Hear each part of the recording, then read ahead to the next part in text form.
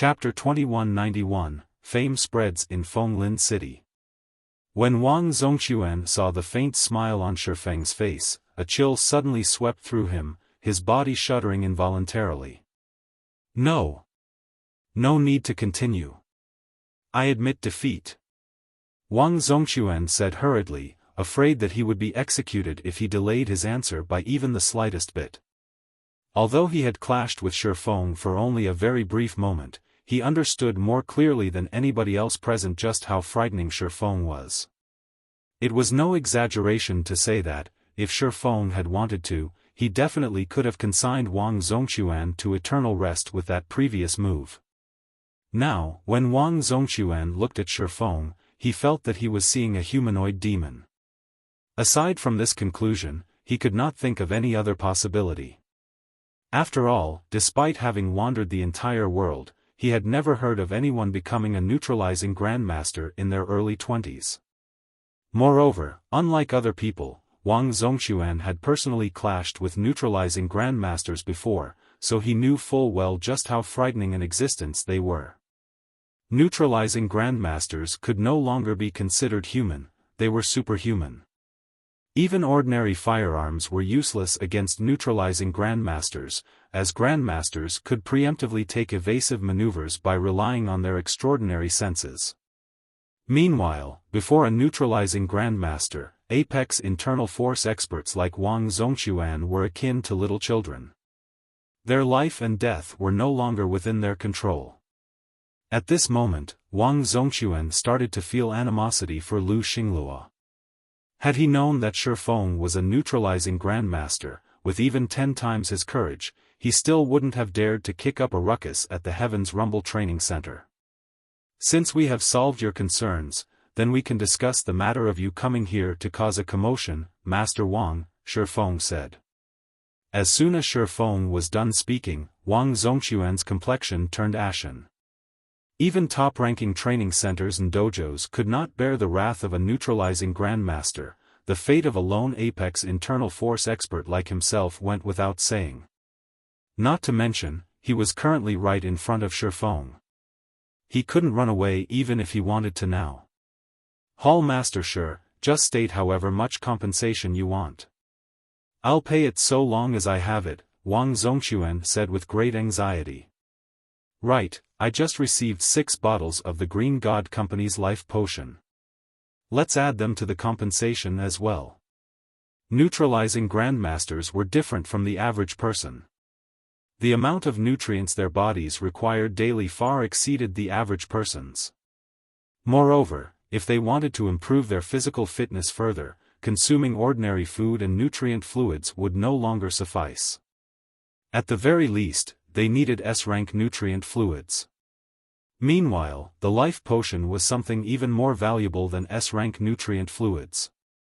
In fact, these 6 life potions were the reason why Wang Zongquan had agreed to undertake Xingluo's request. After all, life potions were extremely difficult to come by. Even neutralizing grandmasters could get their hands on only a small amount. 6 life potions? Xiaofan could not help but be moved. He had never expected Wang Zongquan to possess life potions, the Green God Company's latest creation. Xiaofan naturally understood what was going through Wang Zongquan's mind right now. After all, Xiaofan had had the fortune to meet a neutralizing grandmaster in his previous life, so he knew that these grandmasters were truly superhuman. He also knew that their nutritional requirements were different from the ordinary person's. Only, Xiaofan wasn't actually a neutralizing grandmaster yet. He had merely touched upon the realm after combining the principles of the truth realm and refinement realm. In God's domain, every player's body had long since reached an extraordinary level, hence, players could exhibit the principles of the realms of truth and realms of refinement to their greatest limits. The human body in the real world was very weak in comparison, making it impossible for people to fully exhibit the strength of these 2 realms in the real world. This was akin to running state-of-the-art software on an ancient computer. The hardware simply couldn't support the software at all, and the computer would crash when trying to run the application. The reason why Xiaofan was able to apply the principles of the Truth Realm and Refinement Realm in the real world was mainly his having reached the Ascension Realm and Domain Realm in God's domain.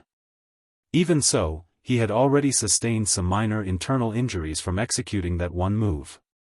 He still needed to improve his physical fitness further before he could reliably display the principles of the Truth Realm and Refinement Realm in the real world. Meanwhile, the life potion was something Xiaofan had only heard of during his previous life. He had never actually seen one before, much less consumed one. The life potion was not sold to the public. It was many times more valuable than even S-rank nutrient fluids. Although the life potion couldn't resurrect the dead, it could cure all internal injuries and strengthen the user's physique. It was even rumored that long-term consumption of the life potion could rejuvenate the user. Moreover, these were still not the most important point about the life potion. The truly amazing aspect of the life potion was its ability to invigorate a person's brain cells, making cerebral development easier. Due to these reasons, after God's domain had spread its influence throughout the entire world, the life potion became something all powers fervently competed over. Those powers that managed to secure themselves a stable supply of life potions had been able to nurture a batch of peak experts and apex experts quickly. Xiaofan found Wang Zongquan's possession of 6 life potions simply unbelievable. However, Wang Zongquan misconstrued Xiaofan's comment as a complaint that this amount was too little. He hurriedly explained, "Hall Master Shi, this is really all that I have.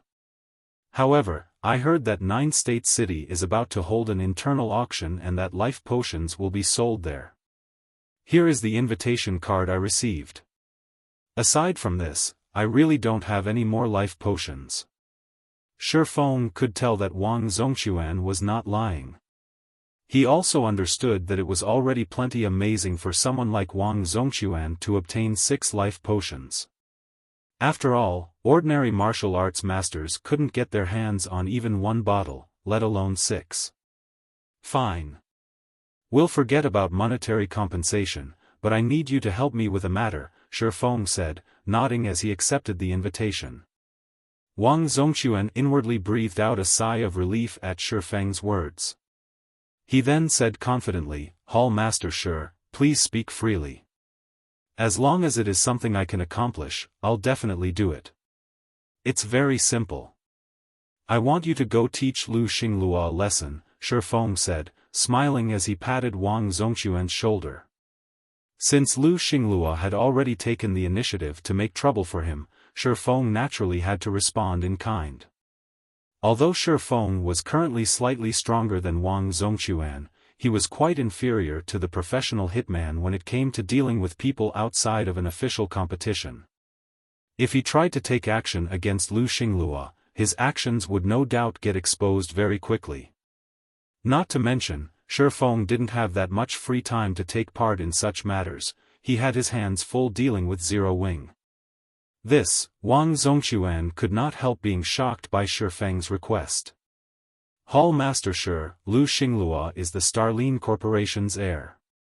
If I do so. Since that is the case, let's continue discussing the commotion you've caused. Xiaofan said, his voice taking on a chill. If not for Xiaofan having improved sufficiently quickly and displaying absolute strength against Wang Zongquan, Wang Zongquan would have definitely continued trying to make trouble for the Heaven's Rumble Training Center even after suffering defeat at Fire Dance's hands. Hence, Xiaofan naturally couldn't let him off the hook too easily. Xiaofan did not doubt Wang Zongquan's ability to meet his demand in the slightest. As for the consequences for Wang Zongquan after carrying out this feat, this was not something Xiaofan cared about. "I'll do it. I'll make sure Hall Master Shi won't be disappointed," Wang Zongquan assured hurriedly while nodding after sensing a trace of killing intent from Xiaofan. Wang Zongquan had an instinctive fear of neutralizing grandmasters stemming from his understanding of their power. So long Xiaofan wanted to, unless Wang Zongquan fled to the ends of the world, he wouldn't be able to escape Xiaofan. Compared to earning Xiaofang's ire, provoking a major corporation's heir held much lighter consequences. Not to mention, Xiaofan had only told him to teach Xingluo a lesson, not to kill the man. If Wang Zongquan limited his actions, the Starline Corporation wouldn't go all out in dealing with him. In fact, the corporation would avoid making a huge fuss about this. After all, if news of this matter were to leak to the public, the Starline Corporation would become a laughingstock for its rivals. Moreover, Wang Zongquan was originally already furious at Xingluo for sending him to pick a fight with a neutralizing grandmaster. He could use this opportunity to get some payback as well. Upon seeing Wang Zongquan leave the Heaven's Rumble Training Center dejectedly, the upper echelons of the various training centers and dojos present promptly went to Xiaofan and Xiaoyu to congratulate them. They even sent the Heaven's Rumble Training Center huge gifts. These training centers and dojos no longer entertained any thoughts of causing trouble for Heaven's Rumble. In fact, they even showed signs of submitting themselves to Heaven's Rumble, a scene that stupefied the fighting enthusiasts in the hall, who all wondered what kind of background the Heaven's Rumble Training Center possessed. News of this matter quickly spread throughout Fenglin City. Chapter 2192, Seizing Fenglin City. After Wang Zongquan's departure, many of the training center and dojo members present were tempted to join the Heaven's Rumble Training Center. The various fighting enthusiasts present, on the other hand, immediately started applying to join Heaven's Rumble. Previously, everyone thought that the Heaven's Rumble Training Center was a sham. However, after seeing Xiaofan, Heaven's Rumble's Hall Master, defeat Wang Zongquan easily and overhearing the comments of the various internal force experts present stating that Xiaofan was a grandmaster martial artist, they realized that Heaven's Rumble possessed genuine ability that was far superior to that of the other training centers and dojos in Fenglin City. Moreover, Heaven's Rumble was equipped with state-of-the-art training and medical facilities. Just these points alone already held a great temptation for the various fighting enthusiasts. After just a few hours, the Heaven's Rumble Training Center had gained more than 5,000 members already. As for becoming a disciple of Heaven's Rumble, not everyone could do so since Xiaofan had set certain requirements. The Heaven's Rumble Training Center's main purpose wasn't to generate profits. It would serve as a talent pool for Zero Wing to recruit from. Hence, ordinary people couldn't become disciples of the training center. Moreover, the disciples of training centers and dojos generally enjoyed much better treatment than ordinary members. They would be taught things that were not shared with the public. The recruitment requirements for disciples naturally had to be strict. Even so, after half a day of testing, Heaven's Rumble still managed to recruit more than 200 disciples. This situation excited Xiaoyu greatly. Despite having managed the Big Dipper Training Center for many years now, he had never seen so many people joining a training center on the day of its grand opening. Moreover, this was only the beginning. As Heaven's Rumble's name spread, even more people would join. Afterward, so long as Heaven's Rumble managed to nurture some disciples that achieved high rankings in Fenglin City's annual fighting competition, the Heaven's Rumble Training Center could easily become the head of Fenglin City's fighting industry. As the Heaven's Rumble Training Center bustled with activity, Zhuolinqiu suddenly approached Xiaofan. Zhuolinqiu's appearance had been completely silent. Most of the people inside the hall had overlooked his existence. Only a small number of internal force experts had managed to notice him. What a powerful person. His strength is most likely on par with Wang Zongquan's, Chen Tianhe exclaimed in his heart when he saw Zhuolinqiu approaching Xiaofan. Wang Zongquan had an overbearing and explicit aura. On the other hand, Zhuolinqiu gave off a sense of emptiness and restraint. The two of them were polar opposites of each other. If an ordinary person were to compare the two of them, they would definitely judge Wang Zongquan to be stronger. However, those who had trained to Chen Tianhe standards no longer judged people's strength based on aura alone. Moreover, concealing one's aura was much more difficult than simply letting it run wild. This was also a technique Chen Tianhe had been studying for quite some time now. Unfortunately, he had just barely scratched the surface of the technique thus far and was definitely inferior to Zhuo Linqiu. One could say that, in terms of technique and spirit, Zhuo Linqiu was above Wang Zongquan. Zhuo Linqiu. Why is he here? Zhang Tianya was stunned when he saw Zhuo Linqiu.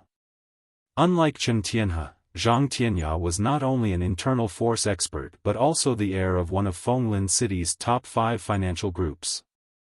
Zhuo Linqiu had once visited Fenglin City. Back then, the various financial groups of Fenglin City had promptly gathered to welcome him to the city. Moreover, the leaders of every financial group, including the Zhang clan group, had been present during this gathering. These leaders all treated Zhuo Linqiu with great respect. As for Zhang Tianya, as he was part of the younger generation, he could only watch the gathering of VIPs from the sidelines. Zhuo Linqiu was someone who was only half a step away from becoming a neutralizing grandmaster. Unfortunately, due to his advanced age, his physique could no longer keep up with his mind. As a result, he could never cross the final threshold and remained stuck at the apex of the internal force realm. Whether it was in terms of status or strength, Zhuo Linqiu was an existence that Zhang Tianya could only look at in awe. Now, however, Zhuo Linqiu was actually taking the initiative to greet Xiaofan. During the time Chen Tianhe and Zhang Tianya were wondering about Zhuo Linqiu's purpose here, Zhuo Linqiu arrived before Xiaofan. "Hall Master Shi, are you free for a private chat?" Zhuo Linqiu asked in a low tone. At this moment, Zhuo Linqiu no longer viewed Xiaofan with contempt. On the contrary, he now looked at the youth with a trace of fear and respect. Neutralizing grandmasters were existences beyond the circle of ordinary internal force experts. However, as the butler of the 5 States Corporation's heir, Zhuo Linqiu was quite familiar with the existence of neutralizing grandmasters, so he knew intimately how powerful they were. Even major corporations would not dare slight neutralizing grandmasters. "Sure, let's head upstairs," Xiaofan said, nodding. He had long since known about Zhuo Linqiu's arrival in the Heaven's Rumble Training Center as well as the man's purpose for visiting. He also knew about Hanifeng's determination to invest in God's domain. Meanwhile, with how successful Zero Wing currently was in God's domain, the temptation it held for Hanifeng went without saying. Given these two things, it was obvious that Hanifeng was waiting for an opportune moment to make Zero Wing an offer it could not refuse. Only, Zero Wing's strength surpassed Hanifeng's expectations. Now, even Starlink could not make short work of Zero Wing and could only pursue a war of attrition. After today's performance, it would be very normal for Hanifeng to grow impatient and take action immediately. Xiaofan led Zhuo Linqiu to the top-floor reception room, leaving the training center's matters to Xiaoyu, Fire Dance, and Bai Qingxue to manage. How is this possible? Zhang Tianya gaped in shock at the respectful attitude Zhuo Linqiu showed Xiaofan. Zhang Tianya could tell that Bai Qingxue and Xiaofeng's relationship was not simple at all. Otherwise, Bai Qingxue wouldn't have invited him to help the Heaven's Rumble Training Center. Previously, although Zhang Tianya felt that Xiaofeng's strength as a neutralizing grandmaster was indeed amazing, he did not consider himself inferior to Xiaofan. After all, he was still young. He was also one of Fenglin City's top fighting prodigies. He still had plenty of room for improvement and a chance to become a neutralizing grandmaster himself in the future. Moreover, he also had the Zhang clan group behind him. Even though Xiaofan currently had his identity as a neutralizing grandmaster, he would still need at least a decade to develop the Heaven's Rumble Training Center to a level that rivaled the Zhang clan group. Now, however, even Zhang Tianya's sole redeeming feature appeared laughable. The only person capable of commanding Zhuo Linqiu to pay someone a personal visit was Hanifeng, the heir of the 5 States Corporation. This meant that Hanifeng was trying to make contact with Xiaofan. If Xiaofan had Hanifeng's backing, then getting the Heaven's Rumble Training Center to surpass the Zhang clan group would truly be a piece of cake. Inside the Heaven's Rumble Training Center's top-floor reception room, Mr. Zhua, may I know what business you have with me? Xiaofan asked as he sat down. I am here to relay a message from my young master, Hall Master Shi. Starlink is not as simple as you think it is. Xingluo is receiving guidance from someone higher. Sending Wang Zongquan to Heaven's Rumble this time was merely a test. Once Xingluo has a clear idea of the Heaven's Rumble training center, I'm afraid he and the person behind him will take serious action. My young master advises you to be extra careful against Xingluo, Zhuolinqiu said gravely. The strength Xiaofan displayed this time was indeed frightening. Even an existence like the Starlink Corporation would not wish to provoke a neutralizing Grandmaster casually. However, with Zero Wing standing in Starlink's way and forming quite an enmity with Starlink, it did not matter even if the Heaven's Rumble Training Center had the backing of a neutralizing Grandmaster. The Starlink Corporation still had plenty of ways to destroy the training center in secret. Moreover, even if the Starlink Corporation couldn't touch Xiaofan himself, it could still deal with the other members of Zero Wing. Please give my thanks to young Master Han for his reminder. I'll make sure to be more careful from now on. If young Master Han needs any help in God's domain, please feel free to seek out Zero Wing, Xiaofan said. He understood that Hanifeng was trying to sell him a favor this time. Moreover, Hanifeng was also finally treating him as a potential partner rather than another pawn or subordinate. I will relay this to my young master. If there are no other matters, I will take my leave now, Zhuolinqiu said as he stood up, showing no intention of staying even a moment longer. After Zhuolinqiu left, Xiaofan sank into deep thought. Although his strength had already improved by a significant margin and many of the dangers he would normally have to worry about were no longer a concern, just like Hanifeng said, the various major corporations were not as simple as they made themselves out to be. The Starlink Corporation would have no difficulty dealing with both the Heaven's Rumble Training Center and Zero Wing from the shadows. It seems I have to improve my strength quickly, nurture more experts, and develop my power in Fenglin City. Xiaofan understood that even though the Starlink Corporation seemed helpless against the current Zero Wing, if it took covert action, Zero Wing would be helpless to do anything about it. The only way to avoid such an outcome was to increase Zero Wing's status and influence in the real world. Afterward, Xiaofan took out one of the life potions, which Wang Zongquan had someone secretly deliver to him. He admired the icy blue liquid contained inside the glass bottle, then popped the cap and drank the liquid.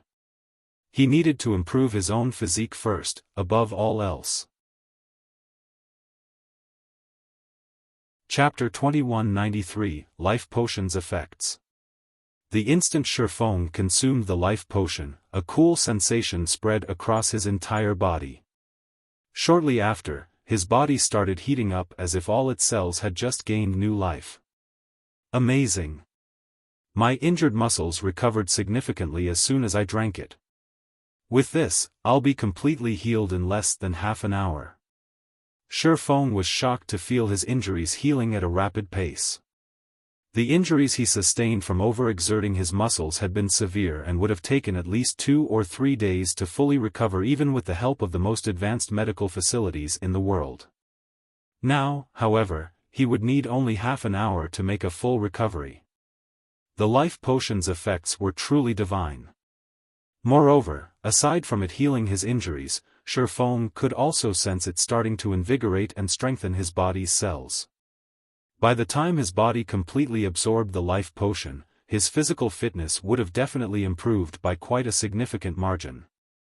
It's no wonder life potions sold for such ridiculous prices in the past. With my current condition, if I use this long-term, I'll gain the physical fitness of an actual Grandmaster within 2 months, Xiaofan thought to himself, a passionate flame burning in his eyes as he gazed at the 5 remaining bottles of life potion on the table.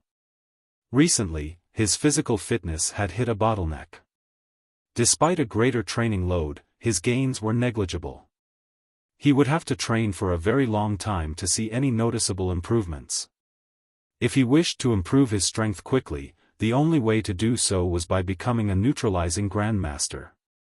Neutralizing grandmasters were known as such because their control over their bodies had already reached the acme of perfection. This was especially true for their control over their brains, which allowed grandmasters to accelerate their hormone production and metabolism, thereby further improving the body's performance. Meanwhile, the life potion would help him break through this bottleneck and further improve his physical fitness by a significant margin. However, each bottle of life potion was effective for only 6 days. Even if he used all 6 bottles himself, they would last him only 36 days. He would need a few more bottles to reach the Grandmaster standard. So long as his physical fitness was at the Grandmaster standard, even if his control was still wanting, he would be able to exchange moves with a true neutralizing Grandmaster.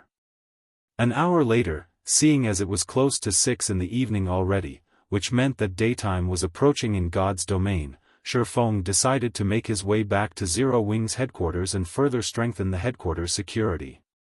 Indeed, just like Xingluo had said, it was very likely that Xingluo had sent Wang Zongquan just to probe the situation on Zero Wing's side. Once Xingluo and the ones behind him were done with their investigation, they would most likely start taking action in secret. Hence, he needed to strengthen Zero Wing's security measures and its core members. Originally, Xiaofan had planned to let Fire Dance and the others use the life potion as well. However, on second thought, he decided against it. Although the life potion was useful to everyone, using it on ordinary people and basic internal force experts was too much of a waste because the physical fitness of these people was still far from hitting a bottleneck. They had many other means to improve themselves rapidly. Moreover, through the experiment Xiaofan had conducted using Wang Zongquan, he had confirmed that one could improve one's strength in the real world by reaching the refinement realm and truth realm in God's domain. By combining the principles of these two realms with his guidance and training, Fire Dance and the others could contend against internal force experts, even if they had yet to grasp internal force. If one possessed such combat standards in the real world, they could cope with many troublesome matters in the real world. Once he trained Zero Wing's core members to an adequate level, all they needed to do was participate in various fighting competitions and achieve stunning results. Once that happened, the Heaven's Rumble Training Center's status and influence in Fenglin City would increase drastically, and the training center would become the true leader of the city's fighting industry. At that time, even if Xingluo wanted to, he would have great difficulty hindering Zero Wing's operations in the city. Meanwhile, to achieve this goal of his, Xiaofan intended to prepare the Lost Town to receive more of Zero Wing's members immediately instead of limiting access to just the guild's main force. Having more members reach the Truth Realm would greatly bolster Zero Wing's strength and increase its ability to cope with the various superpowers of God's domain.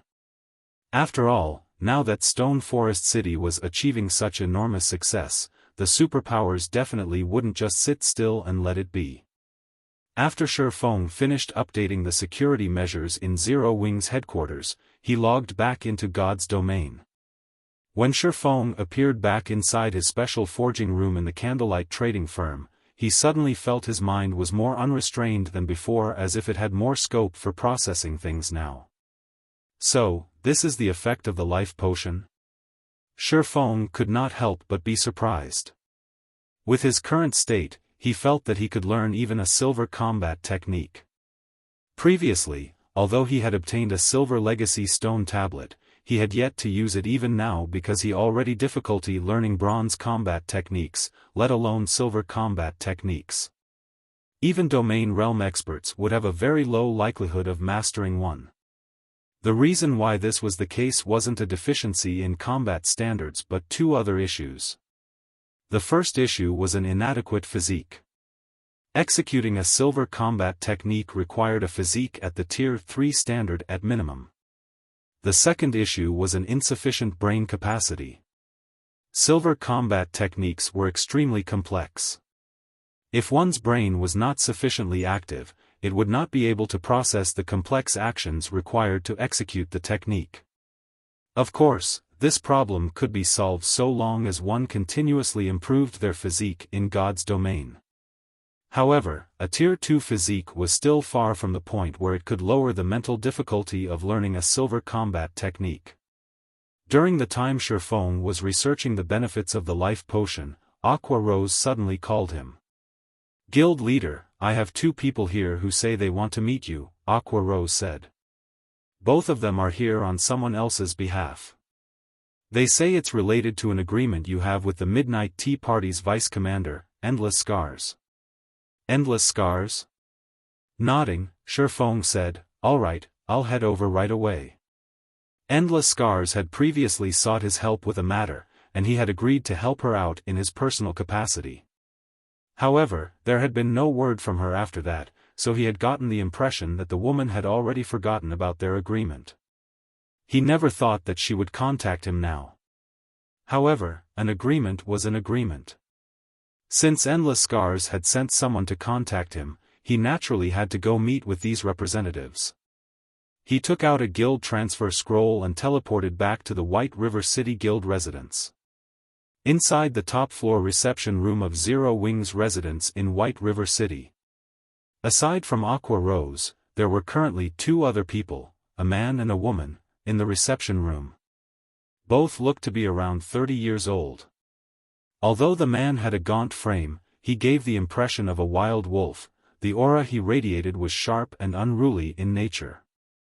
As for the woman, her appearance was not the slightest bit inferior to Aqua Rose's, only more mature. She also radiated the aura of a predator. "Burning, what do you think is going through Scars's mind?" "She's actually wasting a slot on Black Flame," the other woman in the room asked the man sitting beside her, her eyes filled with confusion.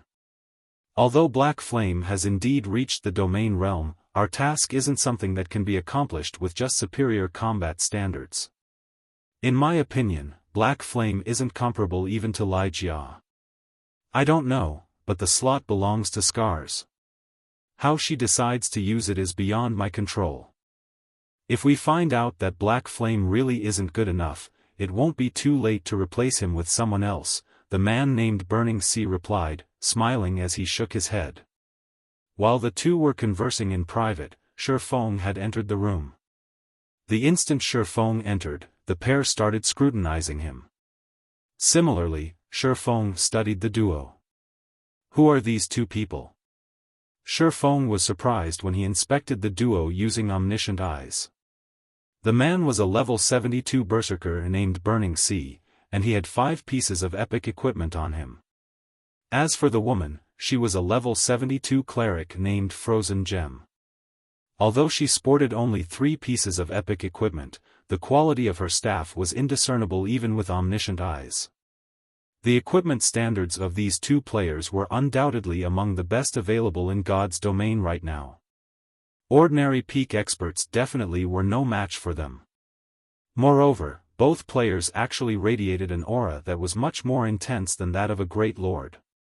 They also gave Xiaofan a strong sense of danger. However, Xiaofan couldn't pinpoint the source of that danger. "Your Black Flame?" Burning Sea asked in a questioning tone. "That's right," Xiaofan answered, nodding. "May I know what business Scars has sent you 2 over for?" "Good. In that case, let me see whether you are qualified or not." Upon receiving a positive answer from Xiaofan, Burning Sea immediately unsheathed the great sword slung on his back and sent a sword light slashing at him. In the next moment, the sword light split into 12 copies of itself, each copy seemingly having a life of its own as they cut at Xiaofan from 12 different directions. Moreover, each sword light carried strength rivaling that of a great lord of the same level. All 12 sword lights attacked together like 12 great lord-ranked wolves pouncing on him simultaneously. Even domain realm experts might not be able to replicate Burning Sea's proficiency in combining a combat technique and a skill. Chapter 2194, Spiritualization Realm. Although Burning Sea was a Tier 2 berserker, his attacks were faster than even that of Tier 2 assassins. As if they had a life of their own, the 12 sword lights locked down Xiaofan, leaving him no room to dodge at all. How merciless! Frozen Gem was surprised by Burning Sea's attack. She had never thought that he would be even more ruthless than herself. The combat technique Burning Sea was using was an advanced combat technique called Wolfpack and was his trademark move. When he combined it with the Tier 2 skill Chaotic Flash, even Domain Realm experts would have an extremely difficult time coping with this move. After all, this was not a move that could be seen through and blocked easily. If Xiaofan wished to retreat unscathed in this cramped space, he would have to use a life-saving skill. Otherwise, if even one of the sword lights hit, Burning Sea would be able to capitalize on the situation and follow up with a series of moves, giving Xiaofan no room to breathe at all. Against such an assault, even shield warriors and guardian knights would fall quickly. However, contrary to Frozen Gems and Burning Sea's expectations, Xiaofan did not activate a life-saving skill despite the imminent arrival of the 12 sword lights. Instead, he brandished his 2 swords and met the 12 sword lights in battle. Sword's Orbit. The sword's orbit that Xiaofan was executing was markedly different from before. Now, the technique looked much plainer and simpler. He also executed only a handful of slashes. Even so, these few slashes created a seemingly airtight defense around him, as all 12 sword lights had their attack trajectories twisted by an invisible force in the next moment. Like a pack of hungry wolves that stumbled across a mighty lion, the 12 sword lights took the initiative to detour around the swordsman. Spiritualization.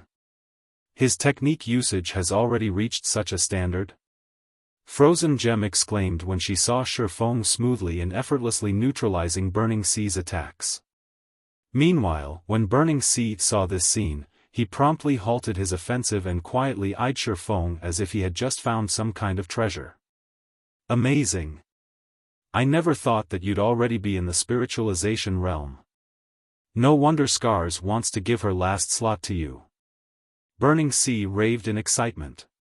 While Burning Sea was talking, Aqua Rose had completed the incantation for her spell and was about to attack Burning Sea.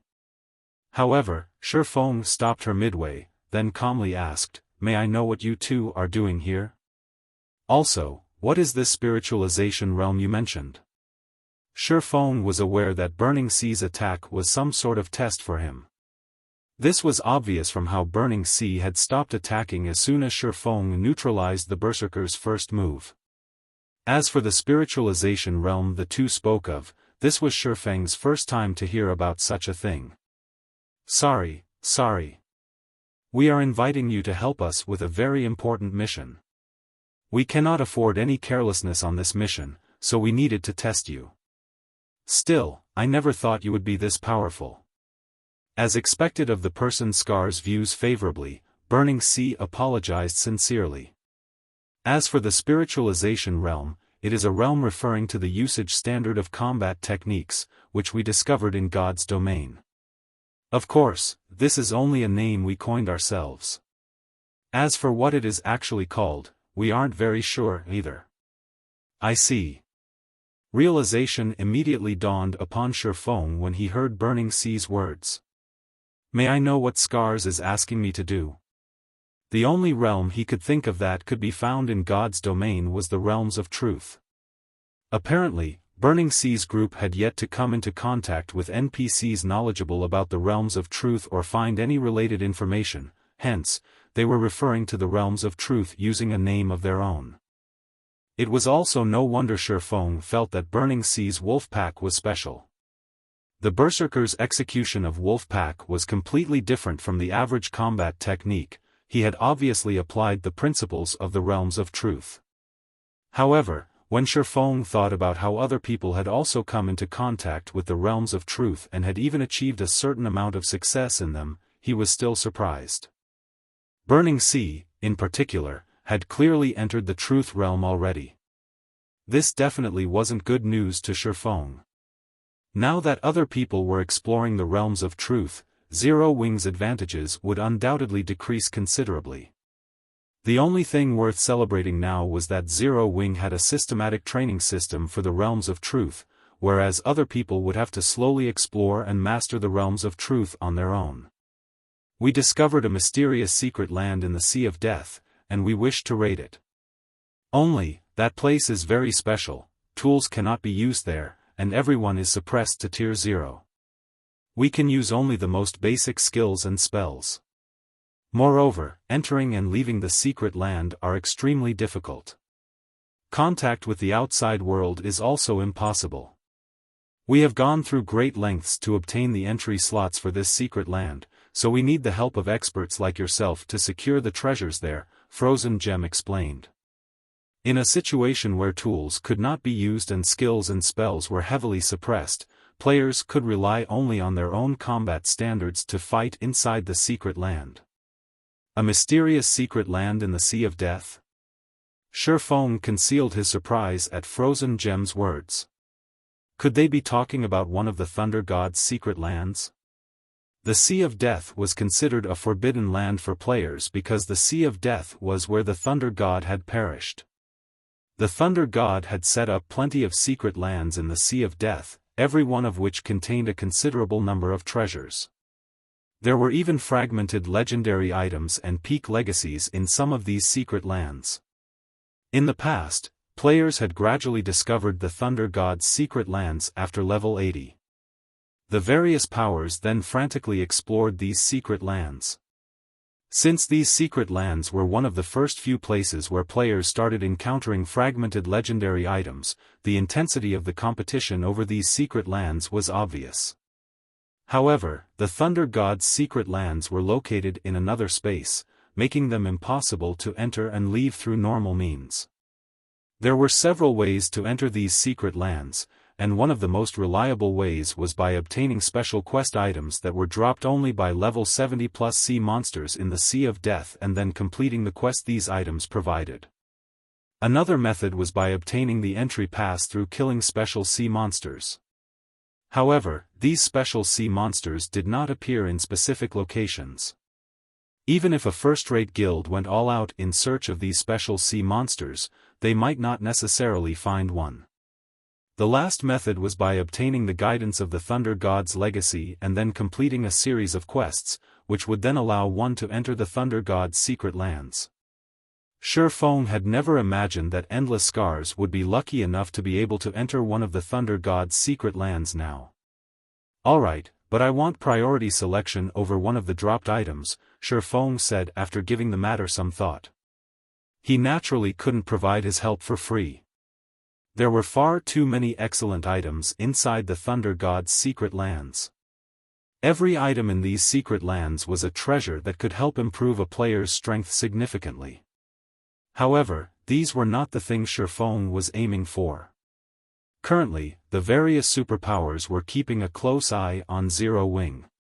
So long as these superpowers spotted an opportunity, they would surely strike at the guild. Moreover, even with the advantages Stone Forest City provided, Zero Wing was only capable of keeping itself alive but not contending against these superpowers. If Zero Wing wished to face the various superpowers in a frontal confrontation, the guild itself needed to grow stronger. Now that Zero Wing had a stable supply of internal members, it was only a matter of time before the guild gained a new batch of experts. The only problem now was that these new experts would be very underleveled and would not be able to exhibit their full strength. Although the veteran experts of the guild normally helped the guild's low-leveled experts level up, these low-leveled experts would still take a long time to catch up to the frontline experts. Meanwhile, there was one item available inside the Thunder God's secret lands that could help players level up quickly. It was also something that countless powers had sought to obtain in the past. The Guild Alchemy Workshop design. The Guild Alchemy Workshop was an advanced construction that allowed the production of potions exclusive to guilds, such as the Experience Potion. Guild members could purchase up to 2 experience potions from the workshop every day. Moreover, only players that were at least 5 levels lower than the average level of frontline players could purchase and use this potion. This potion was a miracle drug that enabled new players to catch up to frontline players quickly. However, the Guild Alchemy Workshop design was extremely rare. It dropped in only a select few secret lands and special team dungeons, including the Thunder God's secret lands. This, hesitating, Burning Sea said, we'll have to discuss this with our team leader. After all, this is something that concerns the entire team. The two of us don't have the power to decide on this. That won't be a problem. Xiaofan nodded in understanding. Burning Sea and Frozen Gem then went offline. By the looks of it, they were going to contact their team leader through the real world. After a short delay, Burning Sea and Frozen Gem came back online. Guild leader Black Flame, I'm afraid we cannot agree to your request, Frozen Gem said resolutely. Chapter 2195, Nameless Team. Although you are an expert Scars has invited, there are still 9 other people in the team. Every one of them is an expert as well. If we give you priority in choosing the loot, it will not be fair to the other experts. Moreover, we are only working on commission. We won't be distributing the loot we obtain, Burning Sea explained. Hence, our team leader has rejected your suggestion. Of course, the remuneration we are offering for your help definitely won't disappoint you, Guild leader Black Flame.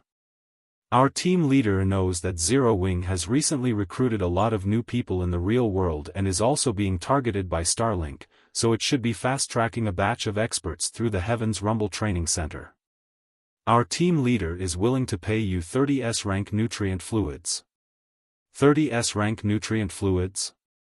Aqua Rose could not help being moved by Burning Sea's words.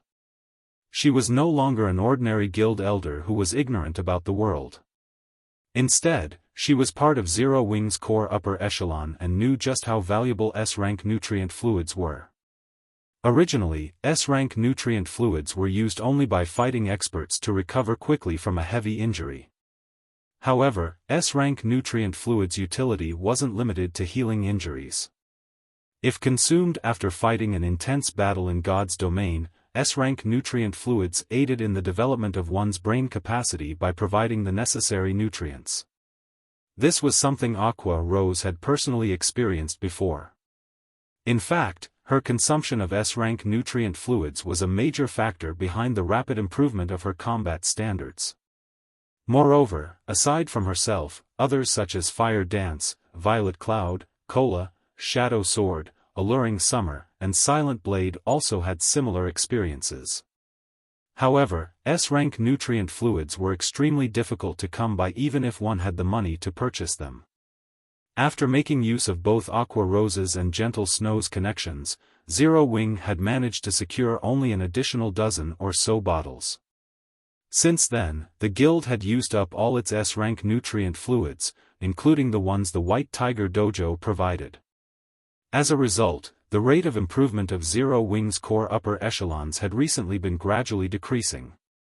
If Zero Wing could secure an additional 30 S-rank nutrient fluids, combined with the training slots Unyielding Soul provided, Aqua Rose was confident that at least she and Gentle Snow could reach the Flowing Water Realm within half a month, instantly increasing the number of Flowing Water Realm experts Zero Wing had by a large margin. Guild leader Black Flame, this is the greatest sincerity we can offer. May I know what you think of this? Frozen Gem asked. It was not easy to find a spiritualized expert. Even experts like Burning Sea and herself had managed to reach the spiritualization realm just recently. Now that she knew that Xiaofan was a spiritualized expert, she naturally wanted to rope him in. However, at the end of the day, this team of theirs was established by their team leader, who wanted to secure the item inside the Thunder God's secret land no matter what, and he was unwilling to give others a share of it. This was something beyond her control. Nevertheless, the price of 30 S-rank nutrient fluids could be considered extremely high. Even hiring a super guild's old monster would not require such a price. However, doing so would also expose the Thunder God's secret land's existence to the various super guilds, something they definitely didn't want to happen. Of course, if Xiaofan refused to help, then they would have no choice but to seek the help of those super guild's old monsters.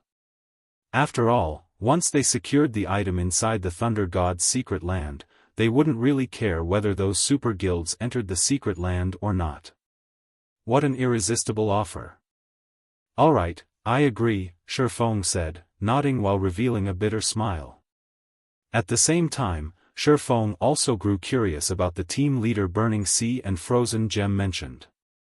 This team leader was truly generous to be able to offer 30s rank nutrient fluids as remuneration. Moreover, this person's information network was very powerful. Xiaofan had just resolved the problem at the Heaven's Rumble Training Center, yet this person already knew about the troubles he faced and what he needed most right now. As for the Guild Alchemy Workshop design, Xiaofan had no choice but to think of another way to obtain it.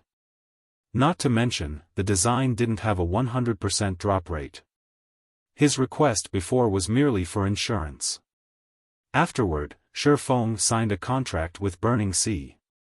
If the mission was a success, he would receive 30s rank nutrient fluids as payment. In the event of failure, he would still receive 10 bottles. After confirming that the contract was signed, Burning Sea took out a crystal that crackled with electricity. Golden divine runes were carved all over the crystal. The crystal itself gave off a faint trace of divine might. In the next moment, Burning Sea threw the crystal to the floor. Suddenly, the space within the reception room started trembling violently. A moment later, a black hole the size of an adult male opened up inside the room. Here's your entry pass. Let's go, Burning Sea said as he took out a token made of magic crystal and handed it to Xiaofan. He then took the lead and walked into the black hole. Once Xiaofan accepted the entry pass, he followed Burning Sea into the black hole, leaving Zero Wings affairs to Aqua Rose and Gentle Snow to handle. After Xiaofan entered the black hole, his vision turned black. When he could see again, he found himself in a desolate wasteland filled with electricity and flames. The wasteland was endless. From time to time, horrific lightning bolts would strike the ground, creating huge craters. Occasionally, towering pillars of fire would rise from the ground. The scenery here was the epitome of Armageddon. Be it the lightning strikes or fire pillars, even an ordinary person could tell that, so long as they were struck by these things, they would definitely lose their lives. At this moment, however, a large number of demonic creatures was actually roaming this wasteland.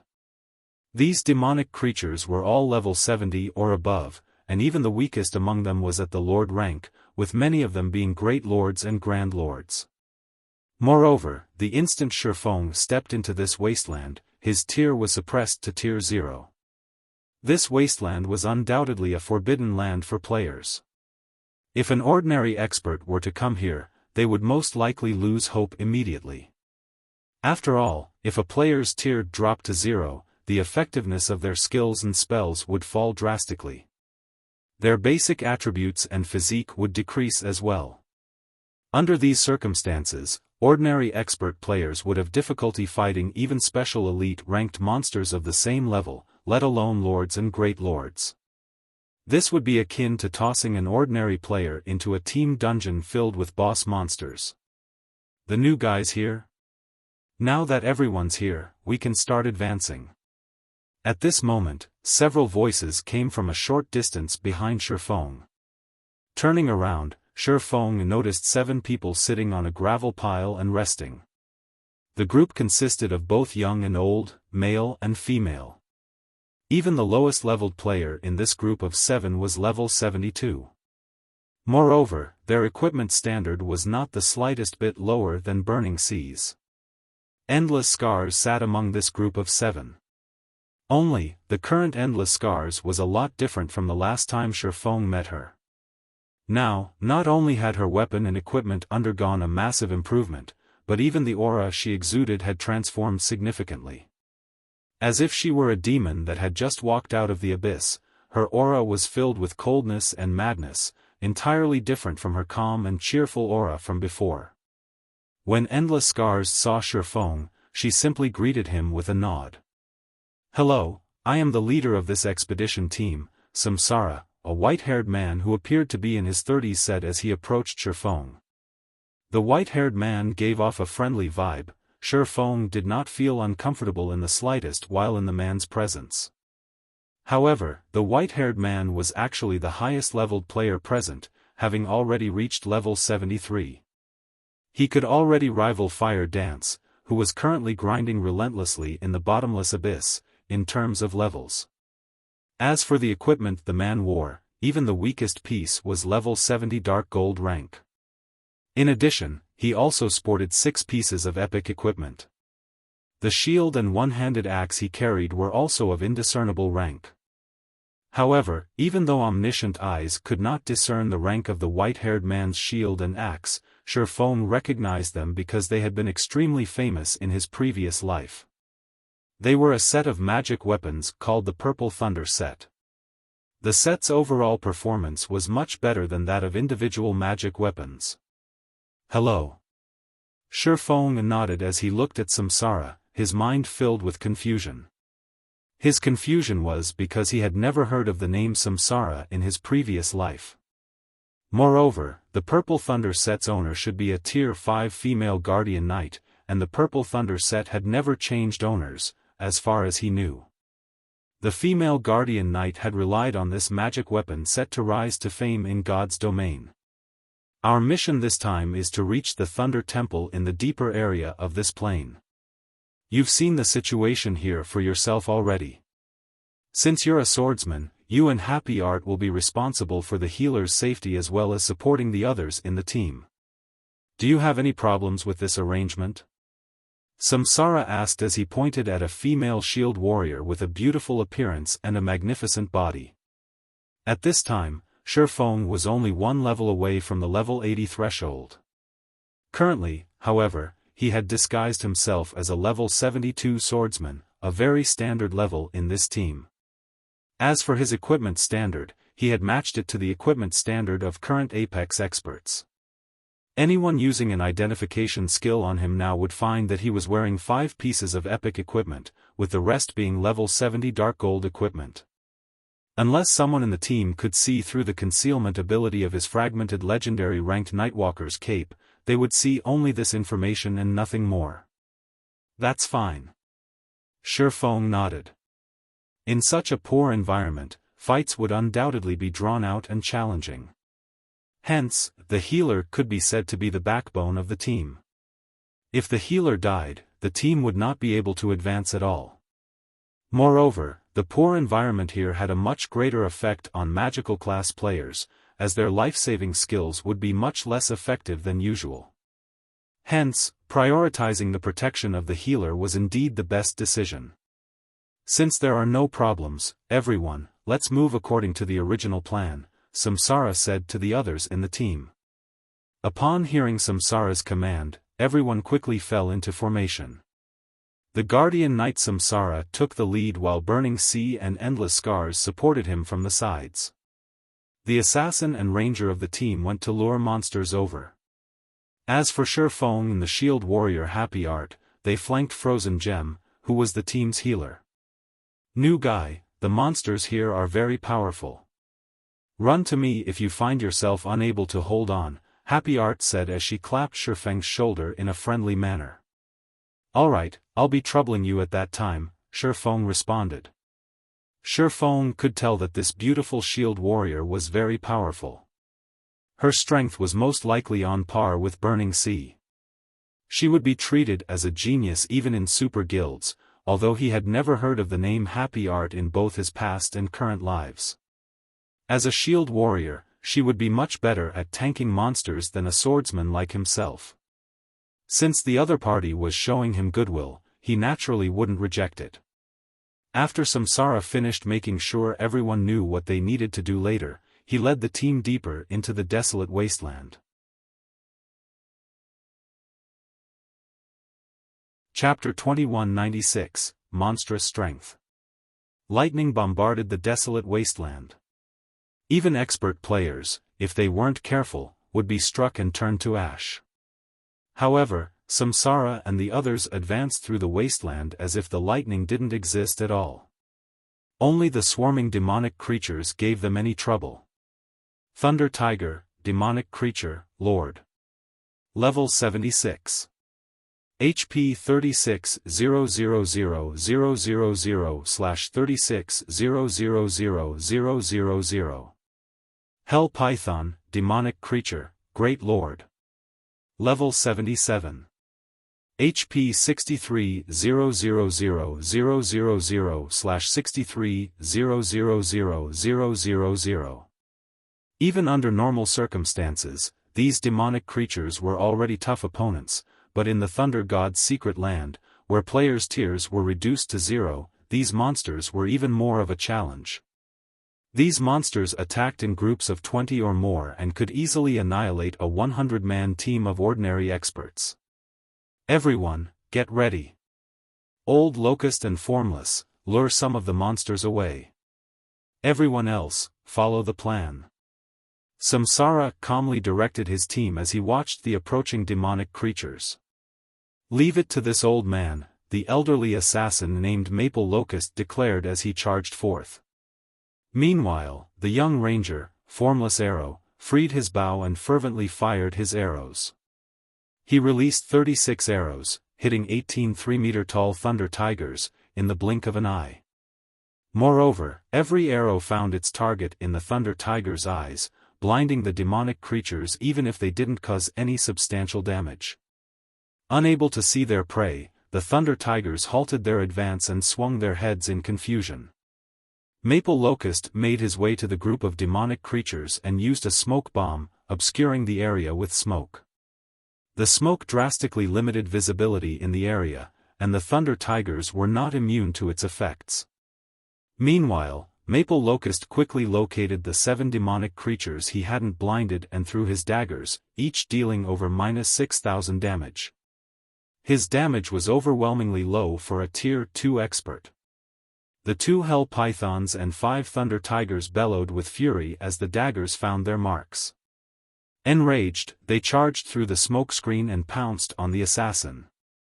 Even ordinary Tier 2 experts would likely die instantly under an assault from 2 Great Lords and 5 Lords, but Maple Locust had predicted these attacks and dodged the Thunder Tiger's strikes. Although he failed to dodge the Hell Python's attacks, his timing with wind steps was perfect, and using the skill's brief invulnerability to block the Great Lord's attacks, he used the impact to pull more than a dozen yards away from the demonic creatures.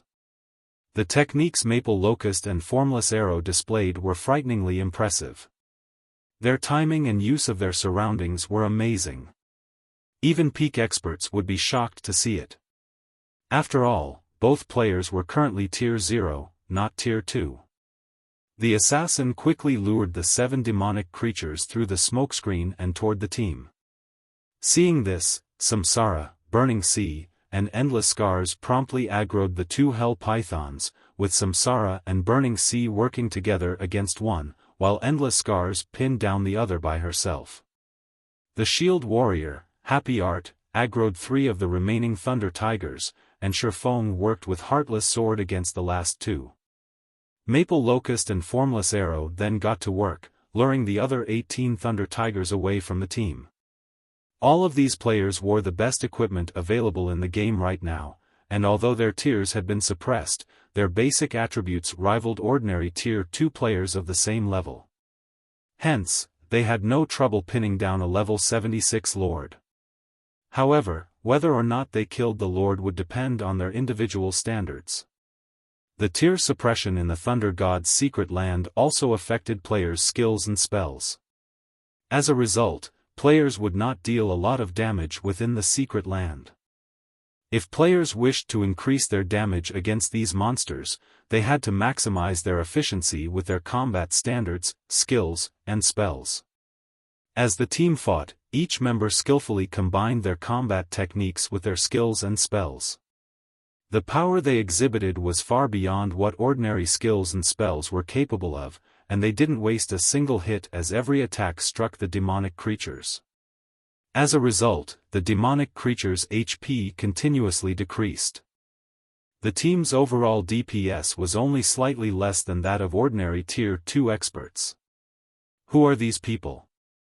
Xiaofan watched his teammates fight, shocked. Could this be the butterfly effect? The fact that 5 of his 9 teammates were domain realm experts was already surprising, but the fact that these 9 players had reached the truth realm was even more frightening. However, aside from endless scars, Xiaofan had never heard of these experts. While Xiaofan had been the guild leader of a second-rate guild in the past, he hadn't exactly had access to a lot of information, but he had enjoyed greater access than ordinary players. Any expert capable of reaching the domain realm had been an apex powerhouse in God's domain, able to reach tier 5 at the very least. However, Samsara and these others' names hadn't been among the tier 5 and 6 players he had known about. Of course, Xiaofan may find his teammates' performances surprising, but he didn't fall behind in this fight. Xiaofang's tier had been reduced to 0 as well, but his basic attributes could still rival current peak experts. Including the fact that he was a level 79 player, he easily suppressed the Thunder Tiger before him. As he fought, damages ranging from -30,000 to -50,000 began to appear above the Thunder Tiger's head, one after another. How is his strength so high? Happy Art's eyes widened in shock when she saw the damages appear above the demonic creatures. Even Endless Scars, the team's strongest player, and her strength was on par with the Thunder Tiger's. Knowing the woman's combat standards, this was why Samsara had her pin down one of the Great Lord-ranked Hell Pythons by herself, keeping it busy. However, Xiaofan literally pinned the Thunder Tiger he faced to the ground. We found a diamond in the rough. Maple Locust, who kite a group of Thunder Tigers, could not help but comment when he saw Xiaofan. With this kid, we'll reach the Thunder Temple much sooner than anticipated. That's right. We really owe Scars for this. It'll also be much easier to clear out these monsters, Samsara chimed in, nodding happily. The monster they had to deal with on the way was the most challenging aspect of reaching the Thunder Temple. Having a team member with such high attributes would undoubtedly relieve some of the pressure they had to face and significantly increase the team's survivability. Endless Scars only nodded in response to Samsara's praise, but even she was surprised to see Xiaofan handle his monster so easily. Xiaofang's extraordinary basic attributes were precisely the reason that she had chosen him to help with this mission, but she hadn't expected his attributes to be this high. She had drastically improved since they had last seen each other, replacing almost all of her previous equipment. She had also encountered a few fortuitous opportunities. Now, the power of her spells could easily overwhelm ordinary berserkers. And yet, Xiaofan still surpassed her. It was unbelievable. Seeing the swordsman's powerful attributes also changed Samsara's attitude towards the boy. He stopped treating Xiaofan like a simple mercenary. Instead, he entertained the fleeting thought of recruiting this swordsman into his team. Meanwhile, the team advanced far faster than their last visit due to Xiaofang's contributions. After 3 days of fighting and resting, these players finally arrived before a magnificent temple. The temple was 10 meters tall, with a total of 3 floors. The very building radiated divine might that kept monsters at bay, creating a natural haven. Every member of the team had leveled up once after defeating higher-tiered monsters.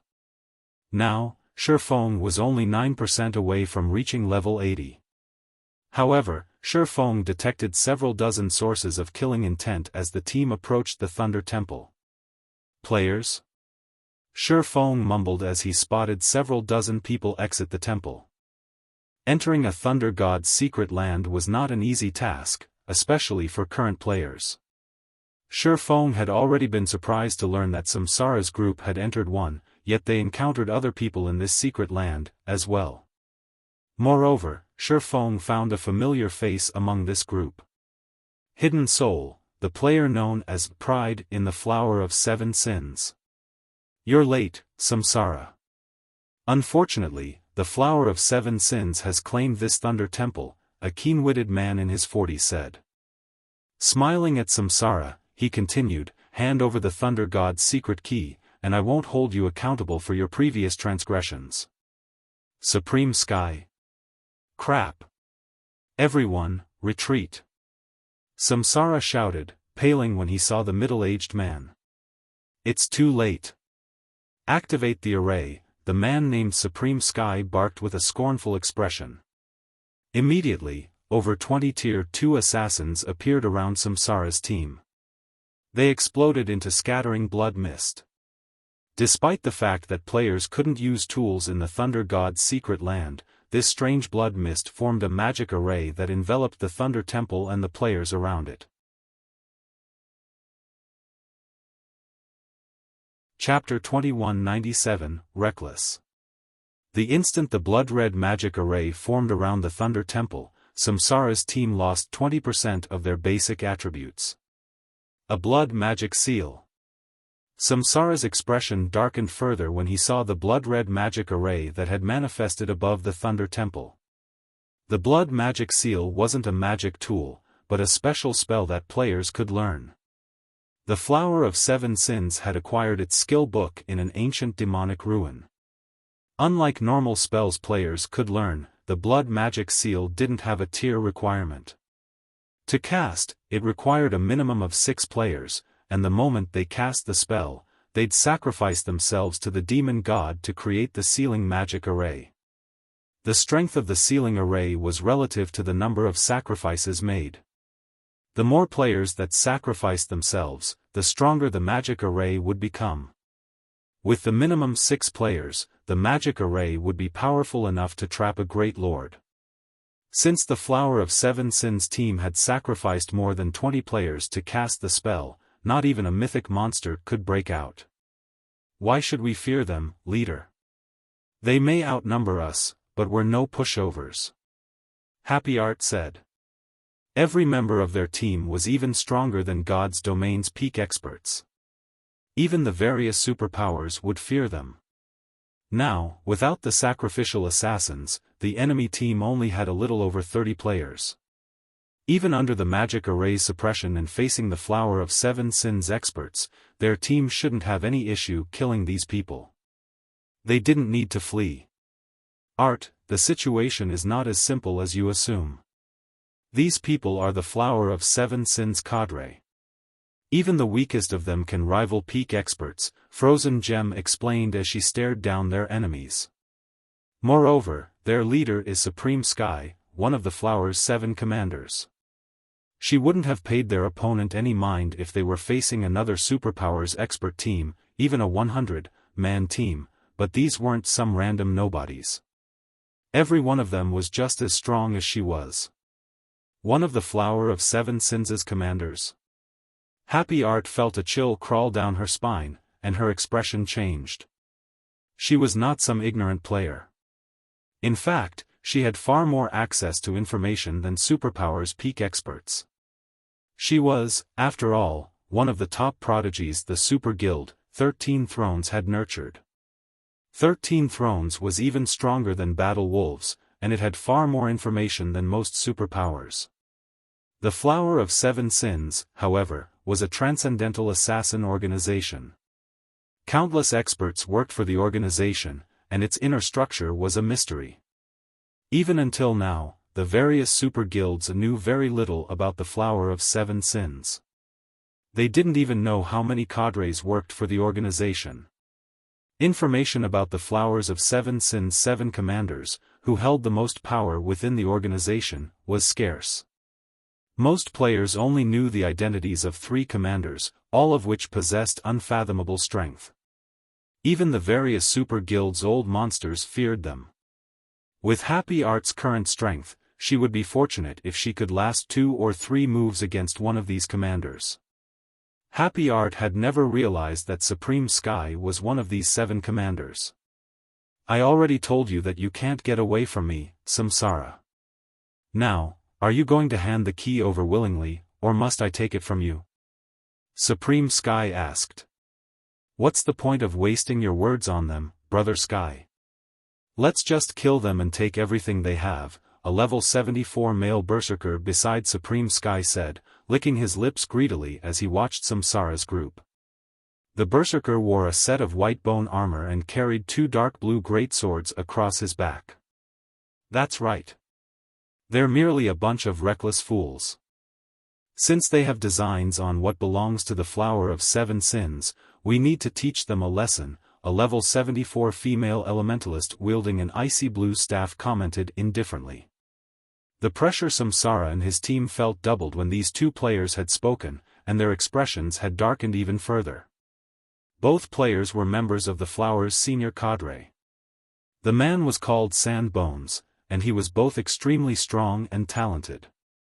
Recently, he had single-handedly killed a heavily guarded upper echelon from a super guild, as well as 2 domain realm experts. The woman was Diverging Phoenix. Although she rarely took action, she had once killed a superpower's 100-man team. Moreover, the team's leader had been a domain realm expert. Although the superpower in question tried to avenge their fallen members, dispatching multiple 1,000-man teams to hunt this woman down, it had only suffered, never accomplishing anything. In the end, the superpower had been forced to give up its pursuit. Both players were deadly when they operated alone, but if they cooperated, they'd be an absolute nightmare. I'll give you the Thunder God's secret key, but you have to promise to let these people leave. They have nothing to do with this, Samsara said. As he gazed at the 30-plus experts behind Supreme Sky, he knew that he would not escape them today. He wasn't optimistic about their chances if they stood their ground and fought Supreme Sky's team either. Furthermore, the Thunder God's secret key had a 20% to 30% chance of dropping if he died, and with the Flower of Seven Sins capabilities, they could likely increase that drop rate. Rather than risk losing everything, he should cut their losses. Leader? Burning Sea gave Samsara an anxious look. Burning Sea knew just how much time and resources Samsara had invested into obtaining the Thunder God's secret key, which had the potential of leading them to an ancient god's legacy and treasures. However, Samsara was willing to give all of that up to someone else. Since you're willing to hand over the key, I can let them off the hook, but each of them must offer 2 epic items. First, Supreme Sky agreed as he eyed Burning Sea and the others, his voice clearly hinting that there was no room for negotiation. Hearing this, Samsara and his teammates frowned. Even the various superpowers valued epic items, and handing over 2 such items was akin to having their combat power. This is daylight robbery, Supreme Sun. Even if we die, we'll, at most, lose 1 epic equipment. We might as well fight if you're demanding such a high price. You won't get off so easily either. I am one of 13 Throne's internal core members, and the guild won't let this matter rest. Happy Art denounced. Although the Flower of Seven Sins had a numerical advantage, she and her teammates were no weaklings. If they were going to suffer so grievously regardless of what choice they made, they might as well take some of these players down with them. Furthermore, if they died, they'd only lose 1 piece of epic equipment each. They might only lose a piece of dark gold equipment if they were lucky. The moment Happy Art finished speaking, Endless Scars and the others, who were familiar with the Flower of Seven Sins, inwardly shook their heads and frowned. At the end of the day, Happy Art was still too young. She had been protected by her super guild, so she wasn't aware of the Flower of Seven Sins' true power. Trapped within this seal, the Flower of Seven Sins members likely had a way to resurrect them. If they truly fought these players, they'd likely at least die twice.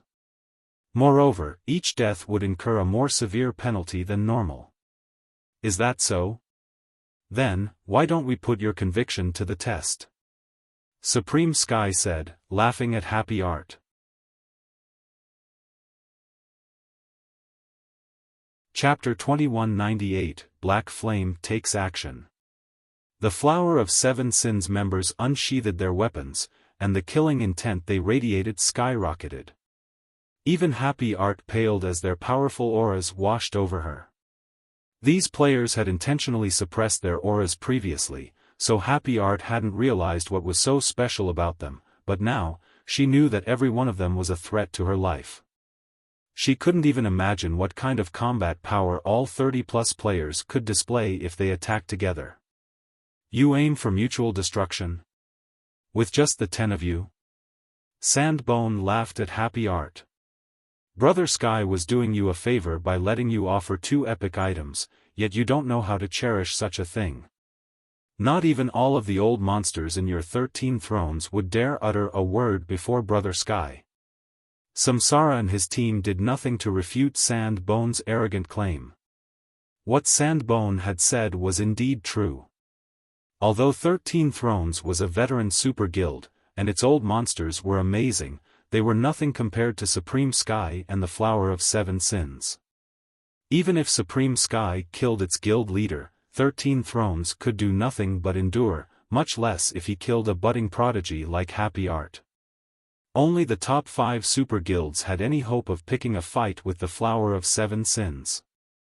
Samsara, the young lady on your team is quite interesting to be brave enough to challenge me, Supreme Sky said. However, he did not issue the order to attack. Instead, he shifted his gaze toward Happy Art and laughed, saying, "It's been many years since I've faced such a situation. It really makes me feel nostalgic. Let's forget about the 2 epic items.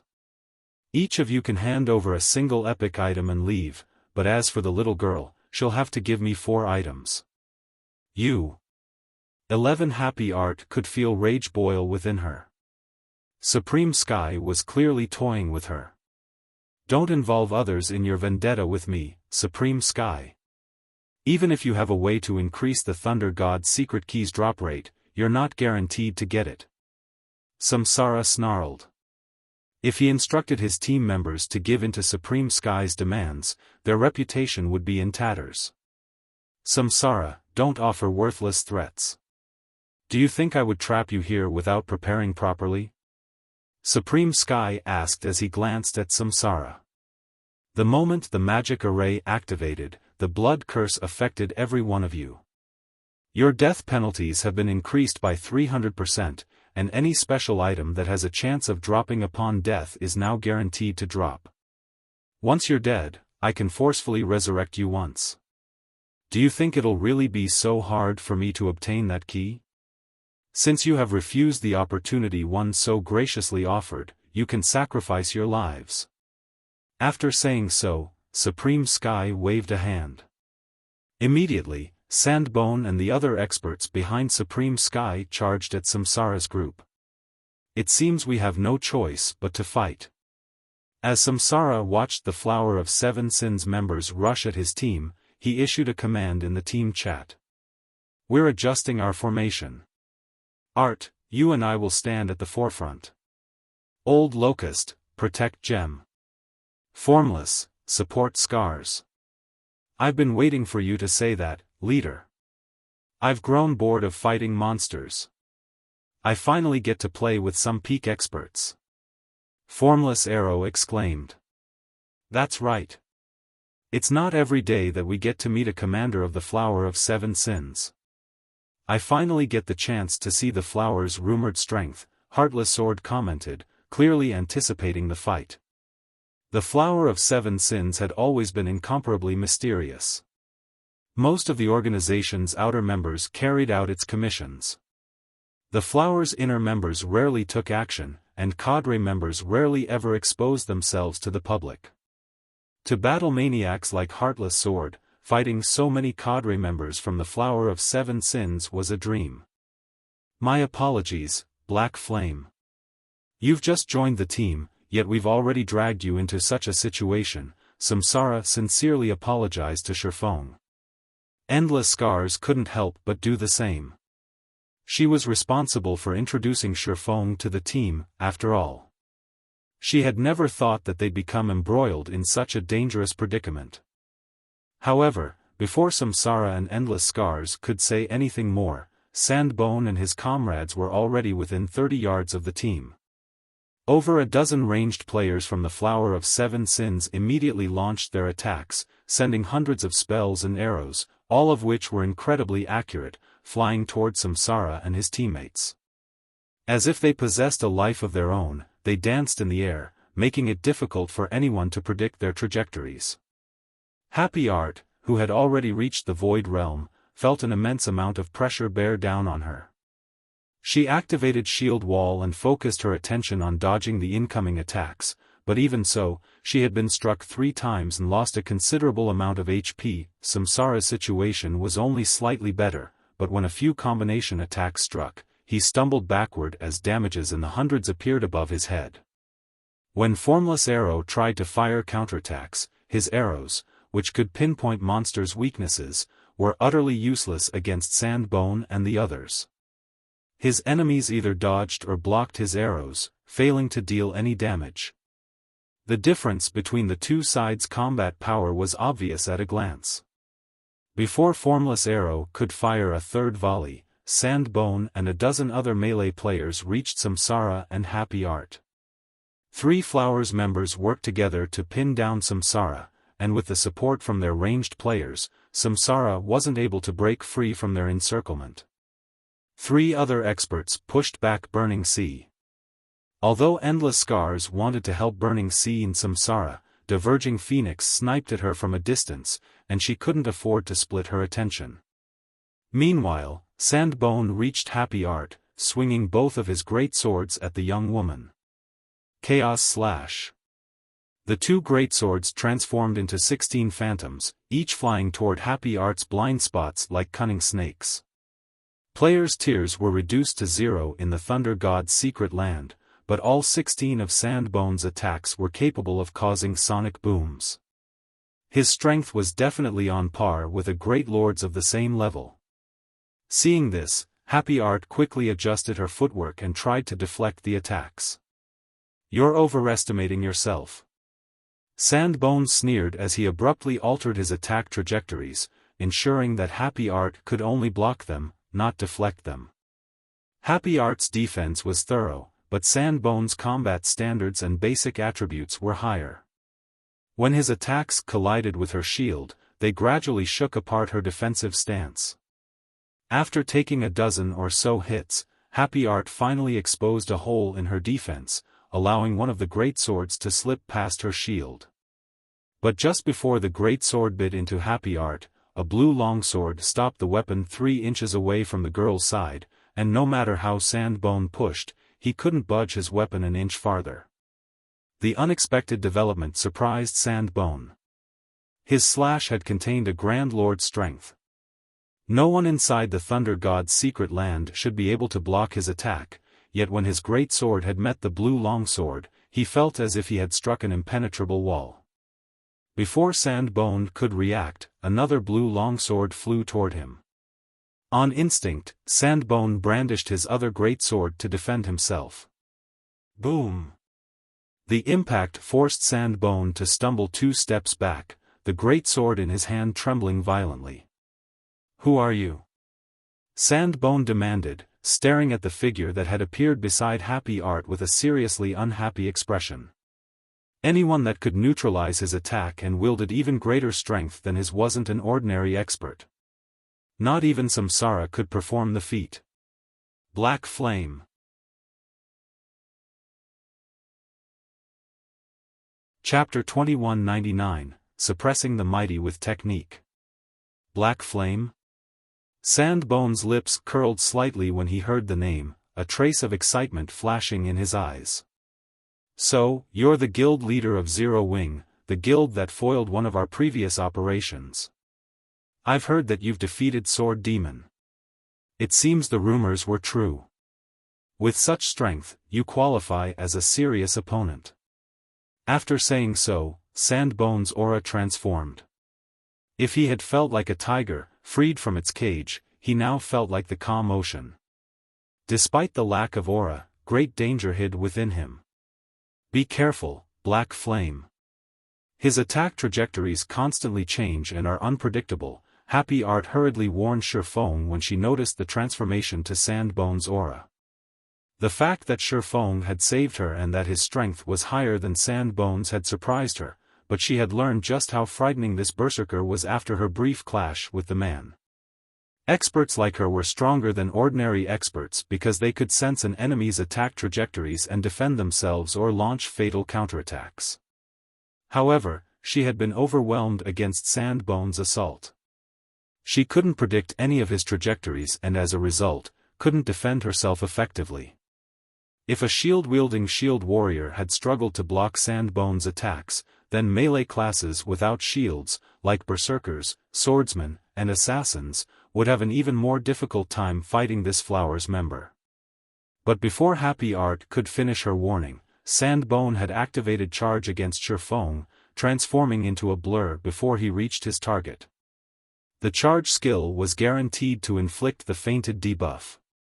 Normally, ordinary experts avoided the debuff by activating a skill that made them immune, but Xiaofan was quite familiar with God's Domain's various main classes.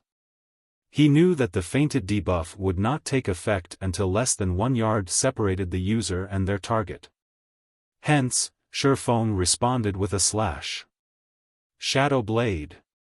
Multiple sword lights cut at Sandbone. Players, including Domain Realm experts, in the midst of activating Charge couldn't easily move while using the skill. Sandbone had no hope of stopping all 10 of Xiaofan's attacks, each of which had enough power to make a great lord stumble. In a clash between experts of their standards, the slightest sign of weakness could be fatal. Knowing this, Sandbone forcibly cancelled his charge and followed up with a whirlwind slash, deflecting all of the incoming sword lights with his greatswords. Meanwhile, he relied on his forward momentum to reach Xiaofan. Suddenly, Sandbone's 2 greatswords merged, and the resulting weapon radiated a blue glow. He then swung the glowing greatsword at Xiaofan. The 2 swords merged. Happy Art was stunned. Aside from specific teleportation stones that only dropped in the secret land, tools couldn't be used in the Thunder God's secret land. This included weapons and equipment's additional skills. However, Sandbone's 2 greatswords had merged into one powerful weapon. It was unbelievable. The glowing greatsword was so powerful that space around it trembled. It definitely contained more power than a great lord. As the greatsword was about to smash into Xiaofan, it transformed into 4 clones of itself. Even a Domain Realm expert would struggle to respond to such an abrupt change. Weapon merging and quadruple shadow slash. Xiaofan also could not help his surprise to see the 4 sword lights fly toward him. Weapon merging was a super rare skill for the Berserker class, one that would be useful even after reaching Tier 5. The skill was even rarer than a fragmented legendary item, and it was so powerful because it allowed the user to elevate their weapon's quality by 1 rank. If the user used weapon merging on 2 dark gold weapons, they would become a single epic weapon. If the user wielded 2 epic weapons, however, the result would be a fragmented legendary weapon. The only downside to the skill was its short, 20-second duration. Of course, the resulting combat power from combining 2 epic weapons into a fragmented legendary weapon was no laughing matter. In a fight between peak experts, the sudden increase could decide the fight's outcome in an instant. Fortunately, weapon merging could, at most, produce a fragmented legendary weapon. If it were possible to create a legendary weapon, any berserker with this skill would be nearly invincible among players of the same tier. The 4 sword lights closed the distance to their target in an instant. However, Xiaofan didn't activate a life-saving skill as Sandbone had expected. Rather, the swordsman unsheathed the 2nd longsword that hung at his waist and brandished it. Swords Transmigration. The trajectories of Sandbone's 4 powerful sword lights abruptly altered, and 2 of them spun to attack their own wielder. Caught off guard, Sandbone defended himself with his merged weapon, but he had only deflected one of the sword lights, taking the full brunt of the other. Like a cannonball, he shot backward by more than 30 yards before crashing into the ground, losing over half of his HP in the process and entering a heavily injured state. In response, the battlefield fell silent. How was that possible? Diverging Phoenix, who fought Endless Scars, was flabbergasted. She was very familiar with Sandbone's strength, particularly when the berserker used weapon merging. Unless she activated a berserk skill, even she would have to focus on her defense for a time. However, berserk skills were prohibited in the Thunder God's secret land, and she couldn't believe that someone had actually thrown her companion. Even Maple Locust, who battled Hidden Soul, was astonished when he saw this. Black Flame? When Happy Art saw the collapsed sand bone, she could not help but turn to look at the swordsman beside her. She felt as if she were meeting this swordsman for the first time. He is actually so powerful? Had he hidden his strength earlier? Endless Scars wondered, watching Xiaofan in confusion. She knew he had high combat standards, but she hadn't known they were this high. Even the various super guilds feared the Flower of Seven Sins senior cadre members, yet Xiaofan had rendered one of these players powerless. No one would believe her if she retold this tale. During the brief moment of silence, Xiaofan glanced at the Thunder Temple and shouted in the team chat, "Everyone, retreat to the Thunder Temple's side building. I'll cover you." His and his teammates' basic attributes were suppressed while they were in the magic array. They were dreaming if they thought they could kill the Flower of Seven Sins cadre members. Not even Xiaofan had much hope of success. Although he had repelled Sandbone, he couldn't kill him. In fact, while he had told his team to run, the Flower's healers had already restored Sandbone's HP to full. Unfortunately, Xiaofan could only afford to use Sword's transmigration a limited number of times, and it was only a matter of time before his enemy wore him down. As if Supreme Sky understood the Thunder God's secret key's value, he hadn't moved from the Thunder Temple's main entrance since the fight had begun. He was also flanked by more than 10 ranged players. Breaking past that blockade and escaping into the Thunder Temple itself wasn't possible. Hence, the Thunder Temple's side temple was their only hope. The side temple was a special level 90,100-man team dungeon and a land of death for current players. However, fleeing into the dungeon was better than staying and letting the Flower of Seven Sins slaughter them. When he heard Xiaofang's command, Samsara glanced at the side temple and noticed the dark red dungeon entrance. The color signified the wide gap between the dungeon's level and the team's average level, but after some quick mental calculations, he realized that entering the dungeon was better than staying out here. "Everyone, listen to Black Flame. Maintain formation and move toward the side temple," Samsara said. "I'll open a path. Cover me," Endless Scars said, gritting her teeth as she glared at the ring of Flowers members around their team.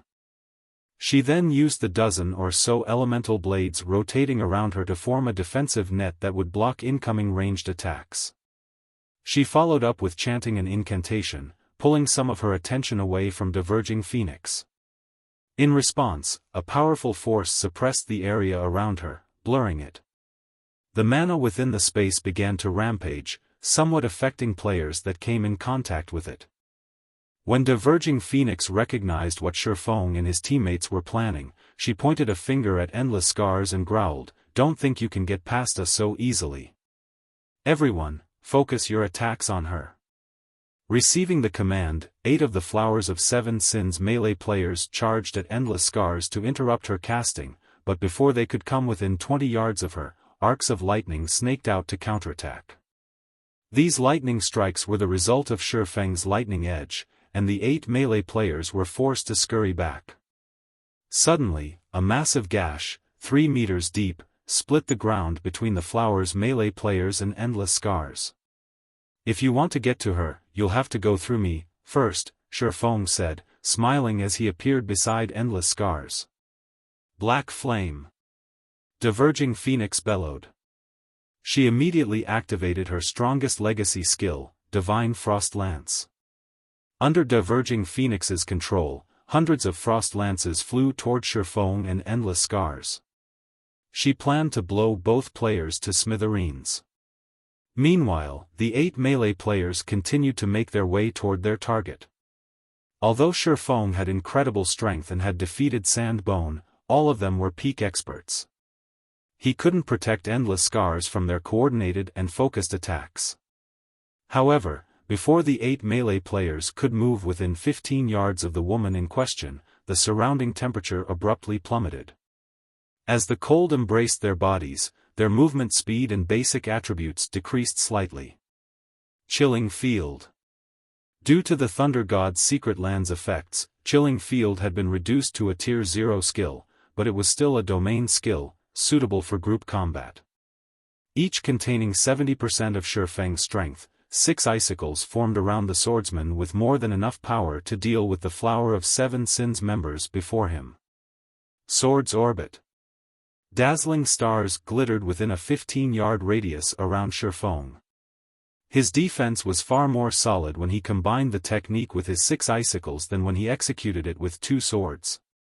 Not only had his use of the technique prevented the 8 melee players from approaching, but he had also stopped the hundreds of descending frost lances.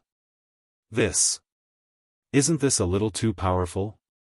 Burning Sea, who watched from afar, was astonished. He was already struggling against 3 Flowers members and the occasional ranged attack. From time to time, he even took a hit, yet despite facing 8 melee players and diverging Phoenix's vicious bombardment, Xiaofan emerged unscathed. The man was simply a monster.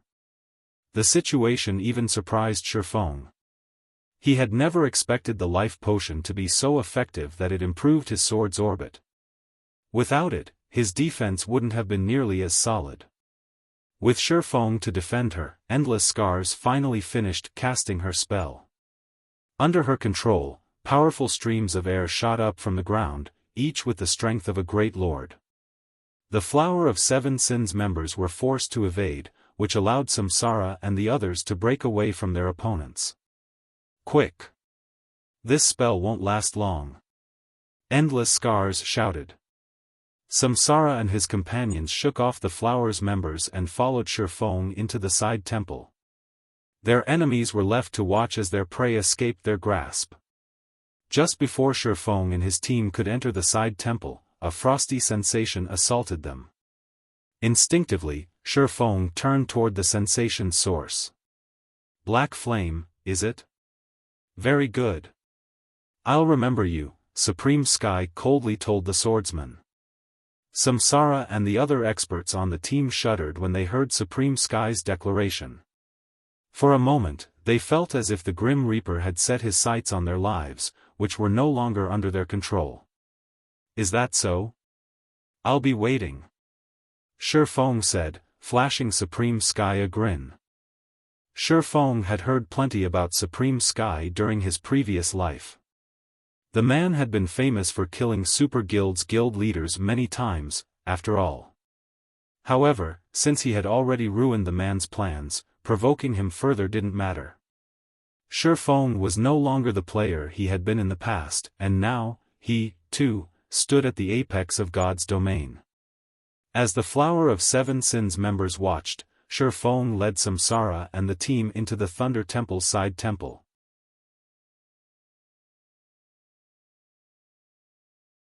Chapter 2200, Bloodline Creature.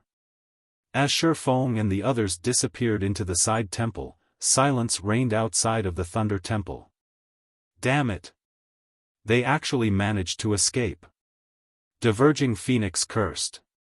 They had gone to great lengths to set up this ambush, not even a Super Guild's guild leader should be able to slip through their grasp. However, due to Xiaofan, their preparation had gone down the drain. If news of this failure spread, the Flower's other members would likely ridicule them. Escape? They're not out of the water yet. Supreme Sky said, a chilling glint flashing in his eyes. He then commanded, call in a group of blood guards from the main headquarters, immediately. Phoenix, you and Sand will guard the side temple. This is the Thunder God's secret land, even if Samsara's party dies, they're stuck here. They'll only be able to leave through those teleportation arrays. Let's make sure that side temple becomes their new home. Without someone to resurrect them, players that died inside a dungeon would automatically resurrect outside of the dungeon after some time, and in the Thunder God's secret land, players couldn't use any tools, including return scrolls. As long as they guarded the dungeon's entrance, Samsara's team wouldn't escape. Having entered the Thunder Temple's side temple, Supreme Sky knew that it was no place for current players. Not only was it a level 90 team dungeon, but it was also a special dungeon that didn't provide difficult options. In other words, this team dungeon only had one difficulty rank. Based on his experience, Supreme Sky deemed that it was the equivalent of a level 90,100 man, Hell mode team dungeon. Entering this team dungeon before level 90 and without top-tier level 90 equipment was suicidal. Samsara's party only consisted of 10 players, so their chances of survival were abysmal. Understood. Diverging Phoenix and Sandbone nodded. Meanwhile, after passing through the side temple's entrance, Xiaofan and the others felt as if they had arrived in another world. The hall, in which they stood, was full of 40-meter-tall divine statues. Although these statues were dilapidated after the ravages of time, they still emitted a faint trace of divine might. The hall contained 22 divine statues, each located beside a gigantic pathway. None of them knew where the pathways led, and the team began to wonder if they stood in an underground maze. Is this really a 100-man team dungeon?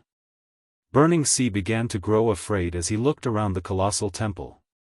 He had felt the threat of death loom over him the moment he had arrived, and when he saw the 22 pathways, he felt as if he were looking down the maws of massive beasts. He knew players of their levels shouldn't be in this dungeon yet, and he couldn't help the powerless feeling he had once inside it. Just the idea of taking on the fully armed Naga guarding the pathways was enough of a reason to despair, not to mention exploring the pathways. Naga Guard, Thunder God's Kin, Bloodline Creature, Lord. Level 87. HP 45-000/45-0000000. Naga Guard Captain, Thunder God's Kin, Bloodline Creature, Great Lord, Level 88. HP 96-000/96-0000000. 20 of these monsters stood by each pathway's entrance. With their team's equipment and combat standards, dealing with one level 87 lord wouldn't be a problem, but taking on a group of them was a fool's dream. Furthermore, these lords were led by a level 88 Great Lord. But that wasn't the worst part. More importantly, all of these monsters were bloodline creatures and the Thunder God's kin. Ordinary experts might not understand these titles' implications, but peak experts like Burning Sea, who had a deep understanding of God's domain's mechanics and history, were very familiar with the power bloodline creatures wielded.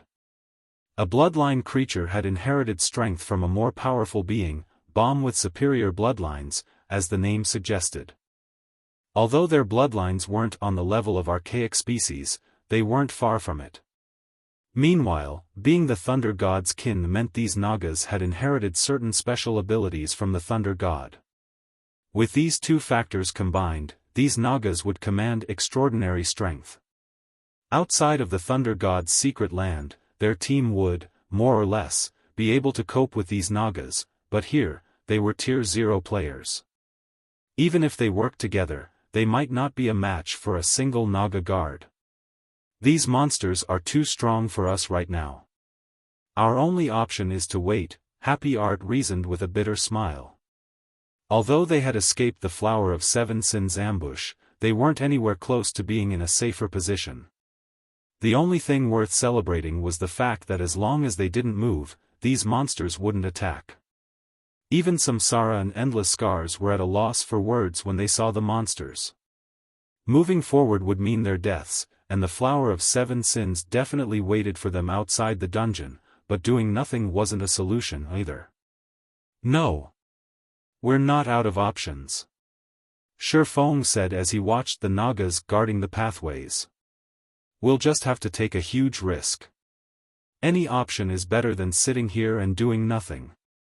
Besides, it's not like we expected such a high-difficulty dungeon to not have risks. Samsara said. In that case, I have some things to settle first. I have fulfilled my end of our agreement. I want first pick of one item among the dungeon's loot, and I want command over the team throughout the raid, Xiaofan told Samsara. In their previous deal, Xiaofan had agreed to help Samsara's team until they reached the Thunder Temple. Since his mission was complete, he had no obligation to help Samsara or his people. "That won't be a problem," Samsara said, nodding as he set Xiaofan as the new team leader. No one else on the team voiced any objections to the arrangement. Most of them were under Samsara's employ, and since Xiaofan had fulfilled his prior obligations, he had every right to negotiate new terms. Moreover, they had only avoided annihilation at the Flower of Seven Sins' hands thanks to Xiaofan. Once Xiaofan became the team leader, he assigned each member their tasks. He wasn't unfamiliar with the Thunder Temple's side temple in the least. The Thunder Temple itself had been quite famous throughout God's domain in the past. During his previous life, many superpowers' main forces had suffered tremendously in the Thunder Temple's side temple. Even after reaching level 90, those main forces had been helpless against the dungeon's Nagas. Not only were these Nagas stronger and faster than monsters of the same rank and level, but they also had extremely high lightning resistance as the Thunder God's kin. Moreover, they could command their own lightning abilities, imbuing their physical attacks with lightning-type magic damage and a certain chance of inflicting a paralysis debuff. Melee players had a particularly miserable time in this dungeon, especially MTs. Even if an MT successfully blocked the Naga's attacks, there was a chance that they'd be paralyzed for 1 or 2 seconds. To make matters worse, this dungeon's Nagas had high combat standards. 1 or 2 seconds was more than enough for them to land 2 or 3 more hits. Fortunately, the various superpowers had discovered these Nagas' weakness after repeated attempts to raid the dungeon. This weakness was the Nagas' slow turn rate. Although the Nagas had very high movement and reaction speeds, they couldn't immediately follow a player in a sudden turn that was greater than 100 degrees. The Nagas often overshot, missing their fleeing prey and forced to make a U-turn. Although Nagas could make the U-turn in 1 or 2 seconds, that was more than enough time for peak experts to distance themselves from the monsters. If peak experts used this moment appropriately and had an accurate grasp of timing and distance, they could easily kite the Nagas. They wouldn't have to face these monsters head-on. Of course, a single mistake would send any player to their grave. This tactic didn't change the fact that Nagas were far faster than players. Hence, Xiaofan had Maple Locust and Formless Arrow replace their current equipment with items that focused on agility and movement speed. As those attributes were his focus already, Xiaofan didn't need to readjust his equipment at all. Even with his tier suppressed, his movement speed was still far higher than ordinary Great Lords. Later, Xiaofan took the lead, luring a lone Naga guard that wandered the hall, with Formless Arrow and Maple Locust moving alongside the Lord. The 3 of them then took turns aggroing the Naga, and when the monster moved within 20 yards of a player, someone else would attack and draw its aggro. With Xiaofang's high damage and Formless Arrow's provoke skill, the team's other ranged players could attack the Naga guard with impunity. Since the hall was so spacious, Xiaofan and his companions had plenty of room to kite around the monster. Their low DPS was the only problem they faced. Even with Endless Scars and the others attacking the Naga guard with everything they had, its HP fell at a snail's crawl. Yet, the team persisted. A moment ago, they had been stuck with no options. They were fortunate to have the opportunity to kill these Nagas. Time passed quickly as they fought. Finally, after fighting for more than 20 minutes, one of Endless Scars' spells took down the first level 87 Naga guard. Everyone's experience bars immediately grew by a small chunk, and as they did, the crisp sound of a system notification reached their ears.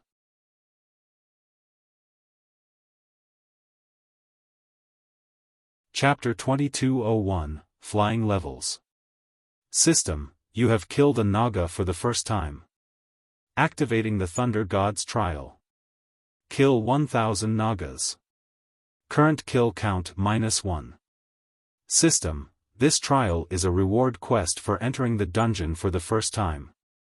You will automatically fail the quest if you die or leave the dungeon. Quest rewards unknown. You will not suffer penalties for failing the quest.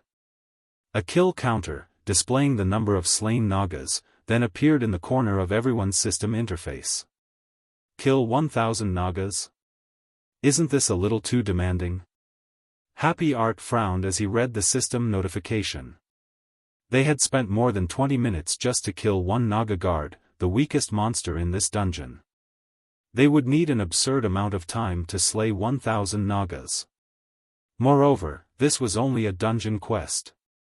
They could complete multiple quests elsewhere with how much time it would take to complete the dungeon quest. Yes, it will be time-consuming, but these Nagas provide a lot of EXP. Our leveling speed here will be at least 50% faster than grinding outside of the dungeon, Burning Sea said in astonishment as he examined his experience bar. Their leveling speed in the Thunder God's secret land was already impressive, but leveling in this dungeon was 50% faster than grinding outside of it. This dungeon was an amazing leveling spot. Of course, a large part of the reason that they earned so much EXP was the fact that they were severely underleveled, and their team only had 10 players. If a level 90,100-man team grinded in this dungeon, their leveling speed would be subpar, at best. In any case, we're stuck here for the moment. Let's just grind and consider the quest an additional bonus, Samsara said. That's right. Our leveling speed in here is awesome. If the Flower of Seven Sins members knew that we were having such a great time leveling up, they'd likely die with anger, Frozen Gem said, laughing.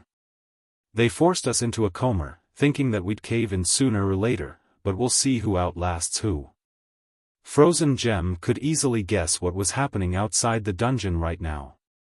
Supreme Sky had likely stationed a large amount of his manpower to guard the dungeon's entrance. Once their team left the dungeon, the Flower's members would pounce and make them suffer. Previously, she had been feeling anxious about their situation as they were not able to do anything inside the dungeon while people in the outside world were continuously improving themselves. Now that they could level up far faster than players elsewhere, she didn't mind completing an unexpected quest while the Flower of Seven Sins wasted their time. The Thunder God's Trial? When Xiaofan saw the name of the quest, he seemed to recall such a quest from his past. However, no one had bothered to complete it back then. The reason for this was very simple. In an era when every second mattered, no one wanted to waste so much time on a dungeon quest. Even a level 90,100-man team would need 5 or 6 days of grinding to slay 1,000 Nagas, and rather than wasting that time, players could focus on leveling up and improving their equipment through other quests. Moreover, the true treasure lay in the Thunder Temple's main temple. The side temple was only a transition for players who wanted to explore the main temple. Who would possibly be willing to waste so much time in the side temple? However, since their team couldn't leave the dungeon right now, completing the dungeon quest was better than doing nothing. Unfortunately, most of the Naga guard's loot consisted of low-value items. The Lord hadn't even dropped a common weapon or equipment piece. The only items worth mentioning, aside from one magic crystal, were the amethyst coins, a currency unique to the Thunder God's secret land. With these amethyst coins, players could purchase some of the specialty products sold in the Thunder Temple. They could also trade these coins for gold for a 1-to-1 ratio. The underwhelming loot didn't surprise any of the team members.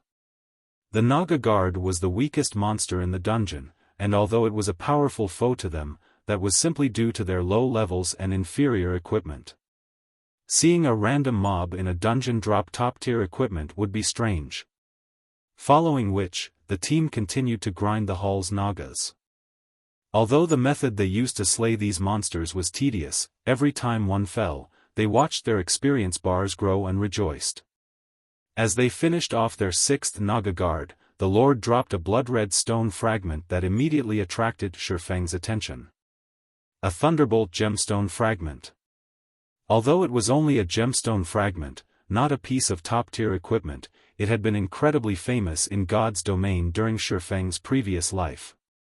One could synthesize 10 Thunderbolt gemstone fragments into a Thunderbolt gemstone, an item the Thunder God had personally created to arm his soldiers. On its own, the Thunderbolt gemstone only increased players' basic attributes by 2% when equipped, and each player could equip a total of 3 Thunderbolt gemstones. Most experts would sneer at such a minimal boost. Even with 3 Thunderbolt gemstones, they'd only gain a 6% boost to their basic attributes, which certainly couldn't compare to the boosts other high-tiered gemstones offered. However, when players equipped 3 Thunderbolt gemstones, they triggered the hidden effect, Thunder God's Protection, which increased players' basic attributes by 9% and physique by 20%.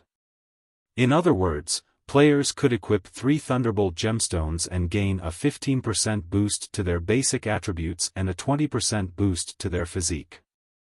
The Thunderbolt gemstones had even been useful after players had reached Tier 3. Moreover, the Thunderbolt gemstones provided an additional 10% boost to players' basic attributes while inside the Thunder God's secret land. It was a perfect addition for those who wanted to explore the area. A fragment dropped after only the 6th kill? The situation surprised Xiaofan a little. Could this be an additional reward for players entering the dungeon for the first time? As far as Xiaofan could remember, the Thunderbolt gemstone fragments had a less than 1% chance of dropping, but this fragment had dropped after slaying their 6th Naga guard. The only explanation he could think of was that they had gotten extremely lucky, or the drop rate had increased. When Xiaofan and his team had slain their 17th Naga guard, another Thunderbolt gemstone fragment had dropped. Sure enough, it has to be a benefit of entering the dungeon for the first time. Xiaofan's excitement grew when he saw the second fragment. Initially, he had only planned to kill some monsters and grind levels in the dungeon.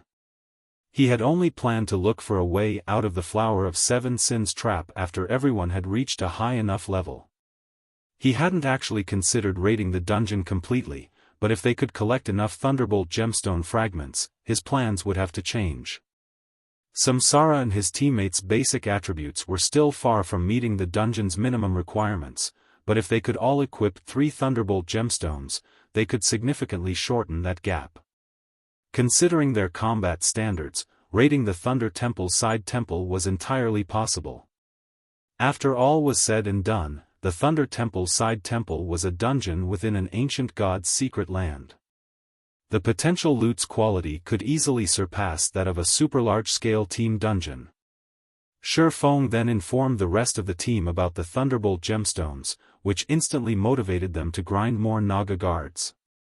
Their goal in visiting the Thunder God's secret land was to improve themselves, and they had given up on that hope earlier. Now that another opportunity had presented itself, they couldn't miss this chance. As everyone's fighting spirits lifted, they fervently hunted the dungeon's Nagas. Once they recovered their stamina, they bounced back to continue the grind. Moreover, as everyone's levels continued to increase, their grinding speed also increased. These Nagas awarded a lot of EXP, and after grinding for almost 9 days, each member of the team had risen to level 80. Since their epic equipment had leveled with them, they had also received a major increase to their basic attributes, as well. As for Xiaofan, he had reached level 84. Their leveling speed was astonishing. After collecting 28 Thunderbolt gemstone fragments, only 11 away from their goal, the sharp sound of a system notification reached their ears once more. System, congratulations. You have killed 1,000 Nagas and completed the Thunder God's trial.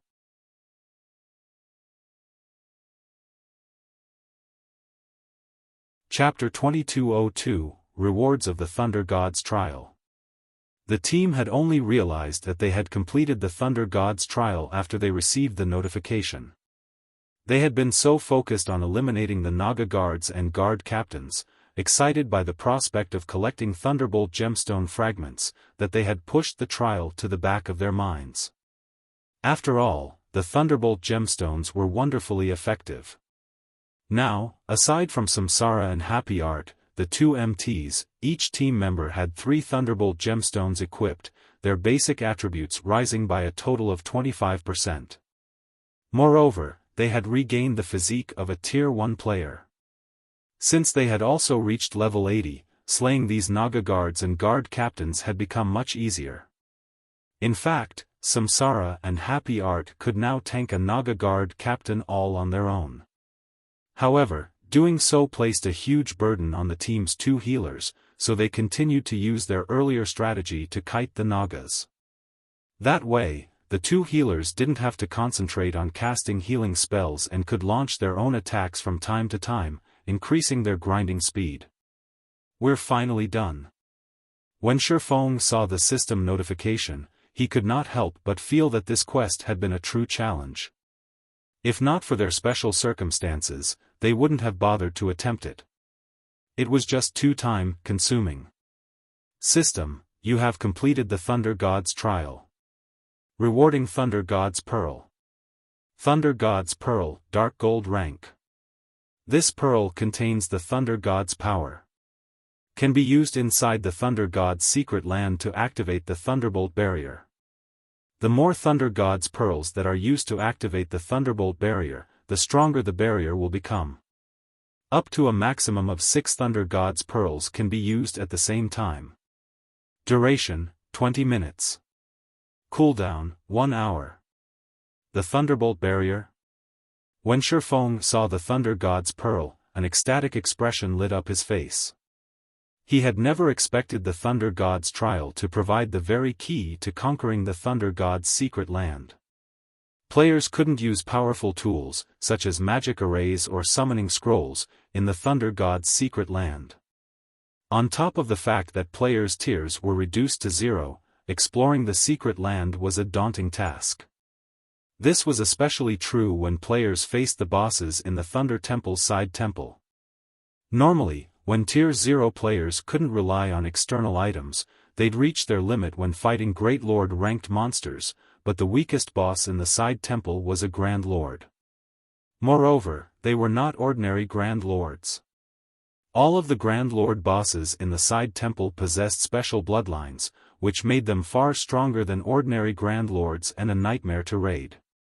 The various superpowers had only truly started to raid the Thunder God's secret land after they had acquired fragmented legendary items during Xiaofan's previous life. Had those superpowers had the Thunder God's pearls, their teams would have been at least 50% more efficient in the raids. Fragmented legendary items had still been extraordinarily rare at the time, and just obtaining 1 re-carat massive investment of blood and sweat. Following which, Xiaofan activated the Thunder God's Pearl and created a Thunderbolt barrier that enveloped a 200-yard radius. Pitch-black lightning arced around the barrier's edges. The moment the barrier manifested, all Naga guards and guard captains suffered a significant basic attribute reduction. The Naga guards' basic attributes dropped by 30%, and the Naga guard captains lost 25% of their attributes. In addition, the barrier reduced the Naga's reaction speed by 20%. Now, the team faced nearly half as much pressure when fighting the Naga patrol squads. Amazing! I can probably solo a Naga guard now. Burning Sea exclaimed as he watched the guard's sluggish movements. Experts like them preferred to deal with strong monsters, rather than fast monsters. Fast monsters had a higher chance of blocking their attacks, which would reduce their total DPS and prolong the fight. Depending on circumstances, winning the fight might even be impossible for the players. Sure enough, this really is the key to conquering the Thunder God's secret land. Xiaofan's eyes glowed with excitement when he saw the weakened Nagas. Moreover, this was only the effect of 1 Thunder God's Pearl. If he activated the Thunderbolt barrier with 6 pearls, it would even suppress a Grand Lord-ranked boss. Previously, he had only been 30% confident of his team slaying the dungeon's first boss, Naga General, Valenka. After all, their team didn't have enough players. Even if every member of the team commanded extraordinary combat standards and had 3 Thunderbolt gemstones equipped, making up for the missing numbers would be very difficult. However, now that they had the Thunder God's Pearl, he felt that they had at least a 50% chance of defeating the first boss. With the Thunder God's Pearl now in hand, the team slew Nagas far faster than before. After less than half a day of grinding, they had collected the remaining 11 fragments, and both Samsara and Happy Art could equip 3 Thunderbolt gemstones. Amazing! With these attributes and physique, I'll have no problems tanking a Grand Lord. Samsara could not help his rueful sighs as he experienced the Thunderbolt gemstone's effects. He felt as if he had activated a mini berserk skill. It was no exaggeration to claim that these Thunderbolt gemstones were his greatest harvest from the Thunder God's secret land thus far. 3 Thunderbolt gemstones were easily worth more than 1 epic item.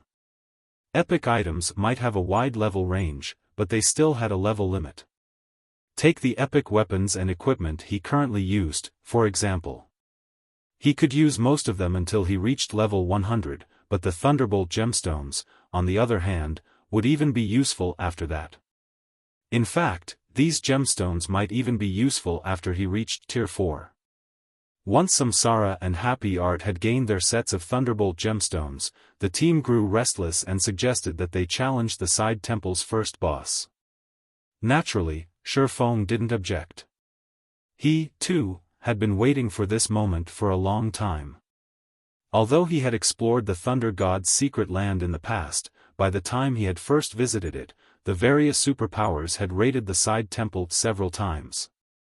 Furthermore, he had tagged along with other guilds' experts, and the expedition had been led by first-rate guilds' peak experts.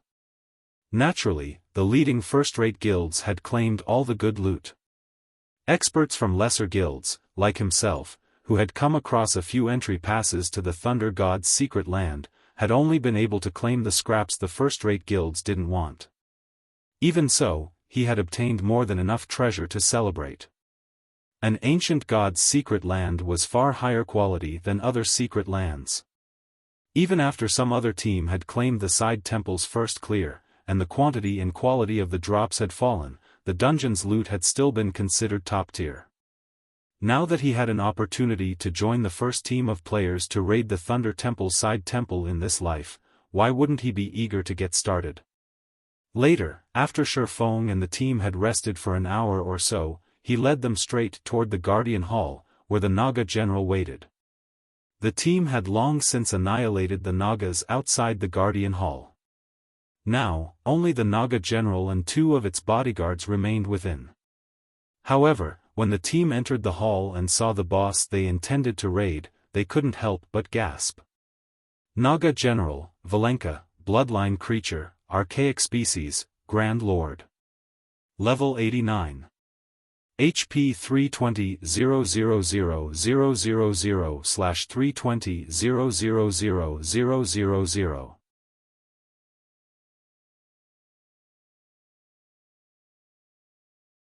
Chapter 2203, Pioneer Rank Boss, an Archaic Species. Everyone's confidence plummeted when they saw Valenka and the purple-blue trident it wielded. Players' tiers were reduced to 0 while inside the Thunder God's secret land, and Grand Lords were nearly invincible against Tier 0 beings. The only reason they even dared to challenge the Naga General, which they had assumed would only be a Grand Lord ranked boss, was because they had the Thunderbolt gemstones and Thunder God's Pearl. Including their epic weapons and equipment, they had thought that they had a high chance of defeating the side temple's first boss. Now, however, they learned that the first boss was a Grand Lord ranked Archaic species. Even outside of the Thunder God's secret land, Grand Lord ranked Archaic species were troublesome to deal with. Trying to raid one with the Thunder God's secret land was simply a joke. Could the Pioneer boss be different? Even Xiaofan frowned when he saw Valenka. The current Naga general was not the same boss he had encountered during his previous life. In the past, Valenka had only been an ordinary Grand Lord. Moreover, it had wielded a two-handed axe, not a trident. Monsters' combat standards in God's domain largely differed depending on what weapon they used. For example, monsters that used a two-handed axe would rely on simple combat methods and great destructive power. Every one of Valenka's attacks with a two-handed axe had been akin to AoE spells. Even for MTs of the same level, receiving one of this monster's attacks head-on was suicidal. Yet, in this life, Valenka held a trident. Unlike the clumsy but powerful two-handed axe, a trident was a type of spear. Not only did it have a much longer attack range than a two-handed axe, but it was more flexible in its attack patterns as well. With a trident, Valenka would not have to worry about numerous attacks at the same time. Moreover, as an archaic species, Valenka's basic attributes was much higher than ordinary Grand Lords. Hence, this boss could likely command as much raw power with its trident as it had in Xiaofan's past. This Valenka was both powerful and agile. This raid would definitely be twice as difficult as Xiaofan had expected. More importantly, bosses had a natural advantage. The normal Valenka, the one Xiaofan remembered, had only had 180 million HP, but this Naga general had 320 million HP. With its battle recovery, it could recover 3,200,000 HP every 5 seconds. If the team couldn't deal more than 640,000 DPS, raiding this boss would be impossible. This boss is too powerful. Even if it just stands there and lets us hit it, I doubt we could put a dent in its HP, Happy Art said as she watched Valenka with a bitter smile. Even if our DPS can surpass his battle recovery, it can kill us several times over by the time we've whittled it down to 0. Their team was already severely undermanned for this dungeon. Slaying an ordinary Grand Lord would be an extreme challenge, and now that they discovered that their opponent was a Grand Lord ranked archaic species, they had no hope of success. Are you sure we can defeat this thing? Endless Scars quietly asked Xiaofan. Every member of the team was either a peak expert or an apex expert in God's domain. They had all slain many bosses, and could easily gauge their team's limits. In Endless Scars' opinion, their team wasn't capable of defeating Valenka. She couldn't figure out how they could raid this boss. Xiaofan's prowess might be astonishing, but raiding a dungeon boss wasn't a one-man job. I think we have roughly a 20% to 30% chance of defeating the Naga general depending on how effective 6 Thunder God's pearls are, Xiaofan said after giving the matter some thought. He hadn't expected this boss to be different from the one in the past, but their team had also collected crucial items needed to raid the dungeon. Fortunately, the Naga general was the easiest of the side temple's bosses to raid since it had very simple skills. Players just needed high enough basic attributes and the ability to dodge incoming attacks. 20 to 30%? Endless Scars gave the swordsman an astonished look. As far as she was concerned, a 5% chance of raiding this boss would be heaven-defying, yet Xiaofan was almost confident of a 30% chance of success. He had to be joking. The rest of the team members stared at Xiaofan in shock as well. Let's give it a try. Gem, stay close to the entrance. If the raid seems impossible, run. The boss shouldn't chase you beyond the hall, Xiaofan said.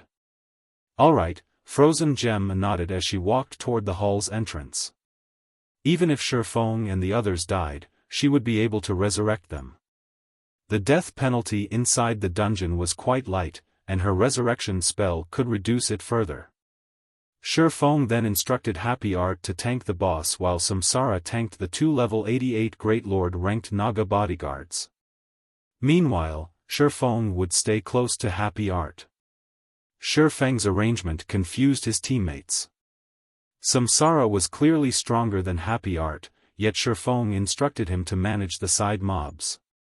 However, none of them objected to their team leader's plan. Let's get started. Xiaofan commanded once everyone was in position. 6 team members immediately activated the Thunder God's pearls they had received from completing the Thunder God's trial. The 6-pearl Thunderbolt barrier covered a 400-yard radius, enveloping the entire hall. Valenka and its bodyguards' basic attributes immediately plummeted. In the blink of an eye, the Naga general had lost 30% of its basic attributes while the 2 Naga bodyguards had lost 45%. Amazing! Xiaofan could not help but exclaim when he saw how effective the barrier was. He had thought they'd be lucky if the barrier could reduce the Naga general's basic attributes by 20%, but Valenka had lost 10% more than that. This thunderbolt barrier could rival the strength of an advanced magic array. Xiaofan then had Frozen Gem rejoin the team's formation, and Happy Art and Samsara bolted forward to tank the boss and its minions. Valenka paid no heed as its two bodyguards were lured away. Rather, it raised its trident and thrust it at the female shield warrior. The trident could reach up to 25 yards away and contained enough power that space around it trembled. In the blink of an eye, Valenka had sent 4 stabs at Happy Art. Despite being a peak expert, Happy Art had a hard time dodging the 4 consecutive attacks. The 4th attack lightly grazed Happy Art's shield, and the resulting impact caused her to stumble a step back and lose more than 40,000 HP. Valenka's power with the trident was horrific.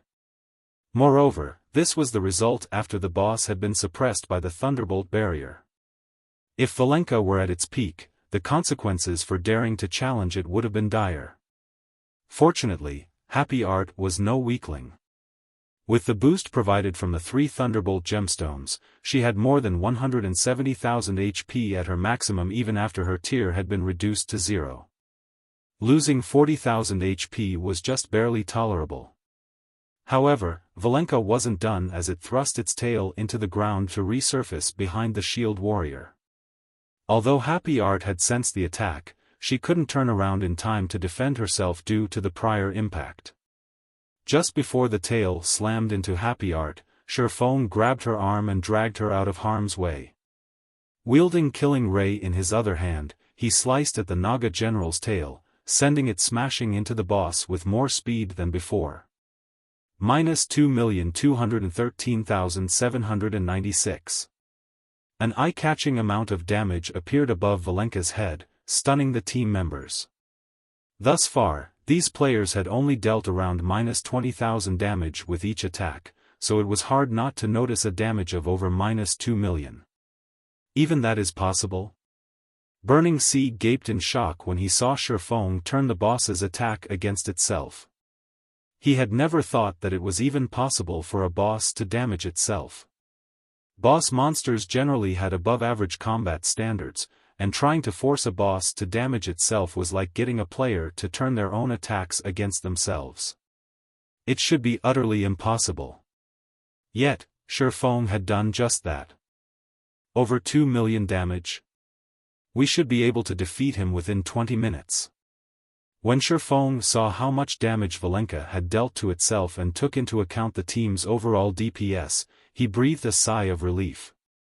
Throughout the side temple, Valenka was the only boss capable of harming itself. This was due to its tail puncture skill. This skill had sent countless MTs to their graves in the past, but it had also given players a more efficient way to defeat the Naga general. Of course, players needed very high strength and an almost perfect grasp of timing to use this method. Their efforts would fail with the slightest mistake, and MTs couldn't dodge Valenka's tail puncture too early. If they did, the Naga general would retract its tail. This was why Xiaofan had assigned Happy Art to Valenka. Samsara would have no issues dodging tail puncture if he tanked the boss, which would disrupt Xiaofang's timing. Happy Art's combat standards were perfect for the job. She could defend herself against Valenka's frontal attacks but wouldn't be able to evade tail puncture. After seeing what Xiaofan had done, the team's confidence rose substantially. Valenka would use tail puncture almost every 2 seconds, which meant they could cause over -2 million damage every 2 seconds. It was certainly enough to overcome the Naga general's battle recovery. Now that they had eliminated the greatest challenge in this raid, defeating this boss would be much simpler. Following which, Valenka's HP rapidly decreased. However, every time Valenka's HP fell by 20%, it would summon 2 new bodyguards. Fortunately, with the Thunderbolt barrier's suppression and Samsara's combat standards, keeping a couple of level 88 Great Lords busy was not a problem. Eventually, when Valenka's HP fell to 20%, the Naga general went berserk, and its speed and strength skyrocketed. Seeing this, Happy Art immediately activated Shield Wall, while Xiaofan activated Chilling Field, reserving 1 icicle to shove Happy Art out of harm's way when necessary. He also reserved 2 icicles for redirecting Valenka's tail. He used the remaining 3 to bombard the Naga general. However, Valenka's attacks were simply too fast. Even though Happy Art did her best to defend herself, her tier wasn't high enough for this fight, and she couldn't keep up. In the end, Happy Art had died after enduring the Berserk Naga general's attacks for around 40 seconds. At this point, Valenka still had 8% of its HP remaining. When their shield warrior fell, Maple Locust and Burning Sea moved to the forefront and took her place. However, they had both died after less than 10 seconds. Heartless Sword then stepped in and activated his life-saving skill to tank the boss. Unfortunately, he had only lasted 7 seconds, only withstanding 2 of the Naga general's attacks. Quick! Attack! The players' eyes were bloodshot as they watched Valenka's HP drop to 4%. With their expendable members dead, Samsara activated his life-saving skill and took over as the tank, but against both the Naga general and its 2 bodyguards, he didn't last more than 6 seconds. Valenka had 1% of its HP remaining. Die! With no other melee players remaining, Xiaofan activated Instant Strike and appeared before the boss. Sword's Transmigration. Although Instant Strike had also been reduced to Tier 0, the skill still increased his attack speed by 300% and damage by 240% for 3 seconds. As he struck, damages of over -120,000 flashed above Valenka's head, one after another. As a finishing touch, Xiaofan redirected Valenka's tail puncture and caused the Naga general to take over 2 million damage, obliterating the last of its HP.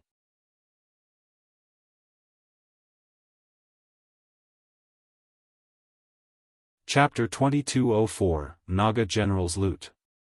As Valenka cried out in agony and collapsed to the ground, the Naga bodyguards split up and scattered. A short moment later, only 5 players and a small pile of loot remained in the hall. We did it!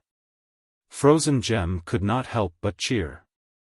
Even Endless Scars and Xiaofan breathed a sigh of relief. The Naga general had been a little too powerful for them when it had gone berserk. Had the battle continued for another 5 seconds, they would have been annihilated. Meanwhile, Valenka's death granted the survivors an astronomical amount of EXP. Even Xiaofan, who had already reached level 84, watched as his experience bar filled. 79%. 85%. 90%. The Naga general's death awarded them even more EXP than any of the guard captains they had slain earlier. After 5 seconds, a golden glow surrounded Xiaofan, and he rose to level 85. Endless Scars and the others also rose from level 80 to 81. The frightening amount of EXP awarded stunned everyone for a moment.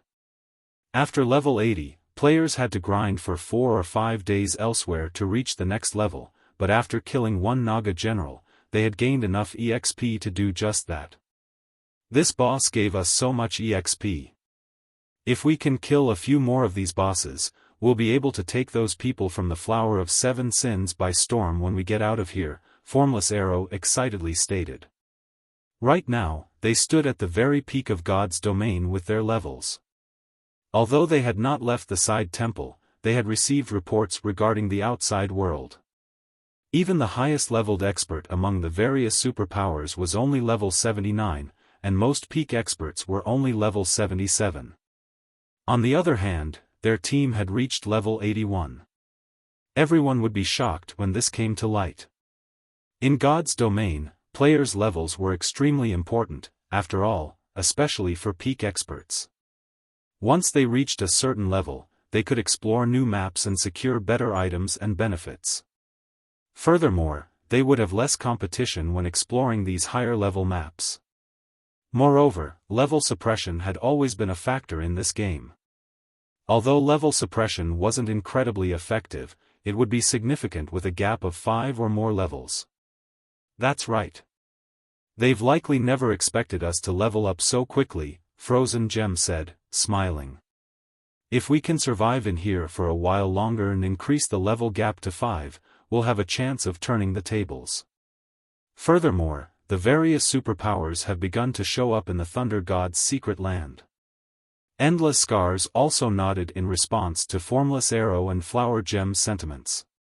Ordinary powers might have a difficult time entering the Thunder God's secret land right now, but the various superpowers had already discovered it.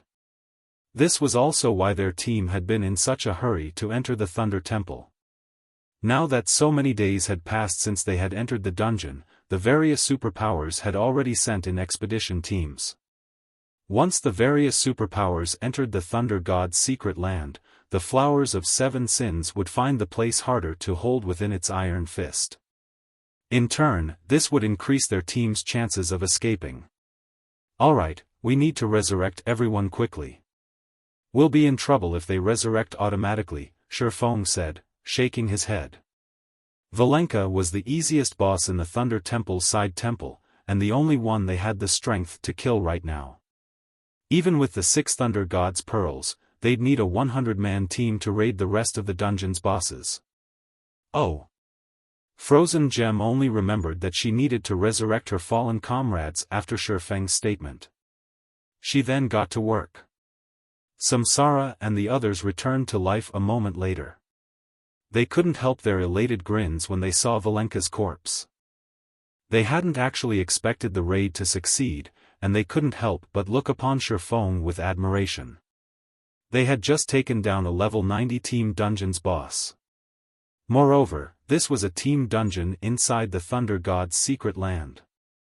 Normally, raiding such bosses without a level 90,100-man team should be impossible, but they had accomplished the feat with a team often level 80 players. Xiaofang's leadership and combat power were among the best they had ever seen.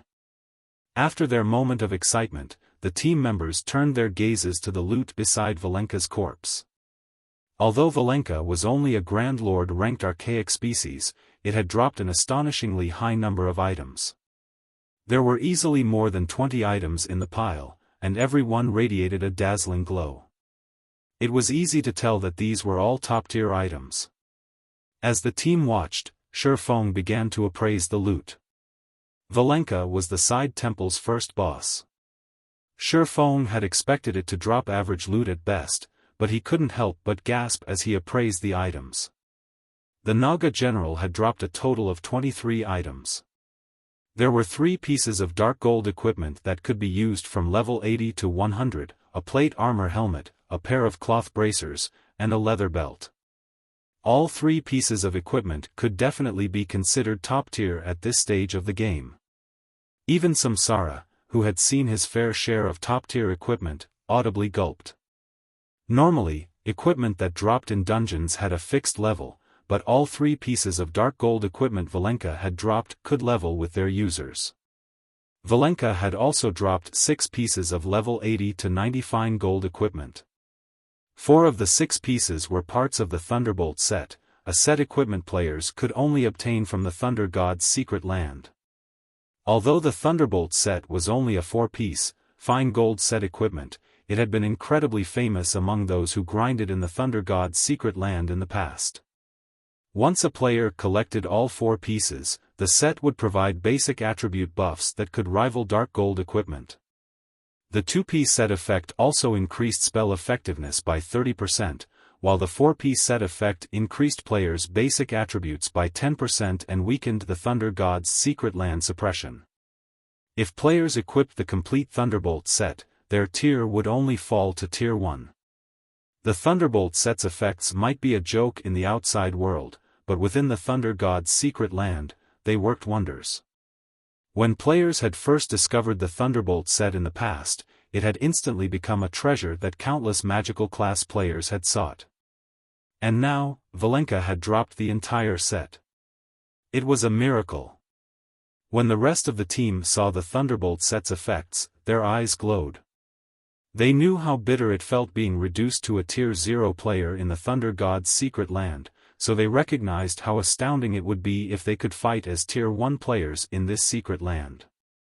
It was no exaggeration to claim that the Thunderbolt set was even more valuable than an 8-piece dark gold set equipment in the Thunder God's secret land.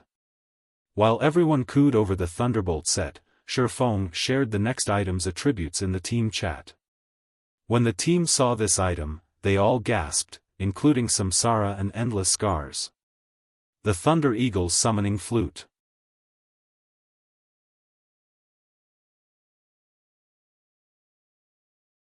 Chapter 2205, Flying Mount.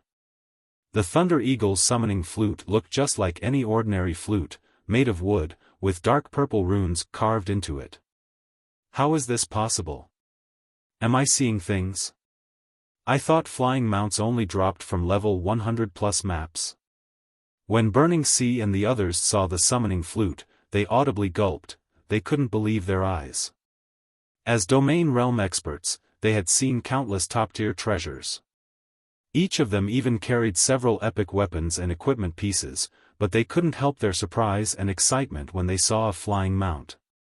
Although almost all level 50-plus players had their own mounts by now, not a single player in God's domain had their own flying mount. Nobody even knew where to find one. Players, especially expert players, now knew the benefits of owning a mount. Due to players' limited stamina, they could only afford to operate within a limited area. With how large God's domain was, trying to explore the game's maps by relying on stamina would be impossible. Naturally, mounts allowed players to increase their range of activity.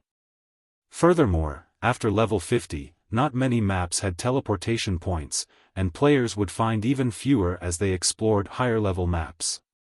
As a result, players would have to explore and find these maps on their own power, which made mounts even more important. Countless experts currently contested over mysterious iron mounts, while secret silver mounts were easily as valuable as epic items. Even if experts of Burning Sea's caliber had multiple pieces of epic equipment on them, they typically only had secret, silver or fine gold ranked mounts. Even so, these mounts were a large part of the reason that their leveling speed was so much faster than ordinary experts. However, a flying mount was in a different league than land mounts. A flying mount could ignore the terrain and travel to a destination in a straight line. A flying mount would be several times faster than land mounts. God's Domain was a virtual reality game that fully immersed its players' consciousness into the game, unlike past virtual reality games, which only allowed partial immersion. Because of this, God's Domain felt frighteningly real. In addition, it had NPCs with incredible intelligence, which players could befriend. If not for the ever-present system interface and in-game aspects, such as levels and basic attributes, players would have likely treated God's Domain as a second real world. And countless people dreamed of flying through the sky. Based on the information they had collected thus far, flying mounts were intensely difficult to obtain in God's Domain.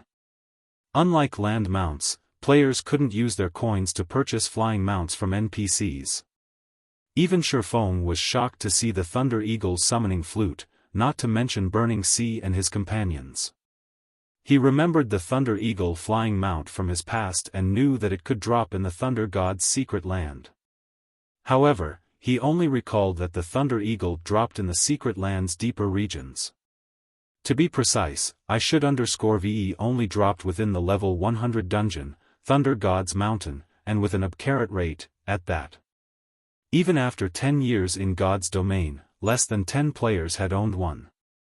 And yet, their team had obtained a Thunder Eagle after slaying the Naga general. It was unbelievable. This was why he had gasped while appraising Valenka's loot. He had never expected the dungeon's first boss to drop such amazing items. Even a common flying mount was as valuable as 3 pieces of level 100 plus epic equipment. Moreover, that had been the common exchange rate after flying mounts had become more common. When flying mounts had first appeared in the past, a common flying mount could have easily gone for 5 pieces of level 100 plus epic equipment. However, the Thunder Eagle wasn't just a common flying mount, it was an extraordinary flying mount. Flying mounts didn't follow the same ranks as land mounts. They were split into common, extraordinary, and legendary ranks. There had been rumors in Xiaofan's previous life of a mythic ranked flying mount, as well, but no one had ever seen it. Meanwhile, these ranks represented the growth potential of flying mounts. Flying mounts were similar to guild mounts in that players could continue to nurture their growth. It was even possible to nurture a flying mount into a tier 6 god. However, nurturing flying mounts was far more difficult than nurturing a guild mount. Thunder Eagle's Summoning Flute. Summon an extraordinary ranked Thunder Eagle as a companion to fly and fight in the air. If the Thunder Eagle dies, it will need 15 natural days to resurrect. The Thunder Eagle has been blessed by the Thunder God and as such, can be used inside the Thunder God's secret land. According to our previous agreement, I have priority to choose one of the dropped items in this dungeon. I choose the Thunder Eagle's Summoning Flute, Xiaofan declared. The Naga general had dropped plenty of top-tier items, including epic equipment. However, these items were all worthless compared to an extraordinary flying mount. Although the Thunder Eagle was the second lowest rank of the four, 90% of the flying mounts players had used in Xiaofan's previous life had been common rank. Most common flying mounts reached their limit after growing to tier 3 peak rank, and getting them that far would cost an astronomical amount of resources. They only had a 3% chance at breaking through to tier 4. Extraordinary flying mounts, however, could easily reach tier 3 peak rank and had a 30% chance of climbing to tier 4. In addition, the two ranks started at different tiers. Common flying mounts started as tier 2, while extraordinary flying mounts started as tier 3. Moreover, the Thunder Eagle wasn't your average extraordinary flying mount. Aside from the four major ranks, flying mounts fell into three minor ranks: basic, intermediate, and advanced. However, one had to summon their mount before they would learn which minor rank it belonged to. The Thunder Eagle, Xiaofan remembered, was an intermediate extraordinary flying mount. Although Xiaofan had been the guild leader of a second-rate guild, he had only gotten his hands on an advanced common flying mount. He had invested an astronomical amount of resources to nurture his mount to tier 3 peak rank, and it had just barely been able to contend with ordinary tier 4 experts. If he had acquired an intermediate extraordinary flying mount, even ordinary tier 4 experts would have had to move out of his way. None of Xiaofang's teammates expressed any arguments to Xiaofang's declaration. They merely looked on in envy. Even Endless Scars was a little reluctant to give up the Thunder Eagle, but they had given their word. Furthermore, they wouldn't have had a prayer of slaying Valenka without him. After Xiaofan took the Thunder Eagle's summoning flute, Samsara and the others split the rest of the loot. By the time the items had been distributed, Endless Scars had obtained the full Thunderbolt set, while Samsara had claimed the epic ranked belt. The rest of the team members had claimed the remaining dark gold and fine gold equipment. After they took a moment to replace their old items, everyone watched their basic attributes rise slightly. The team continued to grind Naga guards and guard captains for another 2 days, allowing Samsara and the others that had died during the boss fight to rise to level 81. Meanwhile, Samsara and Endless Scars had received news that multiple superpowers had shown up to the Thunder Temple. They had encountered the Flower of Seven Sins, and there seemed to be some friction. "It's about time we got out of here," Xiaofan said, smiling when he heard the news.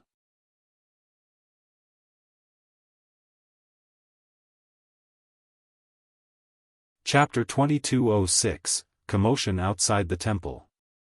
Hundreds of players had gathered before the Thunder Temple's main entrance. If ordinary players saw this gathering, they'd be alarmed. The lowest level player here was level 77 and could easily rank among the top 3 on any kingdom's ranking list and within the top 20 in an empire. And yet, hundreds of such players had come to the same place, standing in multiple teams. One particular team of 100 players, however, prevented anyone from entering the Thunder Temple. If God's Domain's expert players saw this, their jaws would drop. Every one of these teams consisted of well-known experts from the various superpowers, and a significant number were peak experts. However, none of them could get past the team guarding the Thunder Temple's main entrance. Diverging Phoenix. "We have played along with your whims for long enough. You and your people have hogged the main temple to yourselves. Now that 5 superpowers teams have arrived, don't you think you're going a little too far? Melody, one of the Sacred Temple's vice-temple masters, coldly challenged Diverging Phoenix. The Flower of 7 Sins is conducting an important mission right now. Once our mission is complete, we'll move out of the way. But you're more than welcome to try forcing your way through us, Diverging Phoenix impassively replied, glancing at Melody. As Diverging Phoenix spoke, the 20 players around her stepped forward. Every one of them wore a blood-red emblem, and a thick layer of black fog surrounded their bodies. Every player in the area felt a sense of dread as these players' frightening aura touched them. The moment these 20 players stepped forward, the waiting experts' expressions darkened. The Blood Guards? Melody frowned at the experts on the elevated platform, noting their blood-red emblems. The Thunder Temple had more than just a dungeon inside, it was also a place that offered quests and items for exchange. At first, the Sacred Temple had only sent a little over 20 players to the Thunder Temple, and as a result, they hadn't been able to do anything about the Flower of 7 Sins blockade, but now that 4 more superpowers had arrived, they had just as many players as the Flowers team. However, the Blood Guards altered the situation. The Flower of 7 Sins Blood Guards were even famous among the various superpowers. The Blood Guards had risen to fame after their participation in a war on the Western continent. A newly promoted superpower had fought with the Super Guild, Rashomon, over a key town. Knowing that it was no match for Rashomon, the new superpower had paid a high price to hire the Flower of 7 Sins' help in the battle. Rashomon was no weaker than Battle Wolves, considered an above-average super guild. However, once the Flower of 7 Sins Blood Guards had joined the battle, Rashomon had lost its commanding vice guild leader and peak experts. The vice guild leader had been protected by 5,000 of Rashomon's experts, including 4 domain realm experts and over a dozen peak experts, but with a 100-man team, the Blood Guards had slain the vice guild leader. After that, the Blood Guards' fame had spread through the various superpowers, and everyone had learned to fear the Flower of 7 Sins even more than before. Although only 20 Blood Guards stood before them, Melody wasn't confident that the 5 superpowers' 100-plus experts were enough to take them on. Vice Temple Master, these Blood Guards are quite powerful, but I believe that we still have a chance of victory.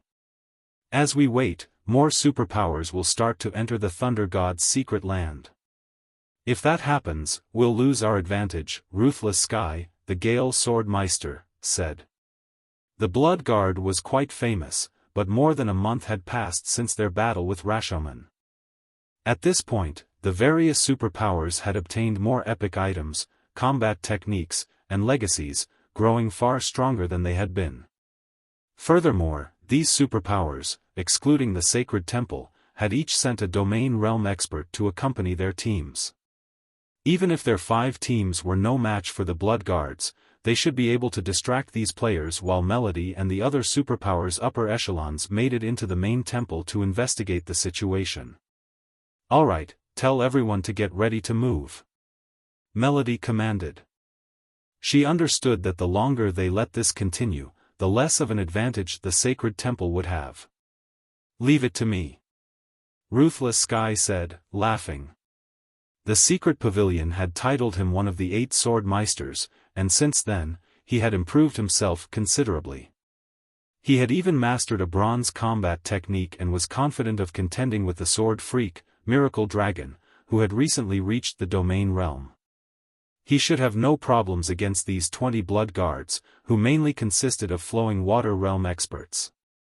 With the Sacred Temple leading the charge, the 4 other superpowers teams followed Ruthless Sky. You're overestimating yourselves.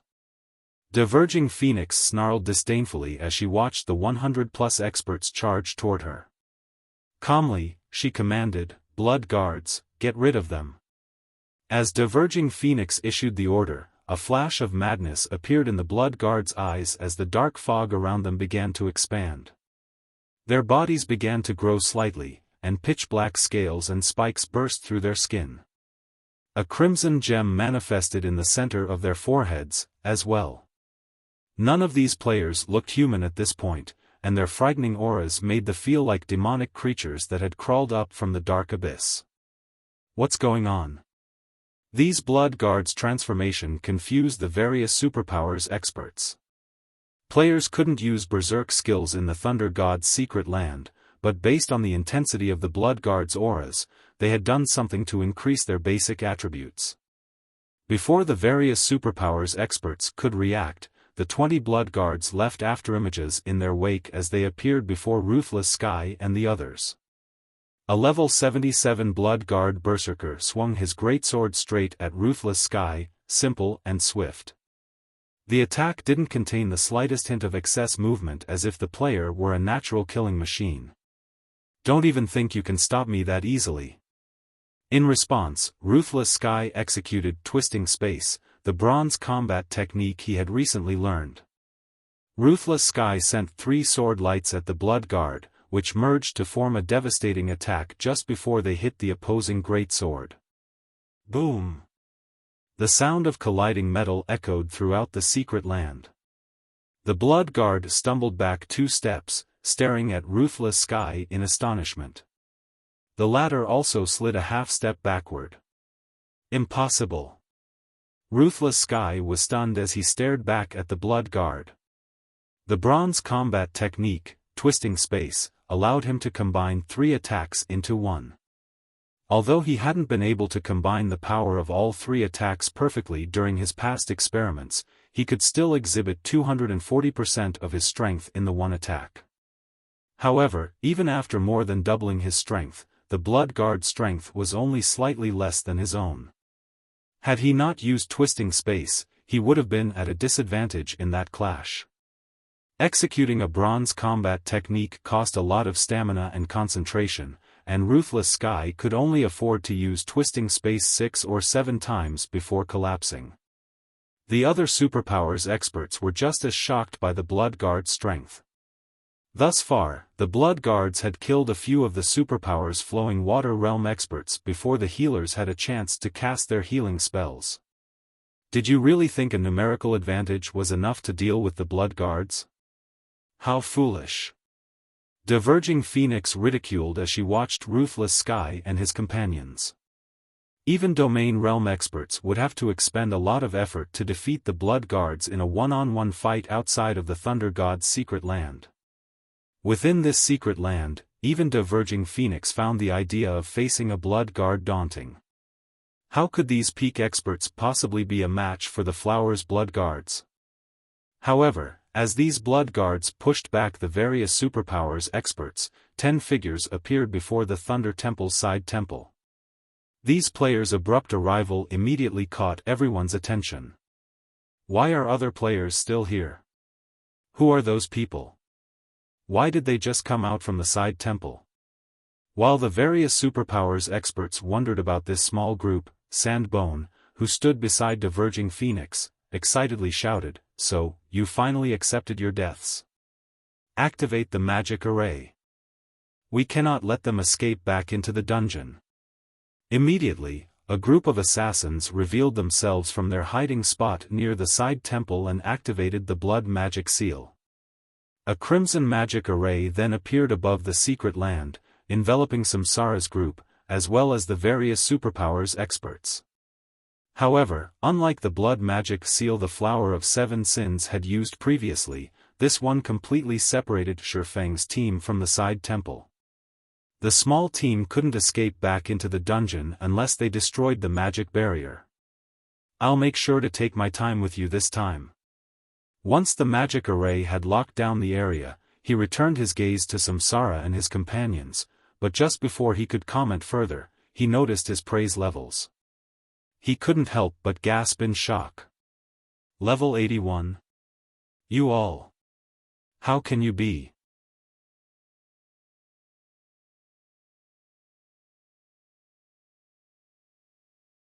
Chapter 2207, Repelled in One Move, Level 81. How are their levels so high? When the rest of the players in the secret land noticed Samsara and his teammates' levels, they stared with wide, disbelieving eyes, but when they used their identification skills, the system confirmed that every member of Samsara's team had reached level 81. Who are these people? Melody, who commanded the Sacred Temple's members, could not help but glance at Samsara's group in surprise. She very quickly noticed a familiar figure among the group. Black Flame. Unlike the last time she had run into Xiaofan, he now wore a suit of red-black armor and carried two exquisite longswords, one blue and one white, at his waist. His aura felt as vast as the great ocean, boundless and unfathomable. In comparison, Xiaofan's aura in the past had felt like a sheathed blade. He felt like a completely different person. In the past, Melody had, more or less, seen the depths of this swordsman's strength, but now, she couldn't see anything. Moreover, the fact that Xiaofan was level 81 left Melody speechless. Every level after level 70 required an astonishing amount of EXP to reach.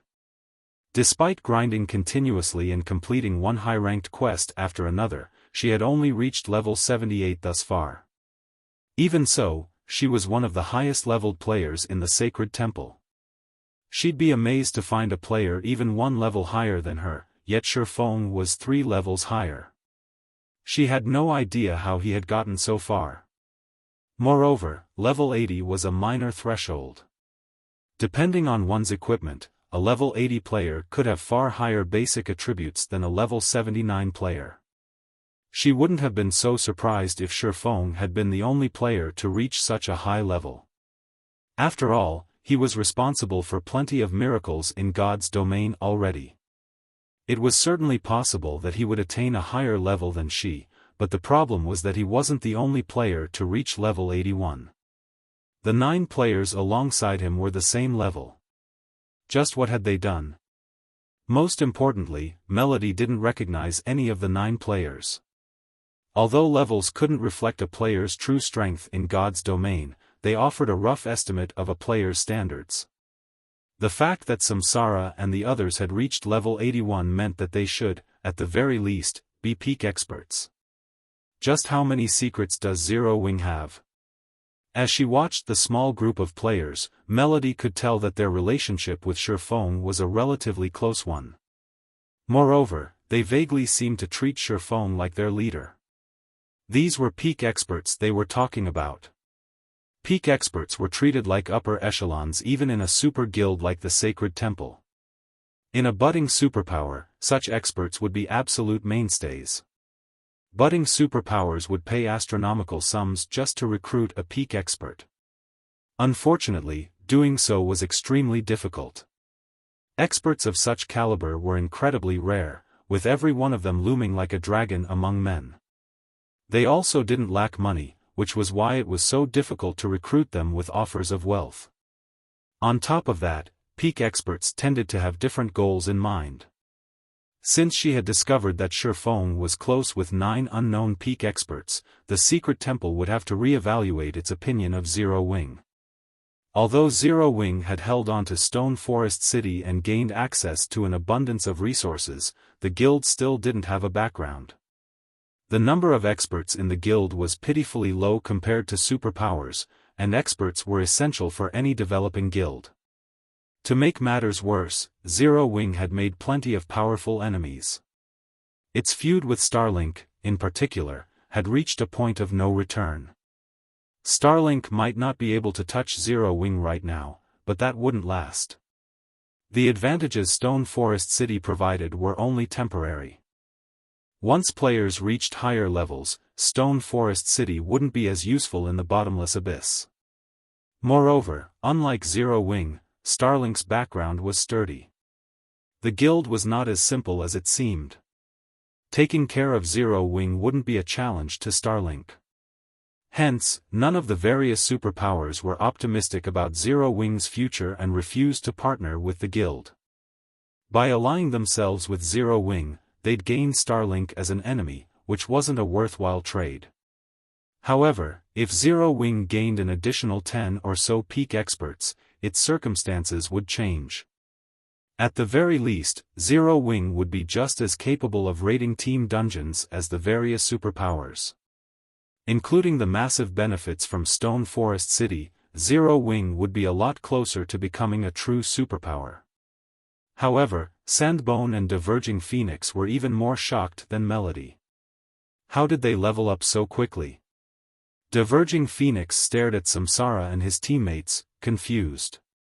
She had clearly seen their levels before they had fled into the side temple. She had also experienced the Thunder Temple's side temple personally. Current players shouldn't have a shred of hope of surviving in there, and Samsara's team only had 10 players. They should have been lucky to survive, let alone level up in the dungeon. Not only had Samsara and his people leveled up, but they had also done so multiple times, reaching level 81. How could she possibly believe this wasn't some kind of illusion? You've reached level 81.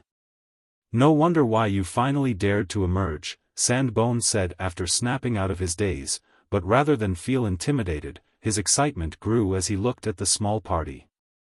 It seems that Brother Sky was right. The Thunder God's secret key is crucial for conquering the Thunder God's secret land. Once we obtain that key, we'll pull ahead of the various Super Guild's experts. Even the Flower of Seven Sins had been helpless within the side temple, but Samsara and his comrades had leveled with flying speeds in the dungeon. Sandbone could only think of one reason for this situation. The Thunder God's secret key. Originally, Sandbone had only considered the Thunder God's secret land as a good place to find treasure, but after seeing this, he realized that this secret land was a heavenly leveling spot, as well. To think that the Thunder God's secret key has such an ability, as well. We have to get our hands on it. Diverging Phoenix's eyes also glowed with excitement when she considered the possibility. Blood Guards, ignore the guilds, and help me get rid of those players first. The 20 Blood Guards promptly broke away from their opponents and charged toward Samsara's party. Should we help them, Vice Temple Master? Ruthless Sky asked Melody as the Blood Guards changed targets. Help them. The magic barrier affects us, too. The Blood Guards will likely return their attention to us once they eliminate Black Flame's team. If we want to enter the main temple, we'll have to work with Black Flame, Melody said. Ruthless Sky nodded in response. He agreed that the Flower of Seven Sins wasn't likely to let them go after killing Shifeng and his companions. Moreover, with how powerful Shifeng's team was, they'd have a better chance against the Blood Guards if they cooperated. Ruthless Sky immediately led a small detachment to help Shifeng's team. Melody then led the rest of the Sacred Temple's team to distract the Flower of Seven Sins ranged members. However, the Blood Guards were clearly a fraction faster than Ruthless Sky's team, and the gap between them grew. After a short moment, the Blood Guards stood within 30 yards of Shifeng's team, spreading out to surround the players. I want to see how you plan to escape us this time. Diverging Phoenix snarled. Glaring at Shifeng, she commanded, prioritize the healers. And be careful of Black Flame. His strength is very high. Understood. Hearing Diverging Phoenix's command, the Blood Guards turned their focus to Samsara's healers. Seeing the Blood Guards in position, Ruthless Sky shouted, be careful. Those Blood Guard strengths are absurd. If they get close to you, you're finished. After fighting the Blood Guards himself, he knew how powerful they were. Even he would have been at a disadvantage in a one-on-one fight without the help of his bronze combat technique. And yet, Shifeng and his comrades showed no intention of moving even as the Blood Guards moved within 20 yards of the team's healers. It made Ruthless Sky nervous. He felt that Shifeng and the others were being overconfident and careless. You're not going to flee? Do you think you can stand against us just because you're level 81? Diverging Phoenix sneered at Shifeng as his team prepared to face the Blood Guards head-on. The Blood Guards' basic attributes were even higher than the Flower of Seven Sins cadre members, especially their strength attribute. Not even Sandbone was a match for their strength. Trying to face the Blood Guards head-on in the Thunder God's secret land was the epitome of foolishness. By the time the Blood Guards were within 10 yards of the small party, Endless Scars had finished casting her spell from behind Xiaofan. Immediately, over 100 magic blades shot toward the approaching Blood Guards. What a powerful offensive spell! At such a close distance, it would normally be quite effective, but against the Blood Guards. Ruthless Sky felt his scalp tingle when he saw the 100+ magic bladed under Endless Scars' control. The closer a target was, the easier they'd be to hit with a spell, but when attacking expert players with superb strength and speed, such a powerful spell would backfire on the caster. Expert players could use the spell to propel themselves forward and instantly shorten the gap between them and the caster. And sure enough, the Blood Guards showed no intentions of dodging the incoming magic blades, raising their weapons to receive the magical projectiles. The instant the magic blades crashed into the Blood Guards' weapons, however. Boom!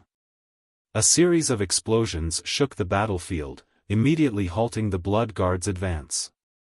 The outcome stunned these strangely demonic players.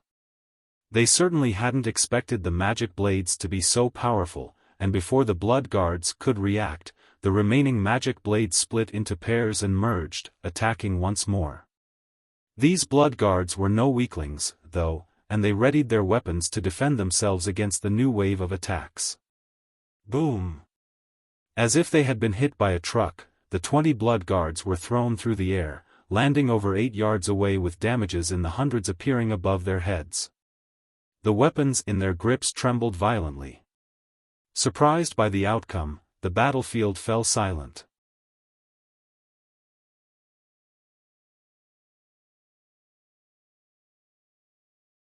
Chapter 2208, Overwhelming the Blood Guards. How are her attacks so powerful? Shock colored both Diverging Phoenix's and Sandbone's faces as they watched a single attack repel the Blood Guards. After their transformation, those players wielded strength that could rival great lords of the same level within the Thunder God's secret land. Even Diverging Phoenix and Sandbone would have to rely on advanced combat techniques to stand against the Blood Guards. Diverging Phoenix had fought Endless Scars personally, so she knew how powerful those magic blades were, and they definitely weren't a match for a great lord's attacks. At best, Endless Scars' standard was roughly on par with Diverging Phoenix's. However, after emerging from the side temple, Endless Scars' magic blades were powerful enough to rival the Blood Guards' attacks. Moreover, she could now merge 40 of her black blades to send the 20 Blood Guards flying. Endless Scars' current basic attributes and combat standards were on an entirely different level than before she had entered the side temple. Even the various superpowers experts gaped in shock after seeing the incredible attack. Who is she?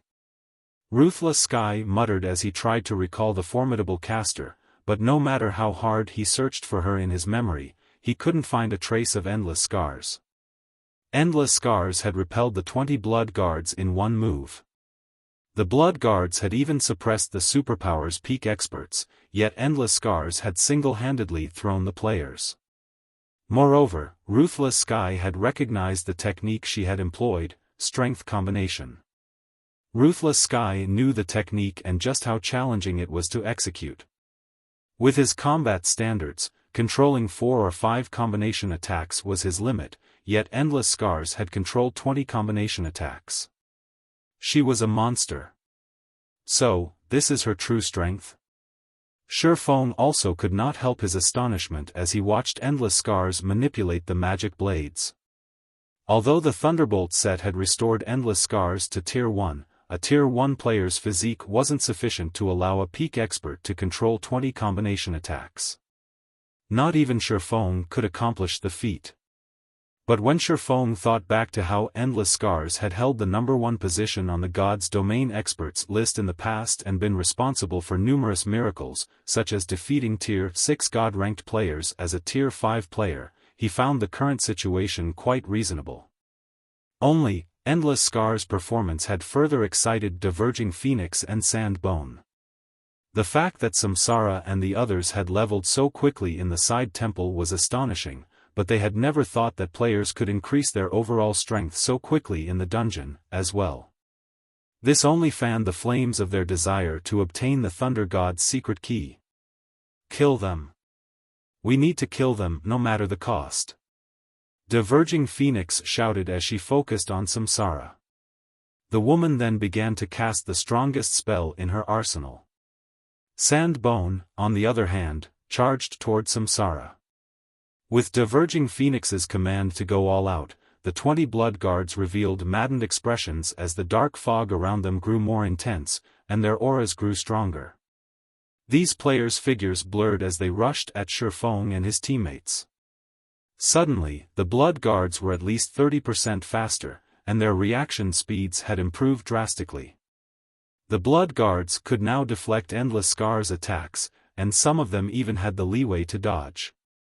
How has their movement speed and reaction speed risen so much? Endless Scars could feel that these blood guards had suddenly become much stronger, especially regarding their physiques. Crap. These blood guards weren't this strong when we fought them earlier. The various superpowers experts, who had moved to reinforce Xiaofang's team, revealed grim expressions as the blood guards became even more of a challenge. Humiliation. Anger. Powerlessness. The majority of them were Flowing Water Realm experts, and a few were even Void Realm experts. Even the various superpowers would have to be cautious around them in the outside world, and yet, these blood guards had only been toying with them during the previous fight. In a split second, the blood guards had reached Samsara and his melee comrades. However, Samsara and his team were no weaklings. Now that they had reached level 81, their epic equipment had improved, as well. Including the Thunderbolt gemstones they wore, their basic attributes were only slightly lower than the blood guards, and with their combat standards, they had no issues facing the blood guards in one-on-one combat. They could even take on two at once, albeit barely. Naturally, Xiaofan had an overwhelming advantage against these blood guards.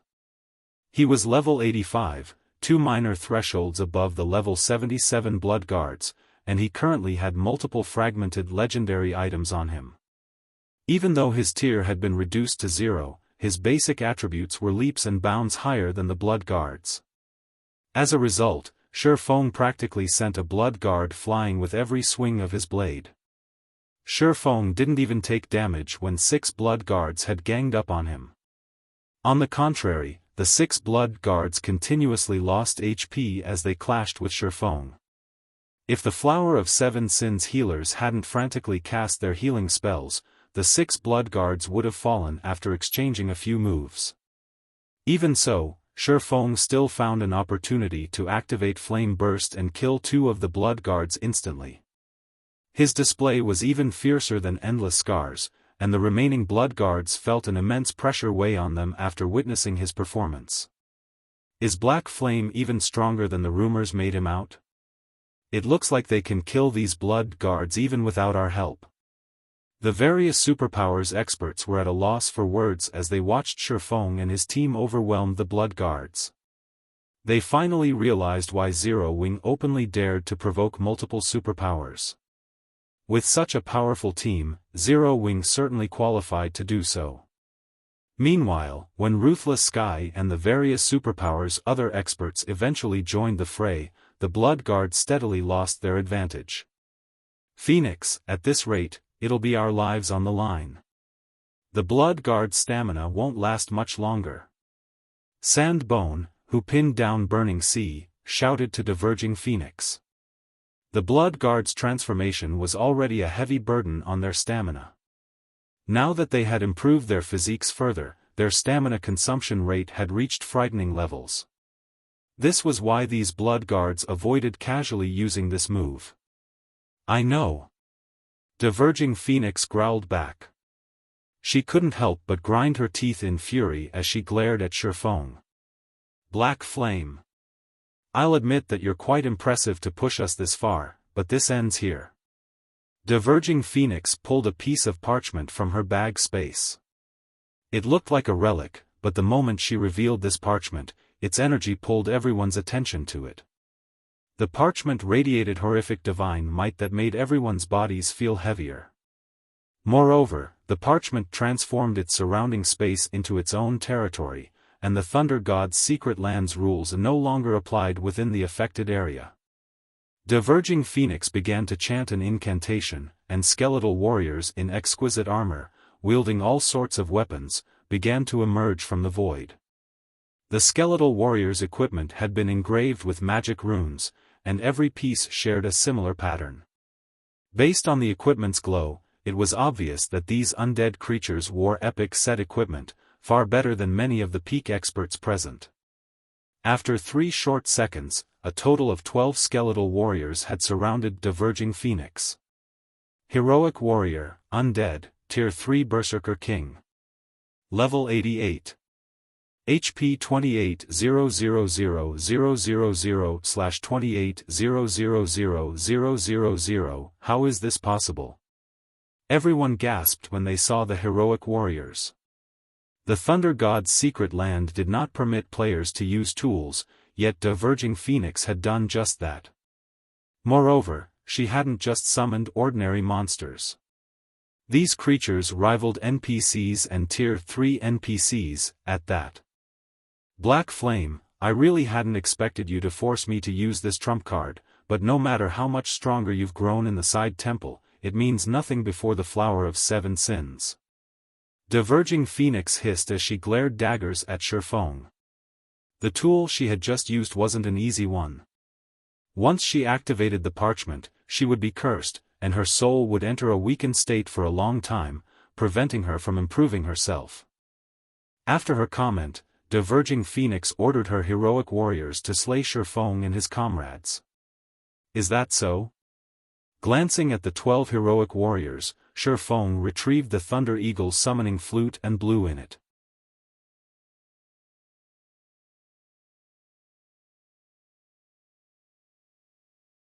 Chapter 2209, Powerful Flying Mount. The moment Xiaofan blew into the flute, a gigantic, silver magic array manifested above him. After a few seconds, a 10-meter-tall eagle with light blue feathers emerged, surrounded by dancing arcs of electricity. The eagle announced its arrival with a deafening screech that echoed throughout the area around the Thunder Temple. An intense pressure bore down on every player in the area, even forcing the heroic warriors that charged at Xiaofan's group to pause for a moment. Even the heroic warriors charging at Xiaofan's group could not help but stop momentarily. What? Black Flame can summon a monster, too? I thought tools couldn't be used in the Thunder God's secret land? Level 100. Crap. Black Flame summoned a level 100 Great Lord. What's the point of summoning a level 100 Great Lord? The Flower of 7 Sins has 12 level 88, Tier 3 undead. Although Xiaofang's ability to summon such a high-leveled monster surprised the various superpowers experts, they inwardly shook their heads. Level 100 was a very high level, but the Thunder Eagle was only a Great Lord. Even if it was individually stronger than the heroic warriors, there was a limit to its strength. At most, it could take on 2 or 3 heroic warriors simultaneously. Meanwhile, the remaining heroic warriors would work alongside the Flower of 7 Sins members to slay the rest of them. When Samsara and his teammates saw the Thunder Eagle, however, shock and envy filled their hearts. They had never thought that the Flying Mount would start out as a Great Lord. It was far stronger than what Land Mount started as. Not only could Xiaofan use his Thunder Eagle as aerial transportation, but it could also serve as a true combat companion. Even after reaching Tier 3, the Thunder Eagle would be useful. In comparison, current land mounts could only assist ordinary experts and weaker players. They were simply excess baggage to experts of their caliber. So, this is a flying mount? I'll need to get one for myself later, Endless Scars inwardly swore as she gazed up at the Thunder Eagle. The rest of the team shared her silent sentiment. The Thunder Eagle's Tier 3 combat power could help them accomplish many things that had been impossible before. Black Flame, it seems you're at your wit's end.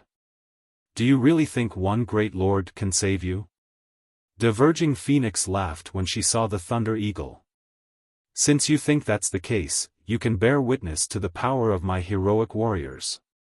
Diverging Phoenix controlled 6 of her heroic warriors to attack the Thunder Eagle while she sent the remaining creatures after Xiaofan and the others.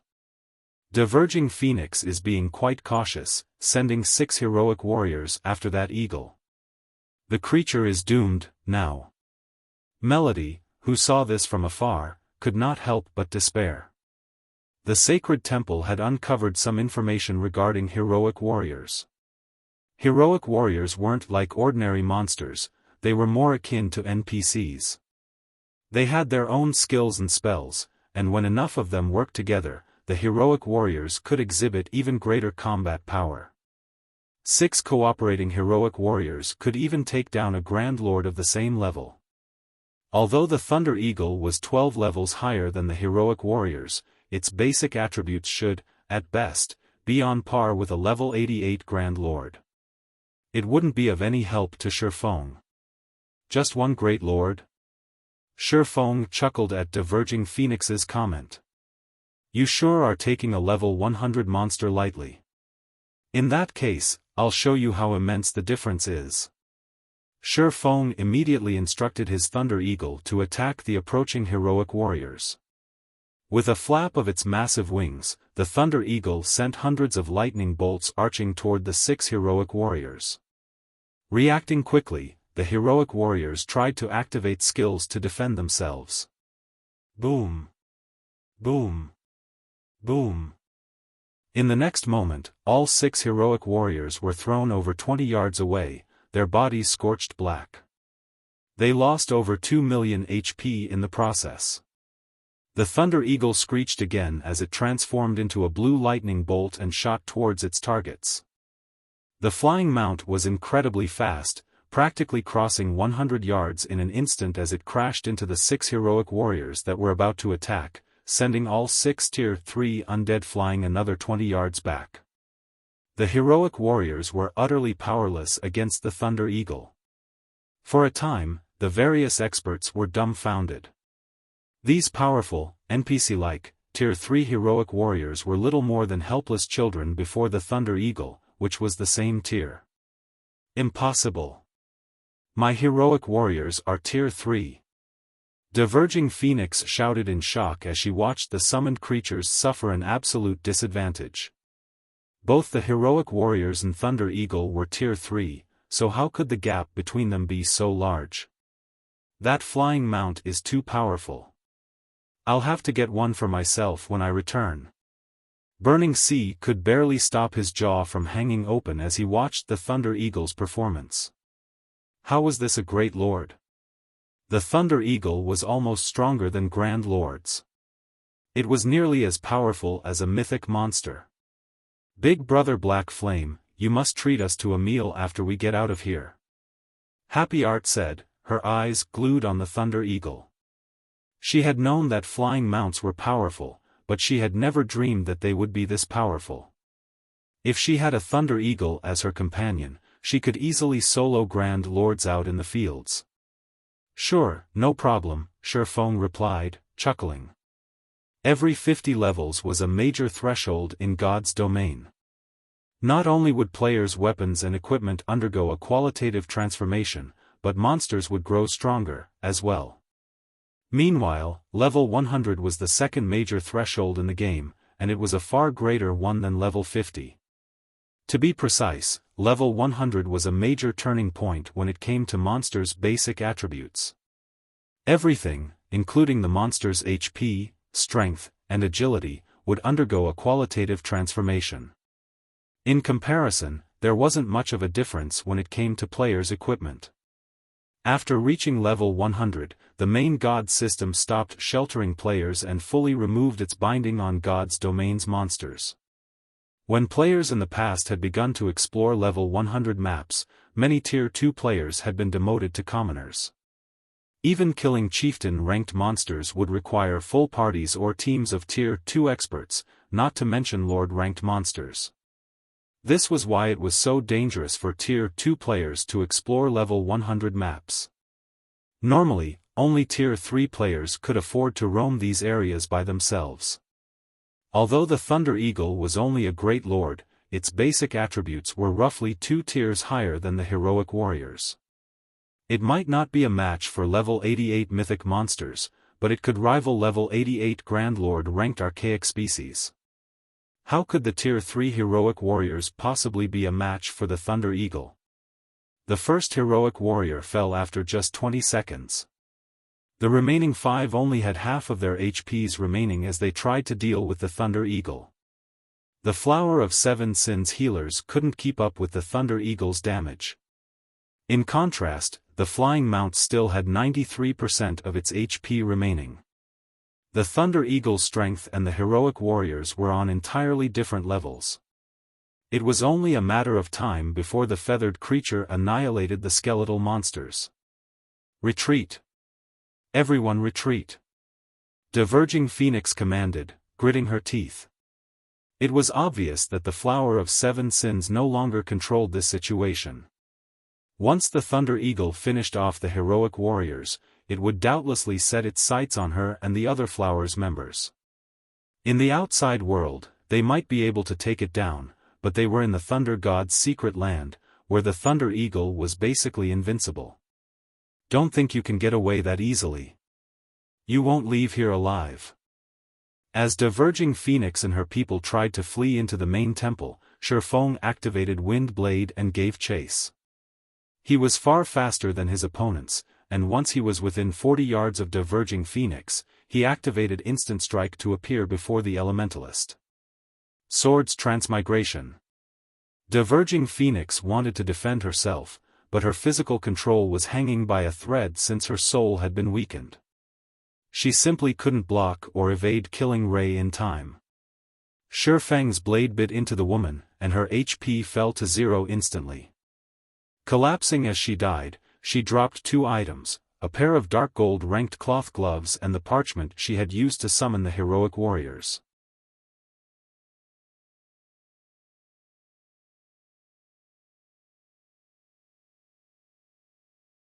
Chapter 2210, Ancient Gods Document Fragment. Chaos tore at the Flower of Seven Sins members when Diverging Phoenix had died. Furthermore, the heroic warriors hadn't disappeared when she had died, but without the woman to control them, they had gained their freedom and no longer cooperated. As a result, their combat power plummeted drastically, and the Thunder Eagle had a much easier time taking them out. Realizing that the heroic warriors couldn't even keep the Thunder Eagle distracted anymore, the Flower's members began to panic further. The Mindless charged toward the Thunder Temple's main temple. Getting into that main temple was their only hope for survival. The main temple was guarded by Tier 3 temple guards, who didn't allow combat between players. This was also why Supreme Sky had been so adamant about blocking the main temple's entrance. He wouldn't have been able to touch Samsara's team if they had made it into the main temple. Xiaofan didn't bother to chase down the fleeing Flower of Seven Sins members, pausing to collect the 2 items Diverging Phoenix had dropped, instead. Although he had no interest in the level 75 dark gold equipment piece, it was top-tier equipment for other experts. Most current peak experts might not have a single piece of level 75 dark gold equipment on them. Only monster-level experts like Diverging Phoenix were strong enough to acquire such top-tier items. Current peak experts were only around level 77, and acquiring level 75 dark gold equipment was still a major challenge for the various superpowers. Xiaofan was far more interested in the parchment the Elementalist had dropped than the cloth gloves. Any item that could summon heroic spirits within the Thunder God's secret land was definitely an extraordinary item. At the very least, Xiaofan couldn't think of an item that could do such a thing. The Thunder God's secret land followed the world rules the Thunder God himself had created.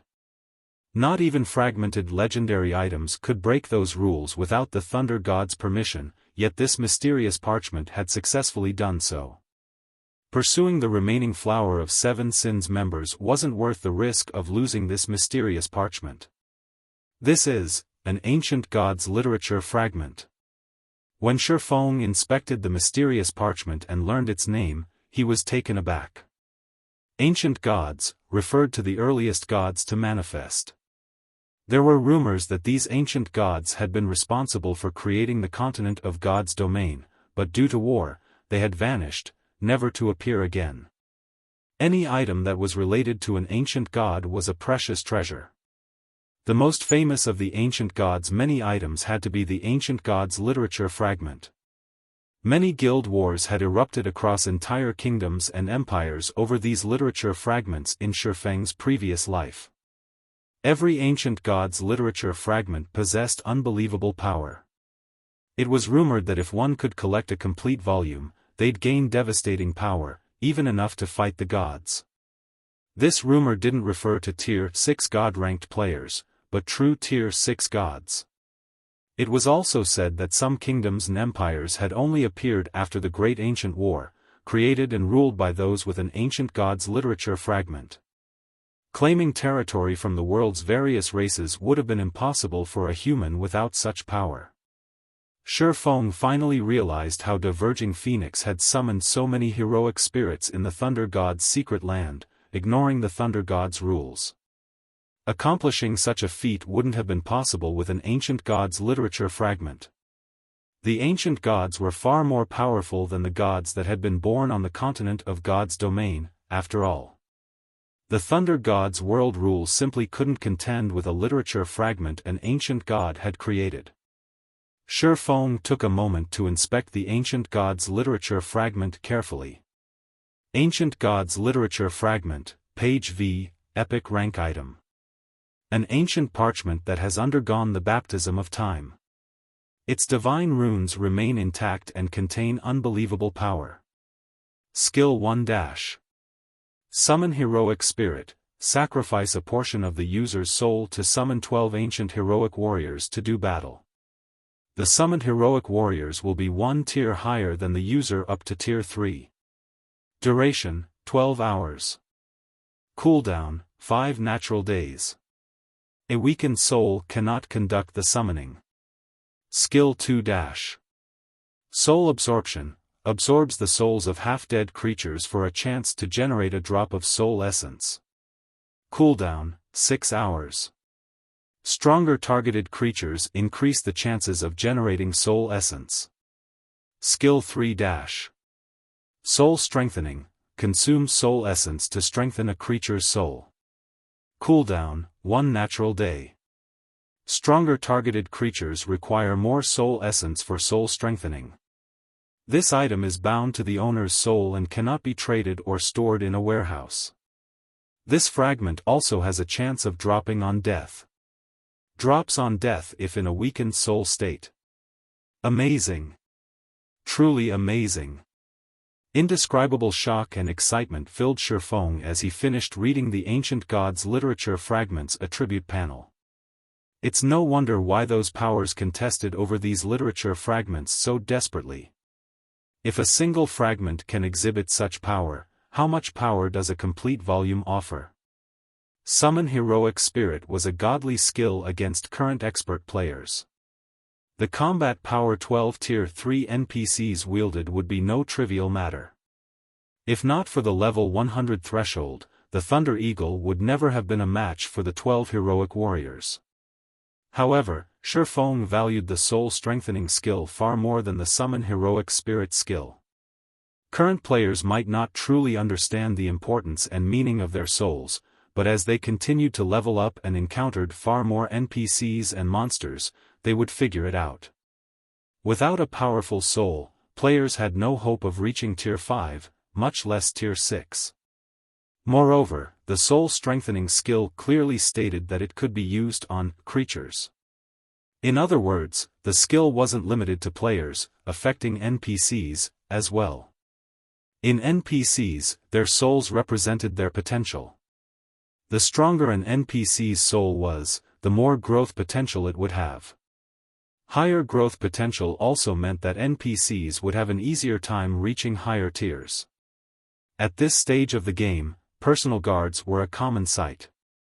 However, there were very few personal guards with high growth potential. Even first-rate guilds would celebrate if they obtained another Secret Silver Guard. First, Secret Silver Guards wielded incredible combat power. If they had level and equipment advantages, they could easily suppress current peak experts. Second, Secret Silver ranked personal guards wouldn't reach a bottleneck when reaching for Tier 3. Once they rose to level 100, they'd have no problem advancing to the next tier. Moreover, they had a chance of reaching Tier 4. At Tier 4, not only would personal guards be a massive help when defending guild towns or cities, but they'd also be meat grinders in large-scale combat. However, obtaining a Secret Silver personal guard was extraordinarily difficult. Even Zero Wing only had 22 Secret Silver guards, and that was largely thanks to Xiaofan's past knowledge of these guards. Otherwise, Zero Wing wouldn't even have 10 Secret Silver guards right now. However, obtaining NPCs with high growth potential wouldn't be a problem now that he had the soul-strengthening skill.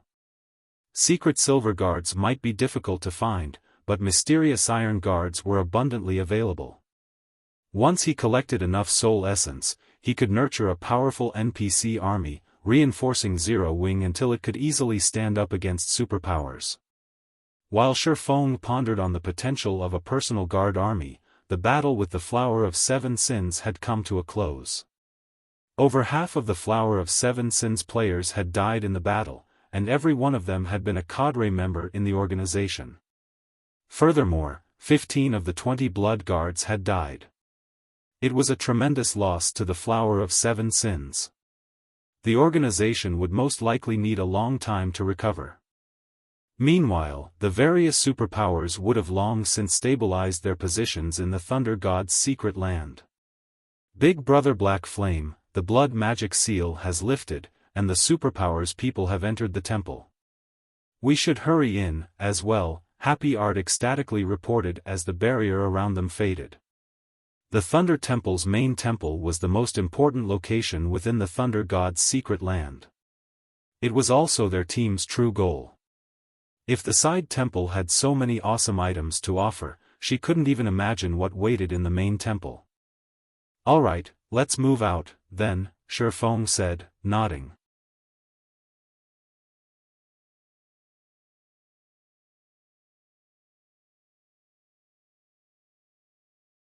Chapter 22:11, Sacred Land.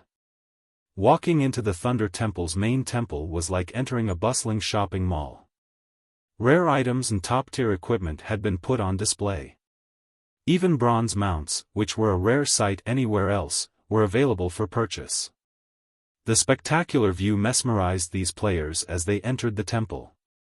So, this is the main temple? It's amazing. There's even level 80 to level 100 dark gold set equipment here.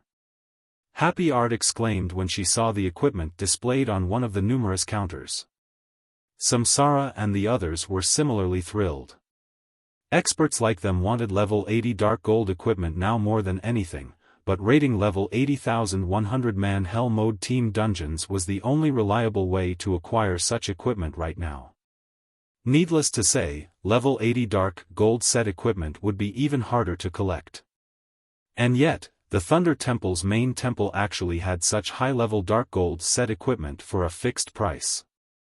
One could purchase the complete Phantom Thunder set, a 6-piece, level 80 dark gold set equipment, for 300 Thunder Source crystals. Aside from the incredible basic attributes bonuses the set provided, the Phantom Thunder set's set effects were astounding. The 6-piece set effect even increased the wearer's physique and stamina by 30%.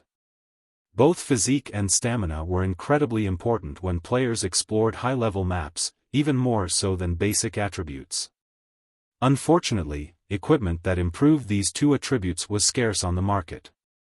However, the Thunder Temple sold such items. The various superpowers experts drooled over the Phantom Thunder set even more than Samsara's group. They gazed upon the set equipment with bloodshot eyes, and some even considered stealing the set. If we can get our hands on a few dozen of these sets, Vice Temple Master, we'll have no problems capturing one of the fortresses in the Gravity Mountain range, Ruthless Sky reasoned as he gave the Phantom Thunder set an adoring look. Epic equipment did provide significant boosts to players' combat power, but it was just too rare. Moreover, most epic equipment didn't improve stamina and physique, merely providing higher bonuses to players' basic attributes. When exploring new maps, players would perform far better with the Phantom Thunder set than with 6 pieces of epic equipment. As for the Gravity Mountain range, the various superpowers had recently discovered the deadly Forbidden Land.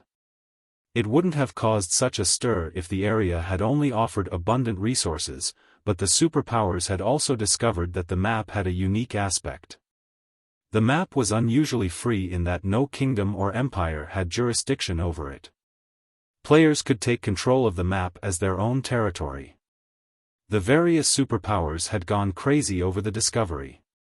Normally, utilizing the territory around a city was enough for a first-rate guild to become immensely wealthy. Even superpowers would be tempted to claim such an area, but now, players had discovered that it was possible to take control of an entire map. Moreover, the map in question was particularly resource-rich.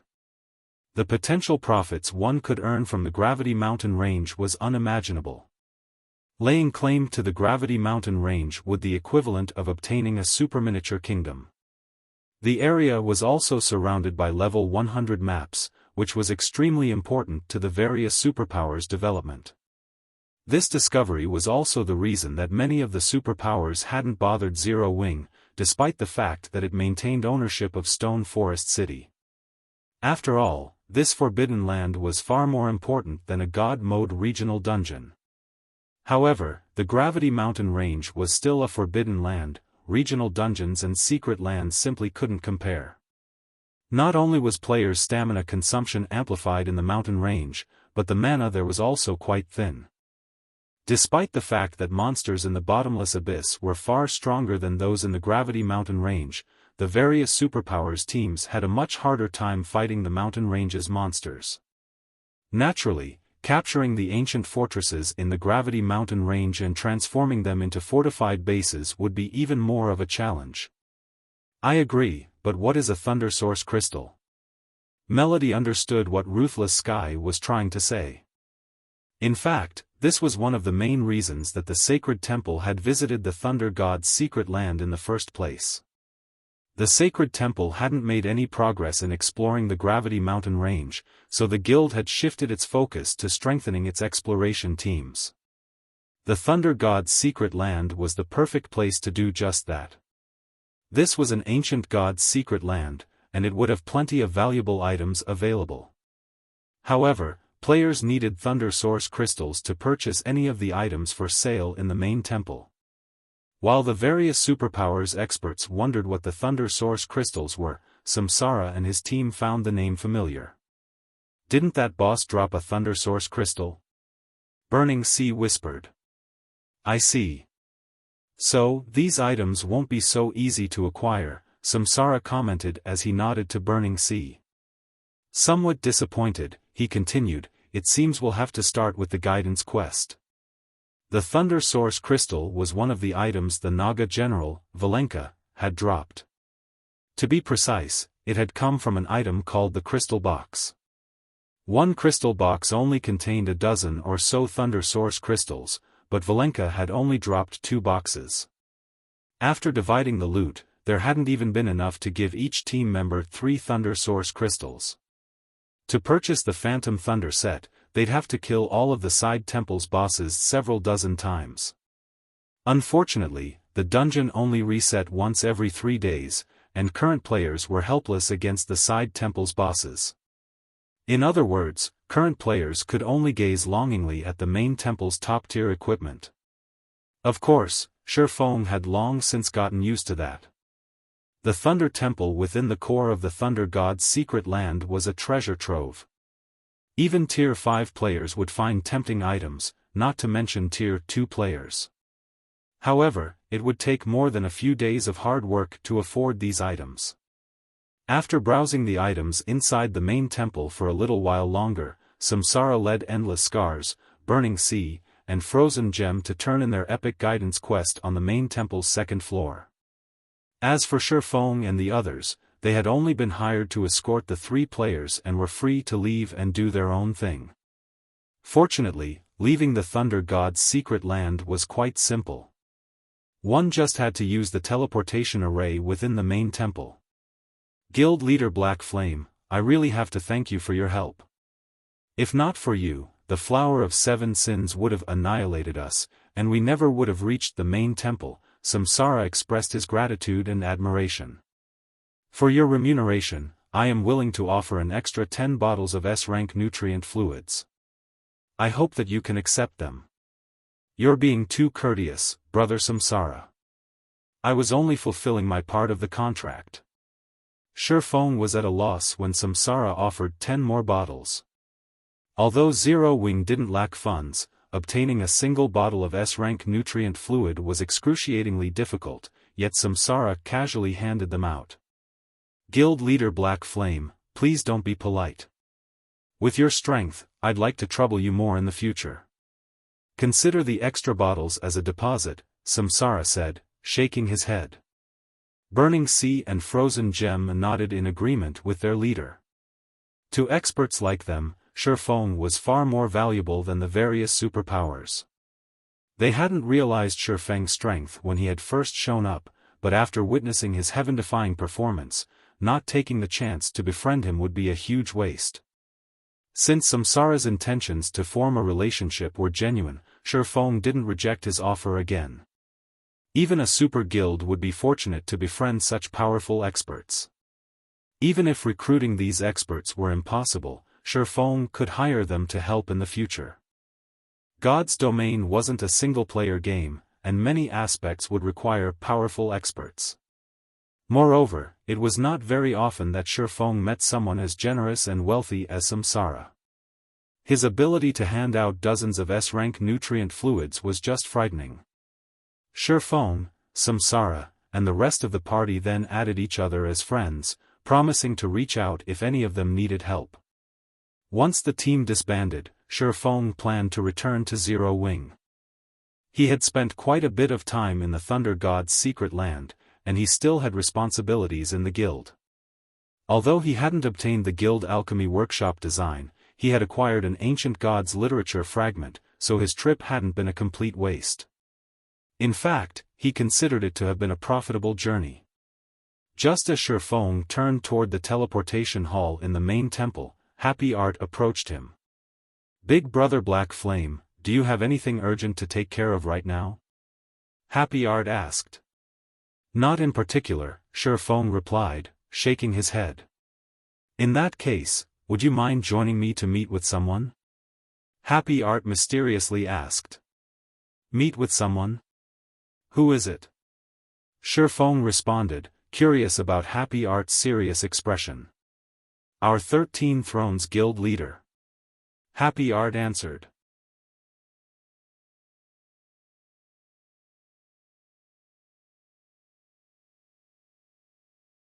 Chapter 22:12, Shocking Appearance of a Flying Mount. Your guild leader? Xiaofan could not help his surprise to hear that the 13 Thrones Guild leader wanted to meet him. 13 Thrones was a super guild. Many superpowers had begun to emerge in God's Domain at this stage of the game, but most of them could only rival veteran super first-rate guilds. Some couldn't even manage that. One could count the number of superpowers that rivaled super guilds on one hand. Even among super guilds, 13 Thrones was stronger than average. Although the super guild had been stuck in a corner of the God's Domain continent, far from the continent's richest locations, during Xiaofang's previous life, it had nearly been as strong as the 5 great super guilds at its peak. At the time, it had controlled 3 empires and almost 10 kingdoms. That's right. Our guild leader wishes to meet with you, Happy Art said, nodding. She, too, found the situation surprising. He told me that he has something that might interest you. She had only reported about what had happened in the side temple and the party's encounter with the Flower of Seven Sins. She hadn't expected her guild leader to request a meeting with Xiaofan. 13 Thrones was a veteran super guild that maintained its rank among the top 10 super guilds. It employed countless experts, and the guild leader was always busy with endless responsibilities. Other superpowers guild leaders would have a hard time arranging a meeting with 13 Thrones guild leader, not to mention core upper echelons or old monsters. And yet, her guild leader had sent this swordsman an invitation. Something that might interest me? After giving the matter some thought and ensuring that he didn't have any urgent matters to attend to, Xiaofan agreed, "All right, let's go." It wasn't easy to meet with a super guild's guild leader. Generally, these people operated behind the scenes, issuing a single word to mobilize hundreds of thousands of experts. Moreover, Xiaofan was curious about what this guild leader wanted to discuss. He accompanied Happy Art as they teleported out of the Thunder God's secret land, instantly arriving on an island in the Sea of Death. Several hundred teams, mostly consisting of level 73 and 74 players, were busy grinding the island's monsters. To ordinary players, these people were definitely experts. Xiaofan and Happy Art's sudden arrival instantly attracted many of the team's attention. Where did those two suddenly come from? They teleported here? They dared to come here with just the two of them? Are they tired of living? The island's players chatted as they wondered about Xiaofan and Happy Art. This was no ordinary island, and its monsters were quite powerful. The weakest monster here was a level 75 chieftain, while most were lords and grand lords, and they all typically worked in groups of 100 or more. To make matters worse, the island was astoundingly cold, and without more than 70 ice resistance, players wouldn't survive on the island. Even a 20-man team of expert players would quickly die. Why wouldn't these teams be surprised to see a 2-man team suddenly appear? While the several hundred nearby experts watched Xiaofan and Happy Art, who had hidden their identities and levels, out of curiosity, the two experts in question ignored them and inspected a map to identify their location. This is Frosthell Island. My guild leader is currently on Dragonheart Island. If we take a bronze speedboat, we should arrive in 8 or so hours, Happy Art said, breathing a sigh of relief when she recognized their location. Due to a lack of teleportation points, travel at sea wasn't as convenient as travel on land. Players could spend 10 hours just to get from one place to another. Fortunately, Frosthell Island was in the Sea of Death's inner region, very close to Dragonheart Island. It was too bad she only had a bronze speedboat. A mysterious iron speedboat would get them to their destination a lot sooner, but such speedboats were painfully rare, even in a super guild like 13 Thrones. Normally, they would be assigned to peak experts that focused on naval prowess. Experts like her, who shifted between land and sea, were only given bronze speedboats. We're heading to Dragonheart Island? Shaking his head, Xiaofan said, a boat will take too long, and we'll have to deal with plenty of sea monsters. Let's just fly there. After saying so, Xiaofan retrieved the Thunder Eagle's summoning flute and activated it. In the next moment, the 10-meter-tall Thunder Eagle descended from the sky. It looked like a medium-sized passenger aircraft with its massive wingspan, stretching across several dozen meters. The Eagle's impressive aura even dwarfed that of the island's great lords. As the Thunder Eagle landed, its wings stirred the air into a small storm that engulfed nearby players. At the same time, these players felt an immense pressure press down on them. Let's go, Xiaofan said as he hopped onto the Thunder Eagle's back. In God's domain, most land mounts could only carry 2 to 7 people, depending on their strength. The weakest flying mount, however, could carry up to 10 people. An extraordinary flying mount like the Thunder Eagle was capable of carrying up to 20 people at one time. Hearing Xiaofan's invitation, Happy Art nodded and eagerly jumped onto the Thunder Eagle's back. With a flap of its wings, the Thunder Eagle blurred as it left its position. By the time the watching players spotted it again, the mount was several dozen meters above the ground. With its lightning speed, the Thunder Eagle vanished after several seconds.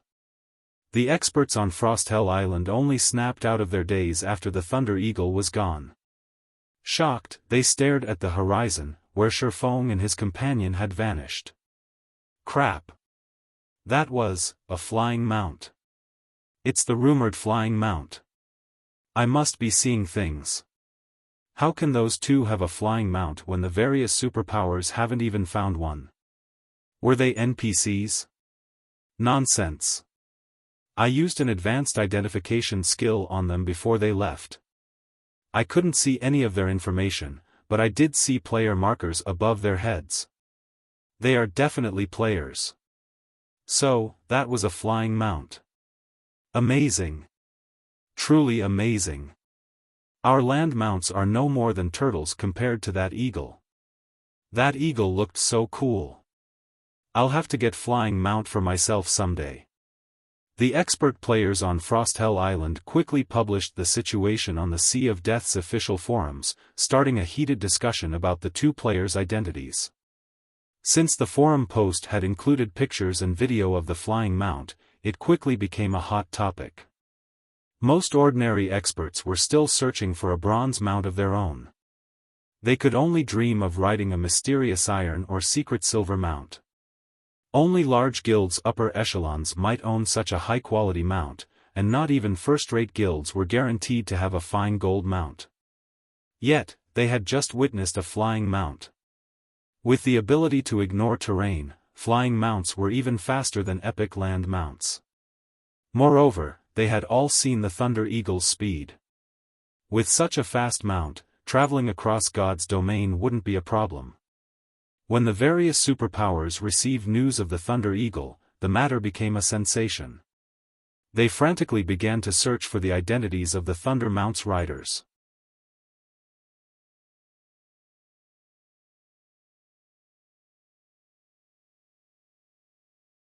Chapter 2213, 12 Holy Swords. I want this matter investigated. Find out who those people are.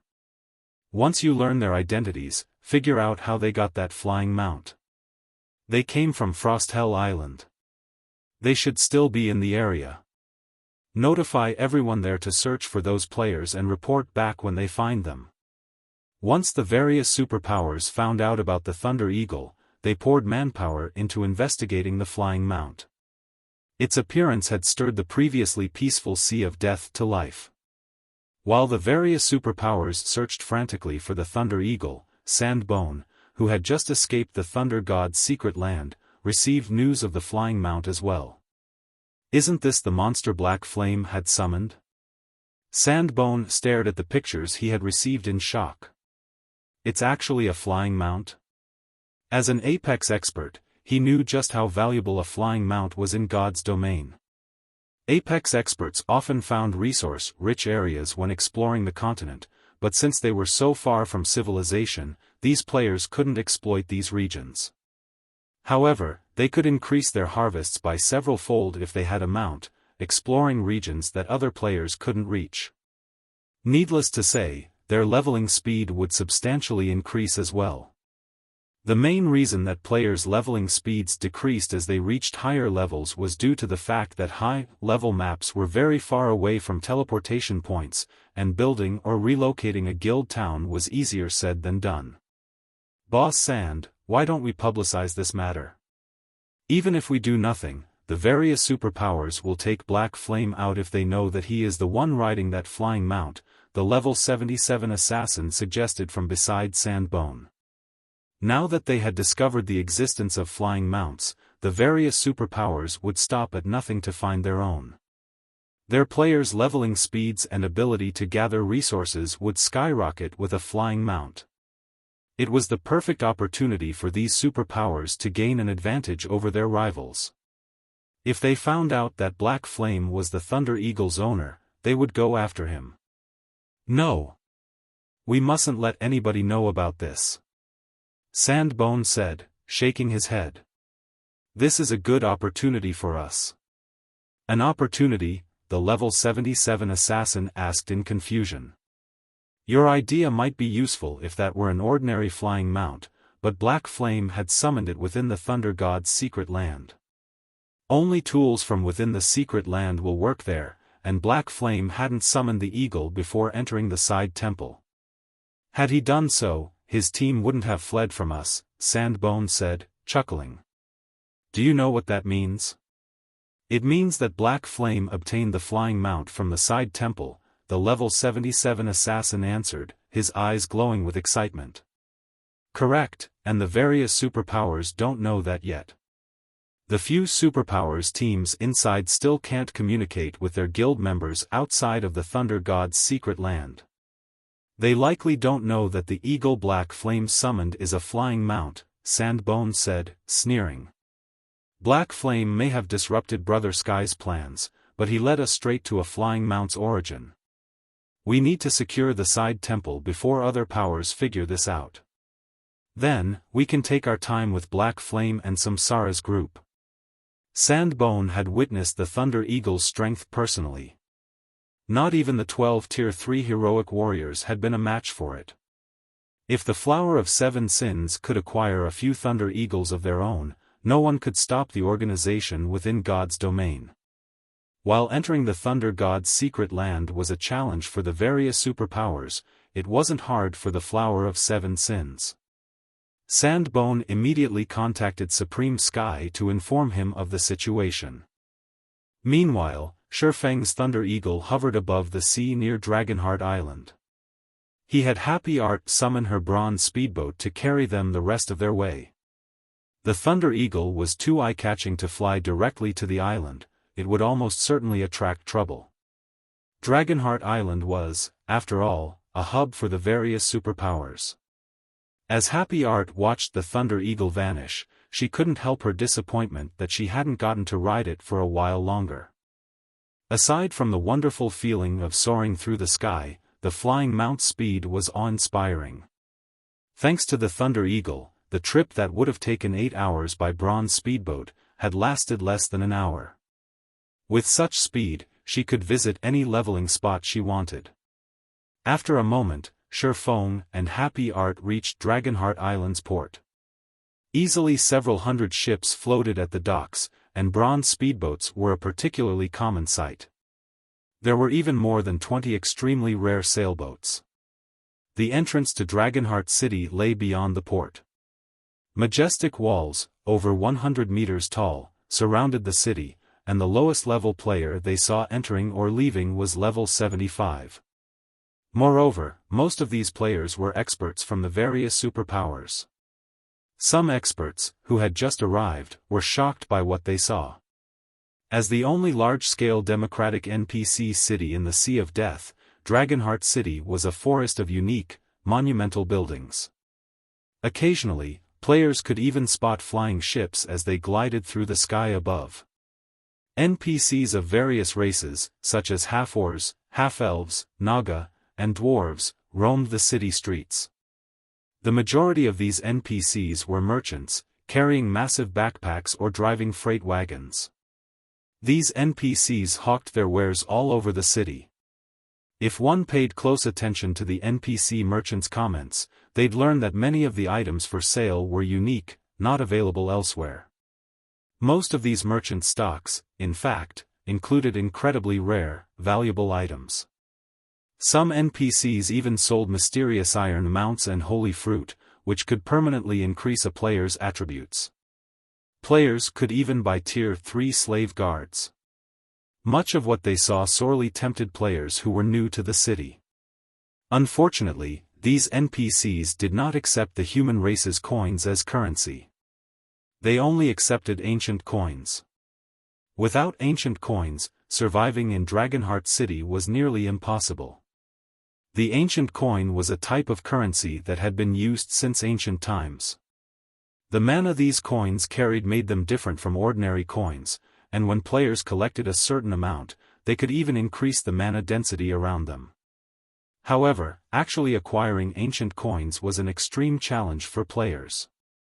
Even Zero Wing struggled to earn ancient coins. After Happy Art guided Xiaofan through the city for about half an hour, they arrived before an advanced bar named Dragon Blood. Passers-by marveled at the two for their assumed wealth when Xiaofan and Happy Art entered the tavern.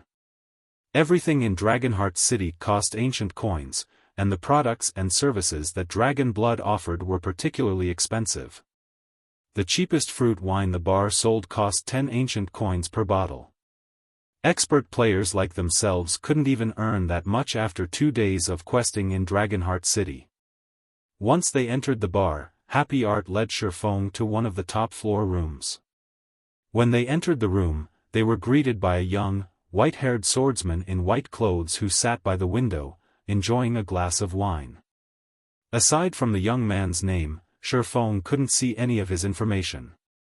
Despite sitting there quietly, the young man felt like the most important thing in the room. Amazing.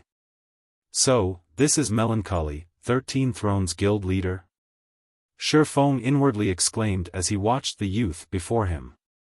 Although he could not see Melancholy's level or equipment, the man felt dangerous. Xiaofan also spotted something familiar on Melancholy's body. That weapon was the reason that Melancholy had risen to fame in God's domain, that sacred dragon's blade. The sword was a bona fide fragmented legendary weapon and one of God's domain's 12 holy swords. It was leagues stronger than Fire Dance's 1,000 transformations. Someone else stood in the room, as well, and Xiaofan was very familiar with this player. Starlink's guild leader, Xingluo.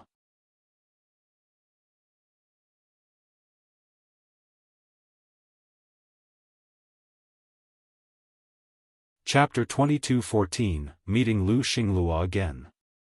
Why is he here? Xiaofan could not help his surprise as he looked at Xingluo. Xingluo was an insufferable young master. Before entering God's domain, he most likely hadn't even been aware of the superpowers that existed in the virtual gaming world. Needless to say, he wouldn't have had any relations with the super guilds in the virtual gaming world, much less the guild leaders of super guilds. Xiaofan found it incredible that Xingluo was acquainted with Melancholy. Melancholy was extremely secretive with his movements, let alone someone like Xingluo. Even the guild leaders of other super guilds had a very difficult time meeting with him. Although Xingluo was the heir of the Starline Corporation, he did not actually hold much authority. In comparison, Melancholy had direct control over 13 thrones. Not only was 13 Thrones itself a major corporation, but the guild also received the full support of multiple major corporations. Melancholy was someone with true power, someone leagues above Xingluo. Comparing Xingluo with Melancholy was akin to standing a child beside an adult. Even if the child was dressed luxuriously, a child was still a child. Moreover, Starlink had always focused its development in the Dark Knight Empire, whereas 13 Thrones' development was in a far corner of the continent. The two guilds' bases of operations were extremely distant from each other, giving them no opportunity to come into contact. Now, however, Xingluo was actually sitting in the same room as Melancholy. Xiaofan found this situation truly surprising. Meanwhile, the originally calm atmosphere inside the room suddenly became tense with Xiaofan's appearance, as Xingluo started glaring at him hatefully. However, similar to Xiaofan, Xingluo was also surprised to see him here. In Xingluo's opinion, Xiaofan was merely the guild leader of Zero Wing. Even if Xiaofan was strong, the man was just a slightly stronger ant. He and Xiaofan stood on entirely different levels.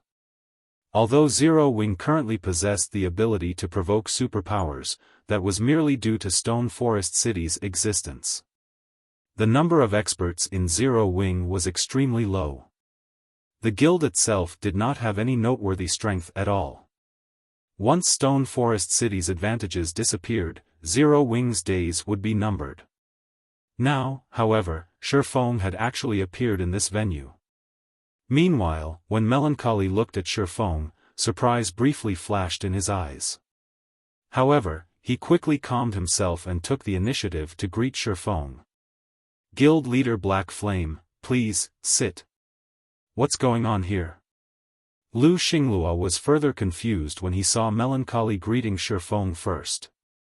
Previously, when he had been conversing with Melancholy, the latter had consistently maintained an indifferent attitude. On the other hand, Melancholy's attitude toward Xiaofan actually contained a trace of friendliness. Since Melancholy had taken the initiative to greet him, Xiaofan responded with a nod and went straight to business, asking, Guild leader Melancholy, may I know your reason for calling me here? Just like Happy Art has said, you really are a straightforward person, Melancholy said, chuckling. He then pointed at the city outside the window and asked, "Guild leader Black Flame, may I know your thoughts on Dragonheart City?" "A sacred land for commerce," Xiaofan answered after pondering the matter. During his previous life, Dragonheart City was one of the strongest commercial cities in God's domain. Every inch of land here had been worth its weight in gold as one of the main areas of activity for Tier 3 naval players. The resources available here were much more abundant compared to what Thunder Island had. Not to mention, Dragonheart City was the sole large-scale free NPC city in the Sea of Death. Unlike the NPC cities on the main continent, Dragonheart City was a place where players could become king. Of course, this did not mean that players could capture it. Instead, players had the option to purchase it. Every construction in Dragonheart City, including the auction house, City Lord's Mansion, Teleportation Hall, and other key constructions, could be purchased so long as one had the money to do so. Players could do anything they wanted with the construction they purchased. They could even demolish the original construction and build another construction of their choosing. Moreover, Dragonheart City was also home to the famous World Tower. The World Tower was a place that the mainstream powers in God's domain would keep an eye on. When compared to the World Tower, the value of other world gates was insignificant because one could find super-rare epic materials inside the World Tower and even the main materials needed to produce fragmented legendary items. Due to this reason, Dragonheart City had become one of the strongest commercial cities during Xiaofang's previous life. At its peak, the city's commercial influence had surpassed even that of an empire. That's right. This place will become a sacred land for commerce. Melancholy nodded approvingly. He never thought that Xiaofan would be so on point with his answer. Smiling, he continued, "May I know if guild leader Black Flame is interested in setting up a shop here?" "Setting up a shop here?" Xiaofan looked at Melancholy in confusion. If possible, he really wished to set up a shop in Dragonheart City. Unlike the player shops in ordinary NPC cities, those in Dragonheart City could do business with the NPCs of other races. Meanwhile, Dragonheart City hosted a very large number of foreign races, far more than even Thunder Axe City.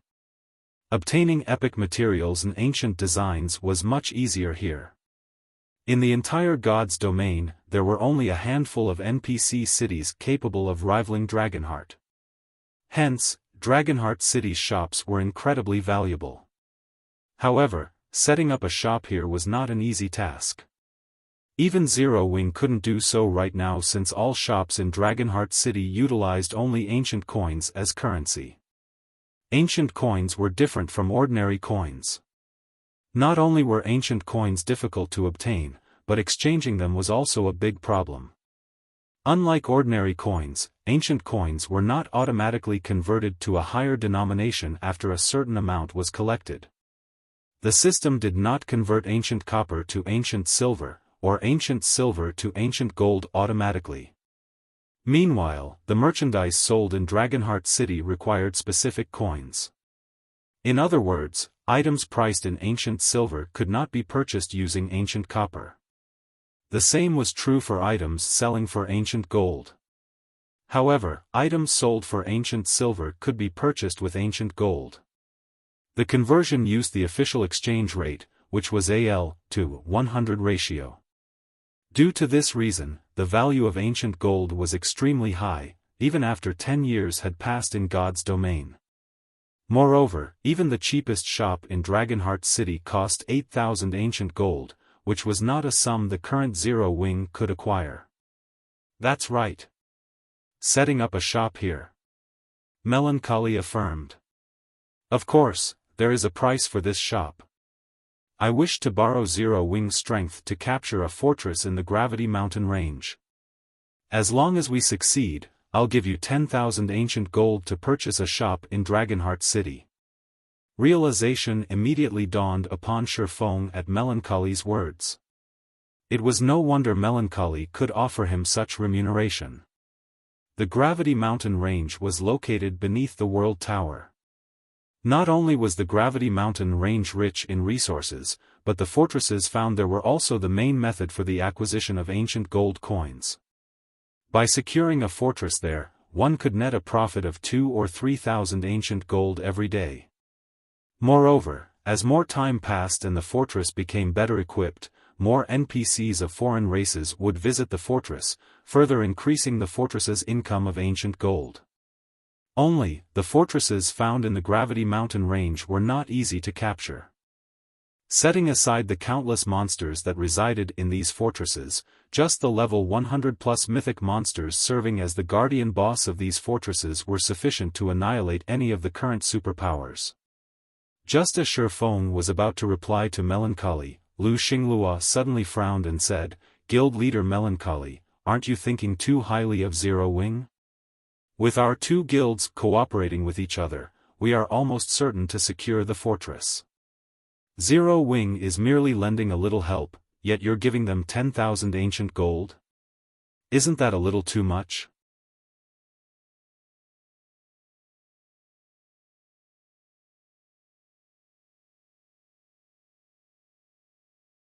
Chapter 22:15, You're Not Fit. Xingluo's words made Melancholy frown for a moment. "What are you trying to say, Guild Leader Lu?" Melancholy asked coldly. He had long since known about the feud between Starlink and Zero Wing. However, as a guild leader, he had to prioritize profits above all. There were no eternal enemies, only eternal profits, which was also why he had invited Xiaofan over for a negotiation. Not only did Xiaofan himself possess the ability to summon the powerful Thunder Eagle, but Zero Wing's combat puppets and tanks were also very suitable for siege battles. The matter regarding the Gravity Mountain Range's fortress was of utmost importance. Although 13 Thrones and Starlink already had an 80% chance of securing the fortress they were aiming for, having a little more insurance would never hurt. Melancholy had never imagined that Xingluo would throw a tantrum over such an important matter. If not for the great personage backing Xingluo, as well as Starlink indeed having the strength to deal with the monsters inside the fortress and its territory being very far away from 13 Thrones territory, Melancholy wouldn't have bothered cooperating with Xingluo at all. 1,000 ancient gold should be more than enough. After all, Zero Wing will only play the role of a spectator. Countless other guilds would be willing to accept 1,000 ancient gold to take on such a role, Xingluo said, chuckling as he glanced at Xiaofan. "Don't you think so as well, Guild Leader Black Flame?" You, Happy Art, who stood at a corner of the room, could not help gnashing her teeth in anger at Xingluo's words. Xiaofan was her guild leader's guest, yet Xingluo was speaking as if he was the one presiding over this business transaction. He was showing 13 Thrones no respect whatsoever. She had personally witnessed Xiaofang's strength. The Thunder Eagle's combat power would definitely increase 13 Thrones' chances of securing the fortress in the Gravity Mountain range. Moreover, she knew what kind of remuneration Samsara had paid Xiaofan. That was several dozen bottles of S-rank nutrient fluid they were talking about, something one could not buy even if they had the money to do so. Although an individual's combat power would indeed have a limited effect in a siege battle, if it became public that 13 Thrones was offering to hire Xiaofan at a price lower than Samsara's, 13 Thrones would definitely be the butt of everyone's jokes. However, before Happy Art could say anything, Xiaofan preempted her, smiling and saying, "What Guild Leader Lu said is indeed correct. It would be very wonderful if a guild could receive 1,000 ancient gold just for spectating. Only, I wonder how much a guild that can't even beat a spectating guild should receive." Xiaofan was well aware of Melancholy's habit of developing partners. Meanwhile, it was quite obvious that Xingluo had grasped this point as well. If Zero Wing partnered up with 13 Thrones this time, the relationship between the two guilds would undoubtedly become stronger. Meanwhile, 13 Thrones was in existence far above super first-rate guilds like the Dragon Phoenix Pavilion and Unyielding Soul. If Zero Wing received 13 Thrones support, Starlink would definitely have plenty of trouble dealing with Zero Wing in the future. Knowing this, Lu Xingluo naturally couldn't allow the partnership between Zero Wing and 13 Thrones to succeed, even if it meant earning Melancholy's dislike. Not to mention, Melancholy's goal was profits. The man wouldn't dismiss 13 Thrones' partnership with Starlink just because of a little dislike. Hence, Xiaofan couldn't allow Lu Xingluo to have his way. Moreover, securing a shop in Dragonheart City was a great temptation. Although the value of Dragonheart City's shops was nowhere close to the value of the Gravity Mountain Range's fortresses, the shops were still one of the main avenues of earning ancient gold. However, Zero Wing would need a lot of time to collect enough ancient gold to purchase a shop in Dragonheart City. During this period, Zero Wing would lose out on many opportunities. If it could receive some startup funds from 13 Thrones, earning ancient gold would become much easier later on. Upon hearing Xiaofang's words, Happy Art silently snickered. The feud between Starlink and Zero Wing was already common knowledge among the various superpowers. Meanwhile, Starlink had suffered not only failure in its multiple attempts to destroy Zero Wing but even significant losses. Black Flame. Lu Xingluo burst out in rage at Xiaofang's words. Don't think that you're amazing just because you managed to protect your turtle shell. Attacking a fortress requires absolute strength. It is not something that can be accomplished with your little tricks. You think your guild is amazing, right? Why don't we have a true comparison of our guilds? I won't take advantage of your lack of numbers, either. We'll each send 10,000 players to fight it out in the Divine Colosseum. If Zero Wing wins, I will no longer doubt Zero Wing's strength and will admit that Zero Wing is qualified to receive that 10,000 ancient gold. If Zero Wing loses, then obediently take your spectator fees. We'll have guild leader Melancholy preside over this match. How about it? Do you dare accept this challenge? Happy Art could not help but curse Lu Xingluo for his shamelessness. Zero Wing had just recently stepped onto the path of becoming a superpower. The quantity and quality of experts Zero Wing possessed were still far from comparable to what an actual superpower like Starlink had. Moreover, at this stage of the game, expert players had long since gotten used to the combat style of God's domain. Everyone's equipment was also continuously improving. Now, it was very difficult for anyone to have an edge in terms of equipment quality. It might be fine if the competition this time was only a 100 versus 100 match. In such a case, Zero Wing would still have a chance of victory. However, in a battle involving 20,000 players, Zero Wing wouldn't even have enough expert players to fill its slots. In contrast, Starlink had a bunch of old monsters and peak experts under its command. It seems he is still too young, Melancholy thought as he turned to look at Xiaofan. However, he did not address Lu Xingluo's words. This was because what Lu Xingluo said was indeed true. Being on the defensive side of a siege battle held a completely different meaning to being on the offensive side. It was much easier to defend a fortified location. Generally, the one on the offensive side had to pay a much higher price than the defensive side to achieve victory. Although Zero Wing could indeed repel Starlink's forces, its actual strength was still far from comparable to Starlink's. In Melancholy's opinion, Xiaofang's provocation of Lu Xingluo now was a very unwise move.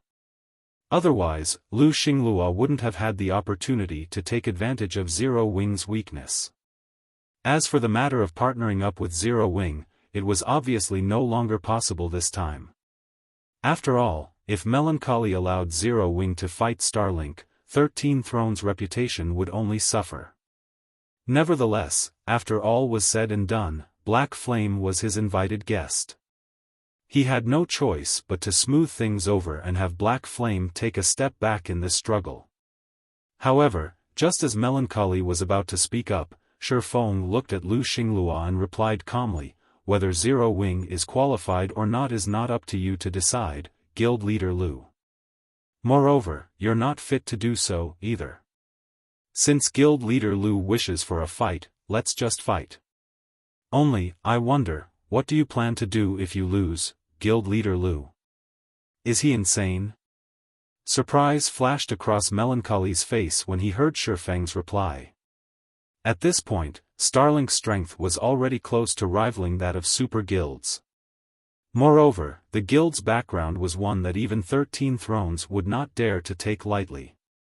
Meanwhile, Zero Wing was currently in the limelight of God's domain and had recruited many talented people from the Dark Knight Empire and various other kingdoms. A defeat at Starlink's hands would wash all of the reputation it had accumulated before down the drain.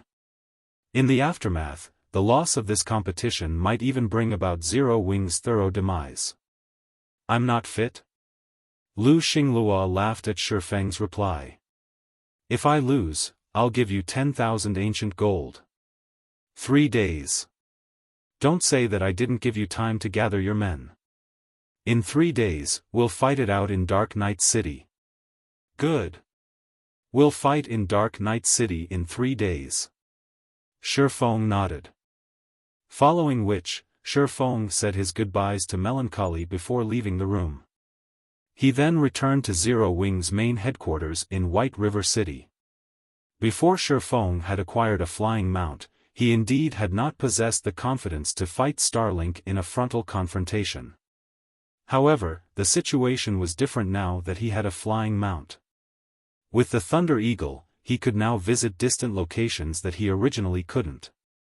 3 days was more than enough for Zero Wing's strength to undergo a qualitative transformation. You're tuning into the Xiaofan's Wuxia Tales YouTube channel.